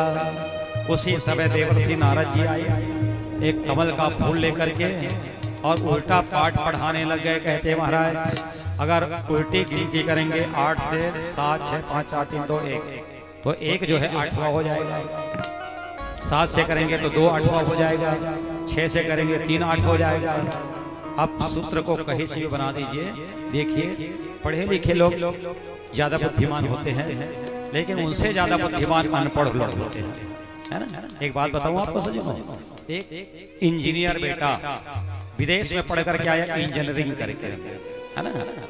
अब वो अपनी बात को सत्य साबित करना चाहा, 2 ठन लड्डू रखा रहा है घर में, है ना। तब बेटा दाई है कहते बेटा लड्डू 2 ठन है, हम 3 ठन हैं। तो पापा में होते और लड्डू 2 ठन है, कैसे करबो? तो इंजीनियरिंग बेटा रहा है, कहते नहीं माँ लड्डू 3 ठन है। तो कैसे 3 ठन है ले गिन भला? तो दाई है गिनीस लड्डू धरी 1 और 2 ऐसे गिनता ना तो 1 और 2 कत का हो गए? कत का हो परिषद महाराज 3 हुआ कि नहीं हुआ? 1 और 2 3। तो इंजीनियर लड़का रखा देखे माँ 3 ठन है नहीं? कहते नहीं बेटा 1 और ये 1 2 ठन है। कहते 1 और 2 3 ठन है। अब दाई बेटा इसमें लड़ा रहा है 2 और 3 के चक्कर में, पोखर ददल बोला अनपढ़ रहा है बेचारा, कहते देख तो जी तोर बेटा इसने कहा थे, कहते ठीक है बेटा ले के ठने लड्डू है, कहते 3 ठन है पिताजी ले गेम, कहते 1 और 2 3, बाप कहते अपन भाई ला 1 ठन ते खा दे और 1 ठन मैं खाता हूं और तीसरा बोल बेटा खा ही, बताओ तीसरा हवेगा नहीं है ना। तो कभी कभी ज्यादा पढ़ना भी खतरनाक हो जाता है सजनों, इसलिए कम पढ़ लिखे रहिए और सुखी रहिए, है ना। यही बात है ना, नारद जी आज कंस की बुद्धि को भ्रमित कर दिए और ऐसे भ्रमित कर दिए कि तुरंत उस बच्चे को बुला करके मृत्यु रूप ये पत्थर पर पटक करके मार डाला गया। आप लोगों को अनुभव होगा माताओं को, दूध मुहा बच्चा किसी का मर जाता है तो माता तत्काल बहुत जल्दी गर्भ धारण कर लेती है, ये प्रमाणिक बात है, करके देख लेना, है ना। दूसरे साल में दूसरा बच्चा हुआ, तीसरे साल में तीसरा बच्चा, और सबको कंस ने मार मार करके परम धाम पहुंचाया। 7वां गर्भ में भगवान बलदेव जी महाराज आए, जिनको खींच करके गोकुल के रहने वाले माता रोहिणी जी के गर्भ में स्थापित कर दिया गया। लोगों ने सोचा कि देवकी का 7वां गर्भ गिर गया है, गर्भपात हो गया है। 8वें गर्भ में परमात्मा भगवान कृष्ण जी जा करके समा जाते हैं। जैसे गर्भ में आए पूरा कारागार जो है जगमग जगमग जगमगाने लग जाता है। क्यों? क्योंकि परमात्मा माँ के पेट में है। सच कहूं सजनों, कंस को कृष्ण नाम से बड़ा भय था, और इतना भय था क्योंकि मैया ने उनको बता दिया। कौन सी मैया? योग माया काली मैया ने बता दिया था कि तेरा काल कहीं और पैदा हो चुका है। मैं कल कथा में बताऊंगा, है ना, पैदा हो गया है। तो पूछा कहाँ है मेरा काल, कैसे दिखता है? बस एक तो हिंड करी सो मैया कि तेरा काल काला है और कुछ नहीं जानता है। तो जब करिया चीजा देखे तो कंस डरा जाए। मान लो हर बाई है दाल में फ्राई कर रहा है जीरा के, तो जीरा देख के डरा जाए मार दी का, है ना। सांझ की बेरा भैंसी को चढ़ के आते हैं अंधियार में, उनको देख करके कंस डर जाता था। मतलब सर्वत्र उनको कृष्ण का दर्शन होना प्रारंभ हो गया था सज्जनों। आज देखिए मंत्रियों को बताया, कहते जब 8वां पुत्र जन्म हो उस समय तो मुझे आकर के खबर कर देना, कोई सोना मत, है ना। लेकिन क्या करें, भगवान जब घर में आए और जन्म का समय आया तो जितने पहरेदार थे ये सब के सब सो जाते हैं। क्यों? जहाँ भगवान आते हैं वहाँ सबको नींद आ जाती है। प्रेम से बोलिए भक्त वत्सल भगवान के। सज्जनों, माताओं, भाइयों बहनों, बस एक निवेदन आप लोगों से और है। अब कृष्ण जन्म होना है, वो निवेदन ये है कि कल माता रुक्मिणी जी के विवाह भगवान कृष्ण के संग में होना है। तो सब जन कल आहो तो पीले रंग के साड़ी पहन करके आना, और जिन लड़की मन के बिहाव नहीं लगा था तो मन पीला रंग के सूट पहन के आना। 2026 में पक्का खमन के बिहाव लग जाएगी, है ना। बिल्कुल ध्यान देना, जिनको विवाह करना है आप पीला सूट पीली साड़ी जो भी हो वो कल पहन करके आइएगा। अभी मैंने कथा में बताया पीताम्बरी से भगवान बहुत प्रसन्न होते हैं, है ना। तो कल की कथा में आप पीताम्बरी लेकर के आए और बिहार हो तो दान घलो धर के आ जाओ, एक एक कट्टा धाना धर के आ जाओ, ज्यादा हो। चलिए आपकी मर्जी, लाना नहीं लाना ये तो परिहास की बात है। हमारे जजमान के रूप में बैठे हुए श्री मोहन जी और इनके सुपुत्र श्री देवेंद्र चौहान जी, इनसे हमारी कोई पहचान नहीं थी। रायगढ़ के बारे में, रायखेड़ा के बारे में हमने सुना था, और बहुत पहले एक बार आपके गांव से हम लोग पार होके गए थे, जब मढ़ी बंजारी माता जी के मंदिर का दर्शन करने के लिए आए थे। इसी रास्ते से होकर के गए थे। जब वापस आए ना यहाँ 15 तारीख को, तो रास्ता देख करके समझ में आ गया था कि हम उसी रायखेड़ा में जा रहे हैं। और दूसरी बात बताऊं, इस गांव में हमारे जो मंझले भैया हैं, टीचर हैं, उनके साढ़ू जी भी का मकान है, जिनका नाम खगेश्वर महाराज जी हैं। शायद वो इस दुनिया में नहीं रहे, ऐसे मैंने सुना है ना। तो उनका भी घर, लेकिन हमारा आना नहीं हुआ था। आज आए हैं, और आप जैसे सभी प्यारे और अच्छे भक्तों को देख करके सच कहूं तो मन बड़ा गदगद हो रहा है, प्रसन्न हो रहे हैं। अब समय घट रहा है परीक्षित जी महाराज, है ना। आज पूरे 4 दिन के समय बीत गए हैं, केवल 3 दिन शेष बचे हैं। अब 3 दिन के बाद आप और हमारी विदाई हो जाएगी, है ना। पिछड़ने का समय आ जाएगा, इसलिए चलिए ये समय का सदुपयोग करें। जितना सानिध्य मिले परमात्मा के साथ वार्तालाप करने का, वो कर्म हमें अवश्य करते रहना चाहिए। सजनों,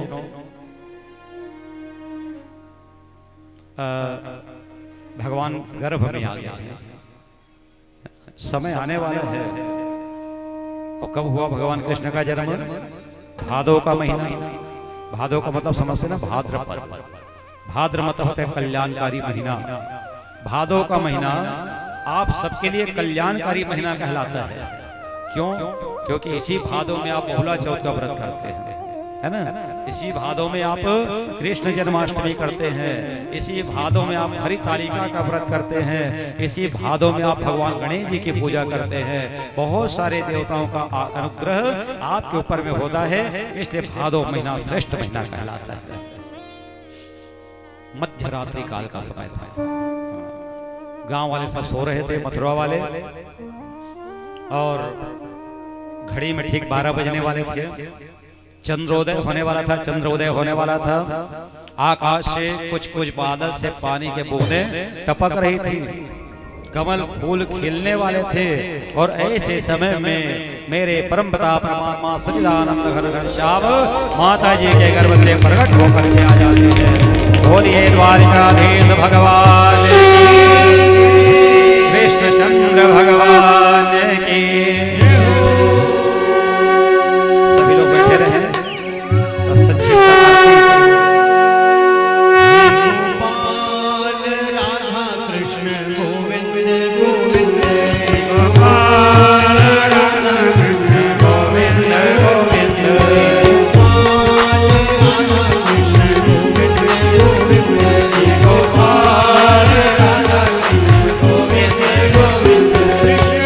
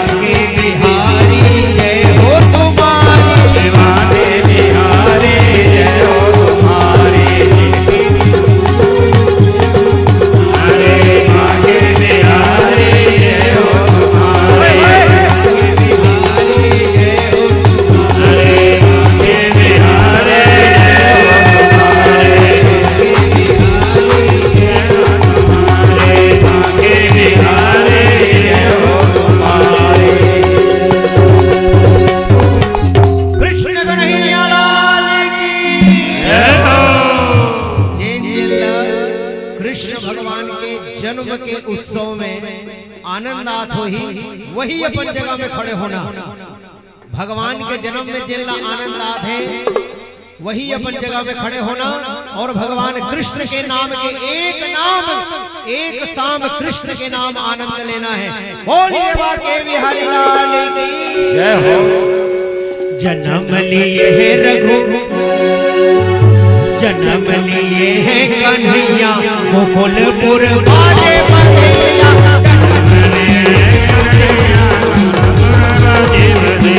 जन्म लिए हो कन्हैया, मुकुलपुर वाले बधैया।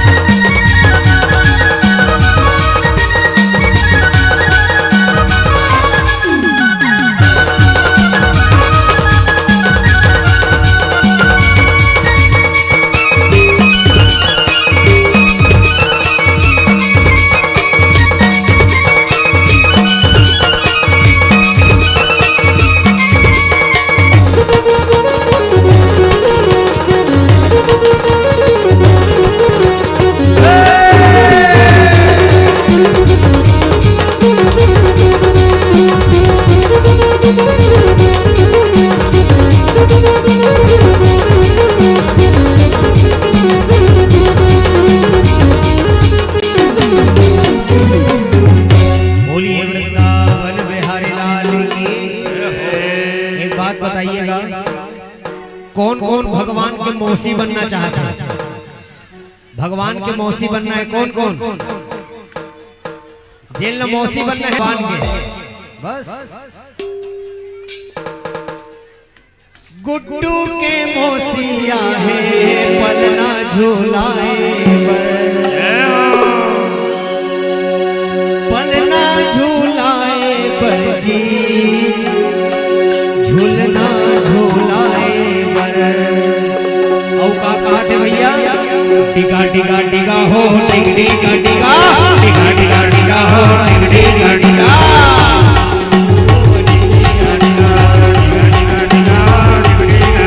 टिका टिका टिका हो टिकड़ी का टिका टिका टिका टिका हो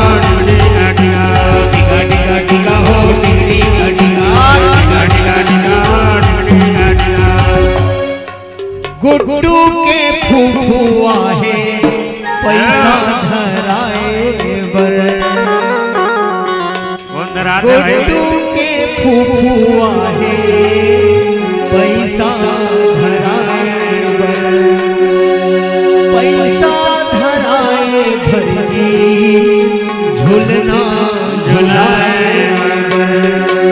औ का कहा थे भैया, टिका टिका टिका हो टिकड़ी का टिका, टिका टिका टिका हो टिकड़ी टिका टिका टिका हो टिकड़ी का टिका, टिका टिका टिका हो टिकड़ी का टिका। टिका लखे लाभोगा जमो माई मिला, टिका लखे लाभोगा जमो माई मिला, टिका लखे लाभोगा जमो माई मिला।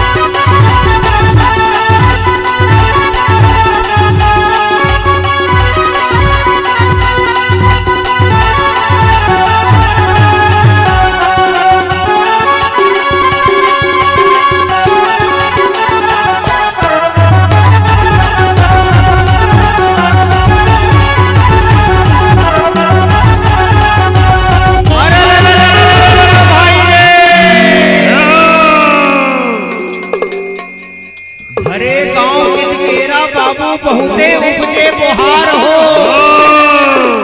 पैया लागो बंसी वाले के झोंका मोर तुहार हो।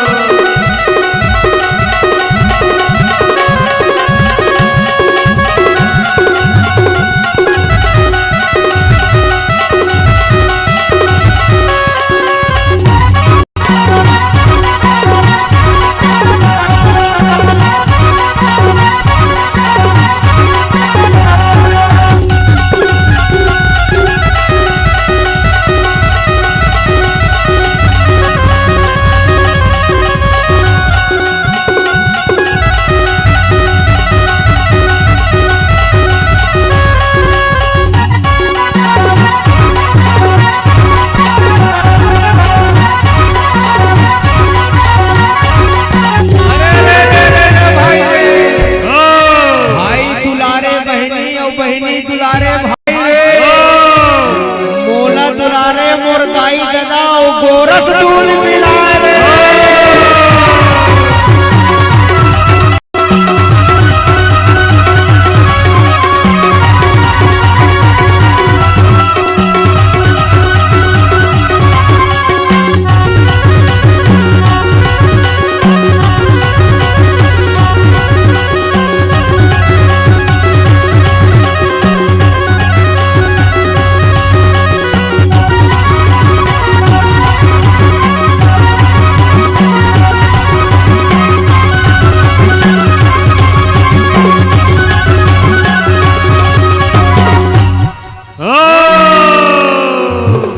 राम नाम की लूट है, लूट सके तो लूट हो, अंत समय में पछताओगे जो प्राण जाएगा छूट हो।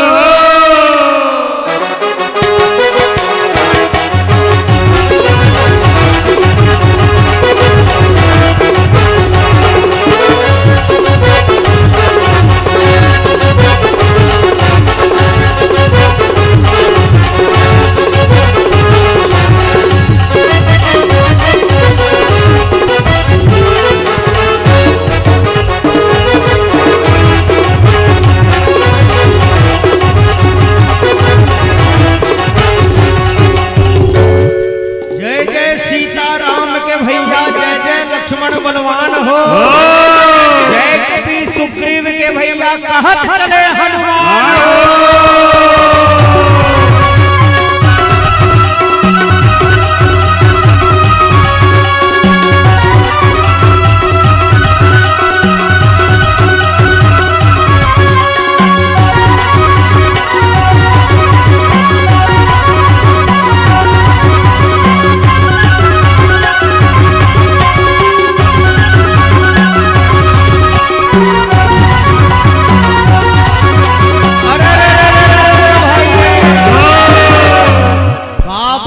बजाए बजनिया मोरो मन नहीं आए रे। ऐसे बाजा बजा बजनिया सबको नाचल भिड़ जाए।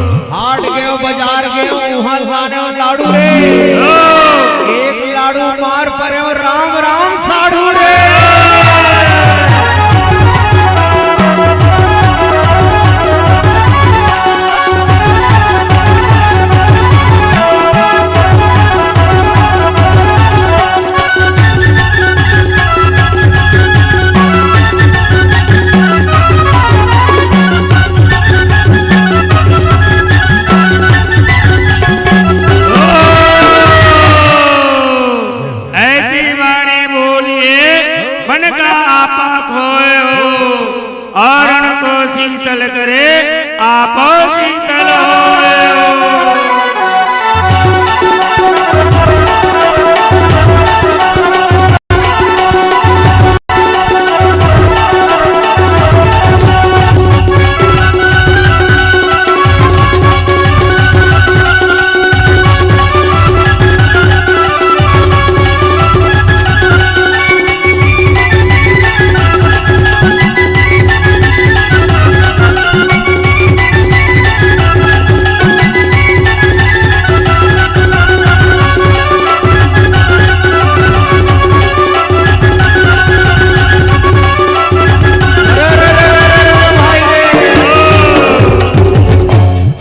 टूटे बड़गा टूटे और बीच में भूरी गाय हो वहां ले निकले कृष्ण कन्हैया भागे भूत मसान।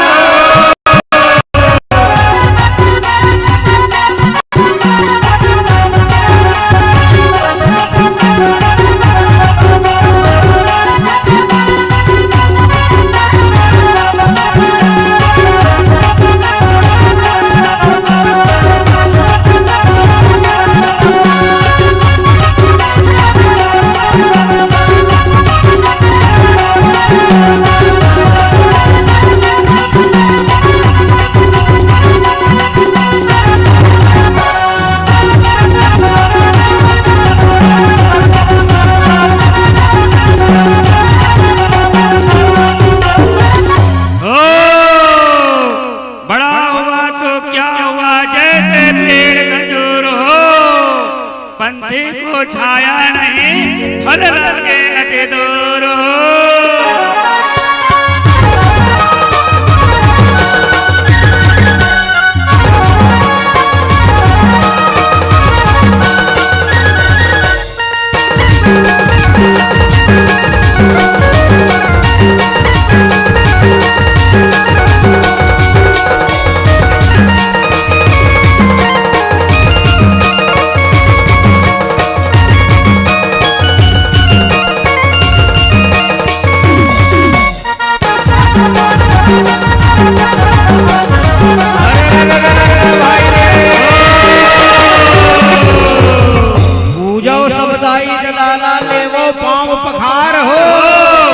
इखर मया का छाम भैया जिंदगी अपन निखार हो।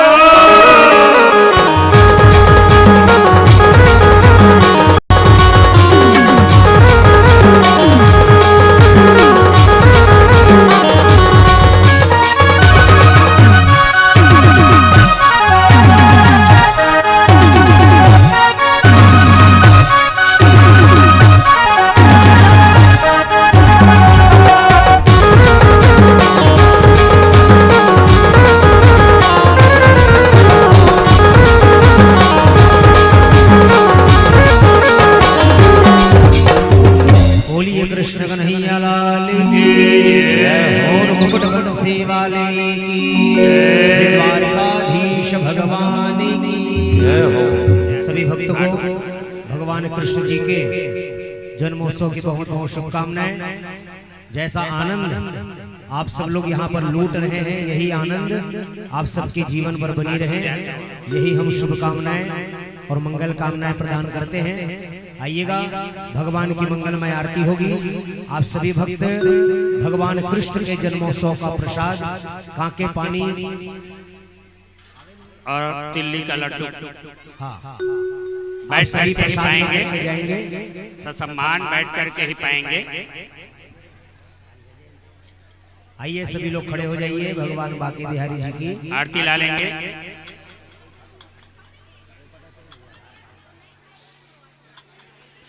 आरती की तैयारी।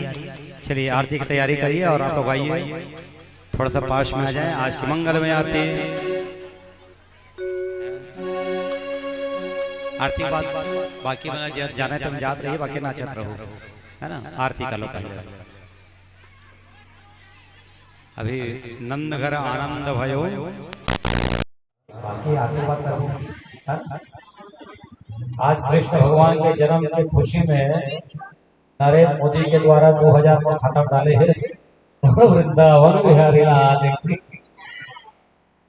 तोहरों में क्या हो सकते ये हो।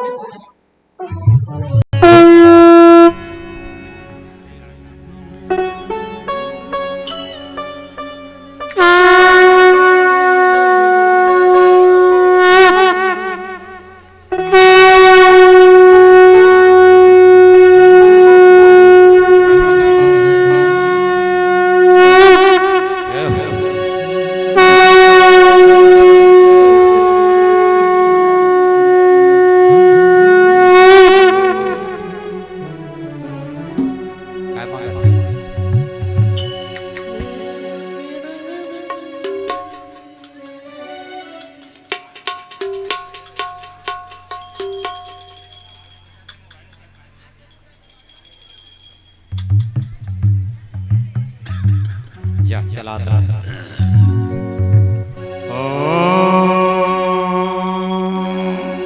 इदगन्नवे प्रजननं मे अतुरसवीरगं प्रवगणगं ससय आत्मसने प्रजासने पशुसने लोकसन्यभयसने अग्निं प्रजां वाहनं मे करोर्वण्णं पयोरेत अस्मासुरत्ता। गोपाल कृष्ण भगवान की जय।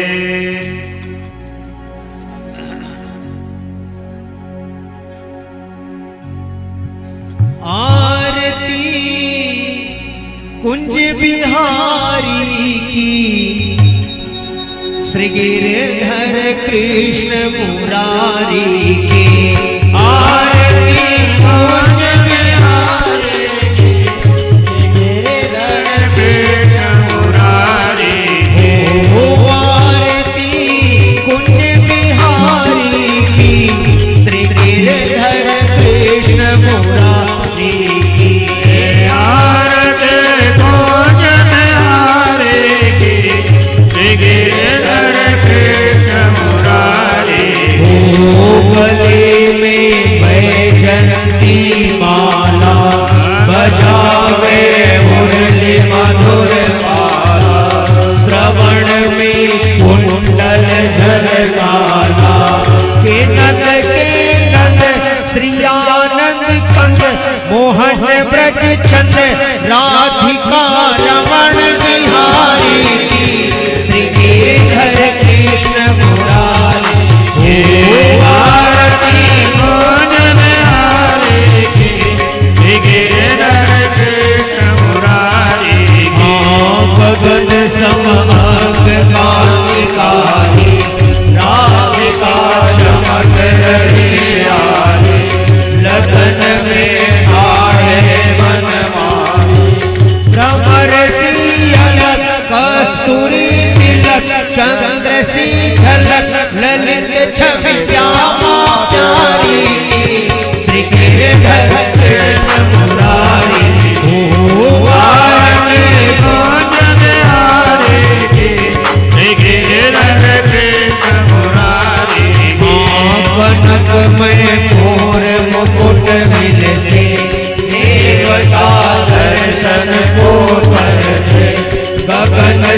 सुमन राशि बरसे बजे मूर्छंग मधुर मृदंग वाल्मी संग अतुल रति गोप कुमारी श्री गिरिधर कृष्ण मुरारी ओ आरती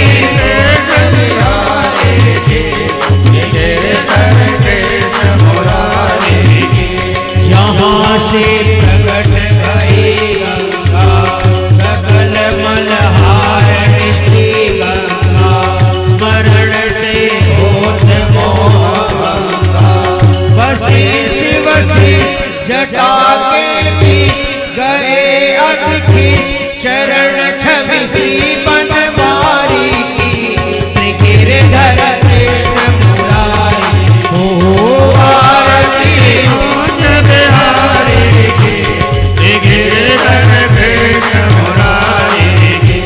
चमकती उज्ज्वल तट रेणु बज रहे वृंदावन वेणु जहो दिस गोप बाल वेणु हसत मृदु मत चांदनी चंद कटत भव बंद तेरे सुनो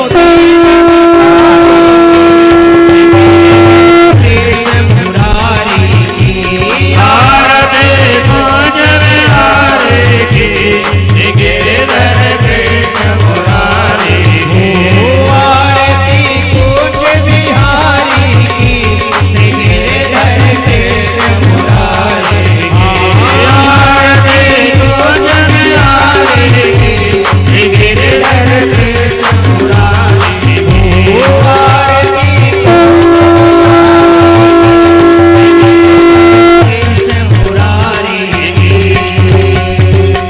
कर्पूर गौरम करुणावतारम संसार सारम भुजगेन्द्रहारम सदा वसंतम हृदयारविंदे भवं भवानी सहितं नमामि। परिक्रमा कर लीजिए, घूम जाइए। क्षेत्रधान भजरन्ते सहस्रयोजने वधनमानी शतनमसी।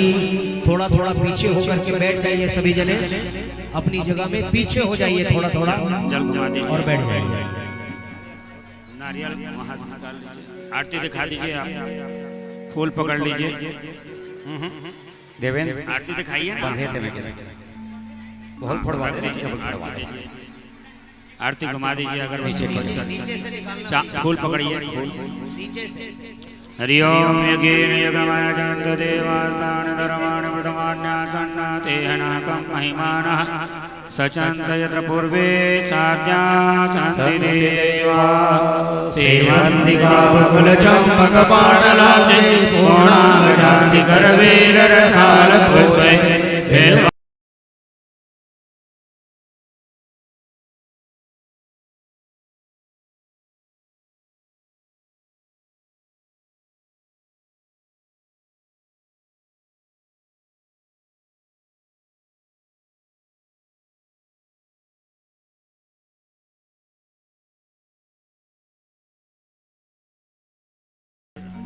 फूल चढ़ा दीजिए। त्वमेव माता च पिता त्वमेव, त्वमेव बन्धो च सखा त्वमेव, त्वमेव विद्या द्रविणं त्वमेव, त्वमेव सर्वं मम देव देव, त्वमेव सर्वं मम देव देव। क्षमा प्रार्थना पूर्वकम नमस्कारान नमस्करोमि, जयकारा लगाइए, बोलिए बाल कृष्ण लाल की श्री बाल कृष्ण लाल की, गौर मुकुट बंसी वाले की, कृष्ण कन्हैया लाल की, श्रीमद् भागवत महापुराण की, श्री सद्गुरुदेव भगवान की, यज्ञ नारायण भगवान की, श्री सियावर रामचंद्र की जय। अनंत बलवंत हनुमंत लाल की जय। धर्म की जय हो। धर्म का नाश हो। प्राणियों में सद्भावना हो। विश्व का कल्याण हो। गौ माता की सेवा हो। भारत माता की जय हो। भारतीय संस्कृति की जय हो। नमः पार्वती पतये हर हर हर सभी जने काके पानी और भगवान कृष्ण जी के जन्मोत्सव का प्रसाद लेकर के प्रस्थान करेंगे। हाँ, सब अपने जगह में बैठे रहिए, सबको वही प्रसाद मिलेगा। तब तक ताली बजाते हुए भजन का आनंद लीजिए सभी। बड़े भाव से बोलिए वृंदावन बिहारी लाल की। अकेली गई थी ब्रज में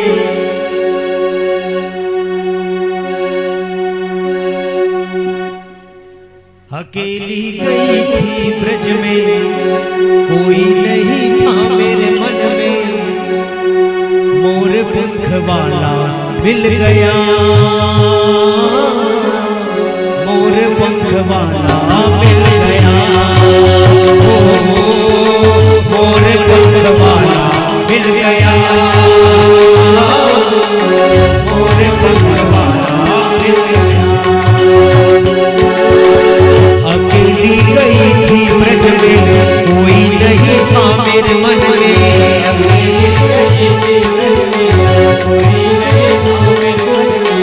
अकेली गई थी ब्रज में कोई नहीं था मेरे मन में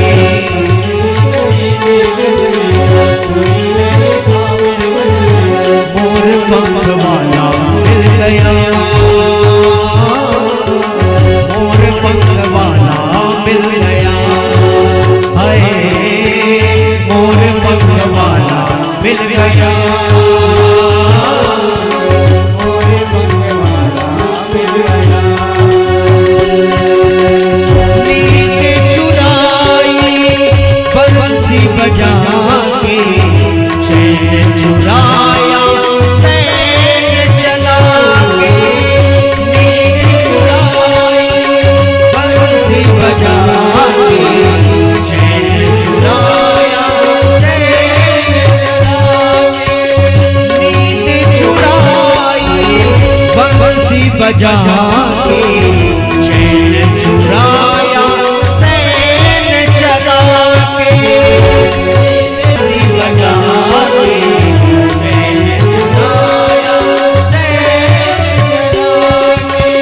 लगी आस मेरे मन में गई थी मैं वृंदावन में लगी आस मेरे मन में गई थी मैं वृंदावन में लगी आस मेरे मन में गई थी मैं वृंदावन में लगी आस मेरे मन में गई थी मैं वृंदावन में बांसुरी वाला मिल गया मोर पंख वाला मिल गया हाय बांसुरी वाला मिल गया मोर पंख वाला मिल गया। उसी ने बुलाया उसी ने रुलाया ऐसा सलोना श्याम मेरे मन को भाया उसी ने बुलाया उसी ने रुलाया ऐसा सलोना श्याम मेरे मन को भाया उसी ने बुलाया उसी ने रुलाया ऐसा सलोना श्याम मेरे मन को भाया उसी ने रुलाया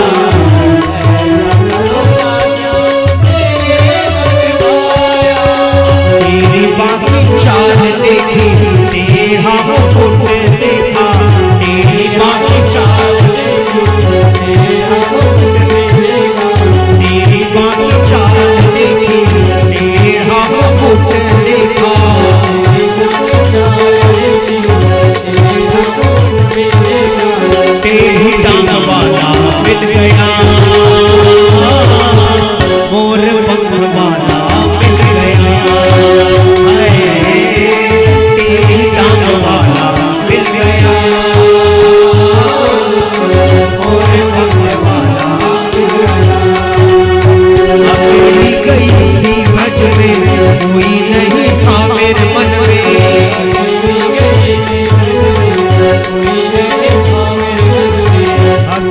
गई थी ब्रज में, कोई नहीं था मेरे मन में।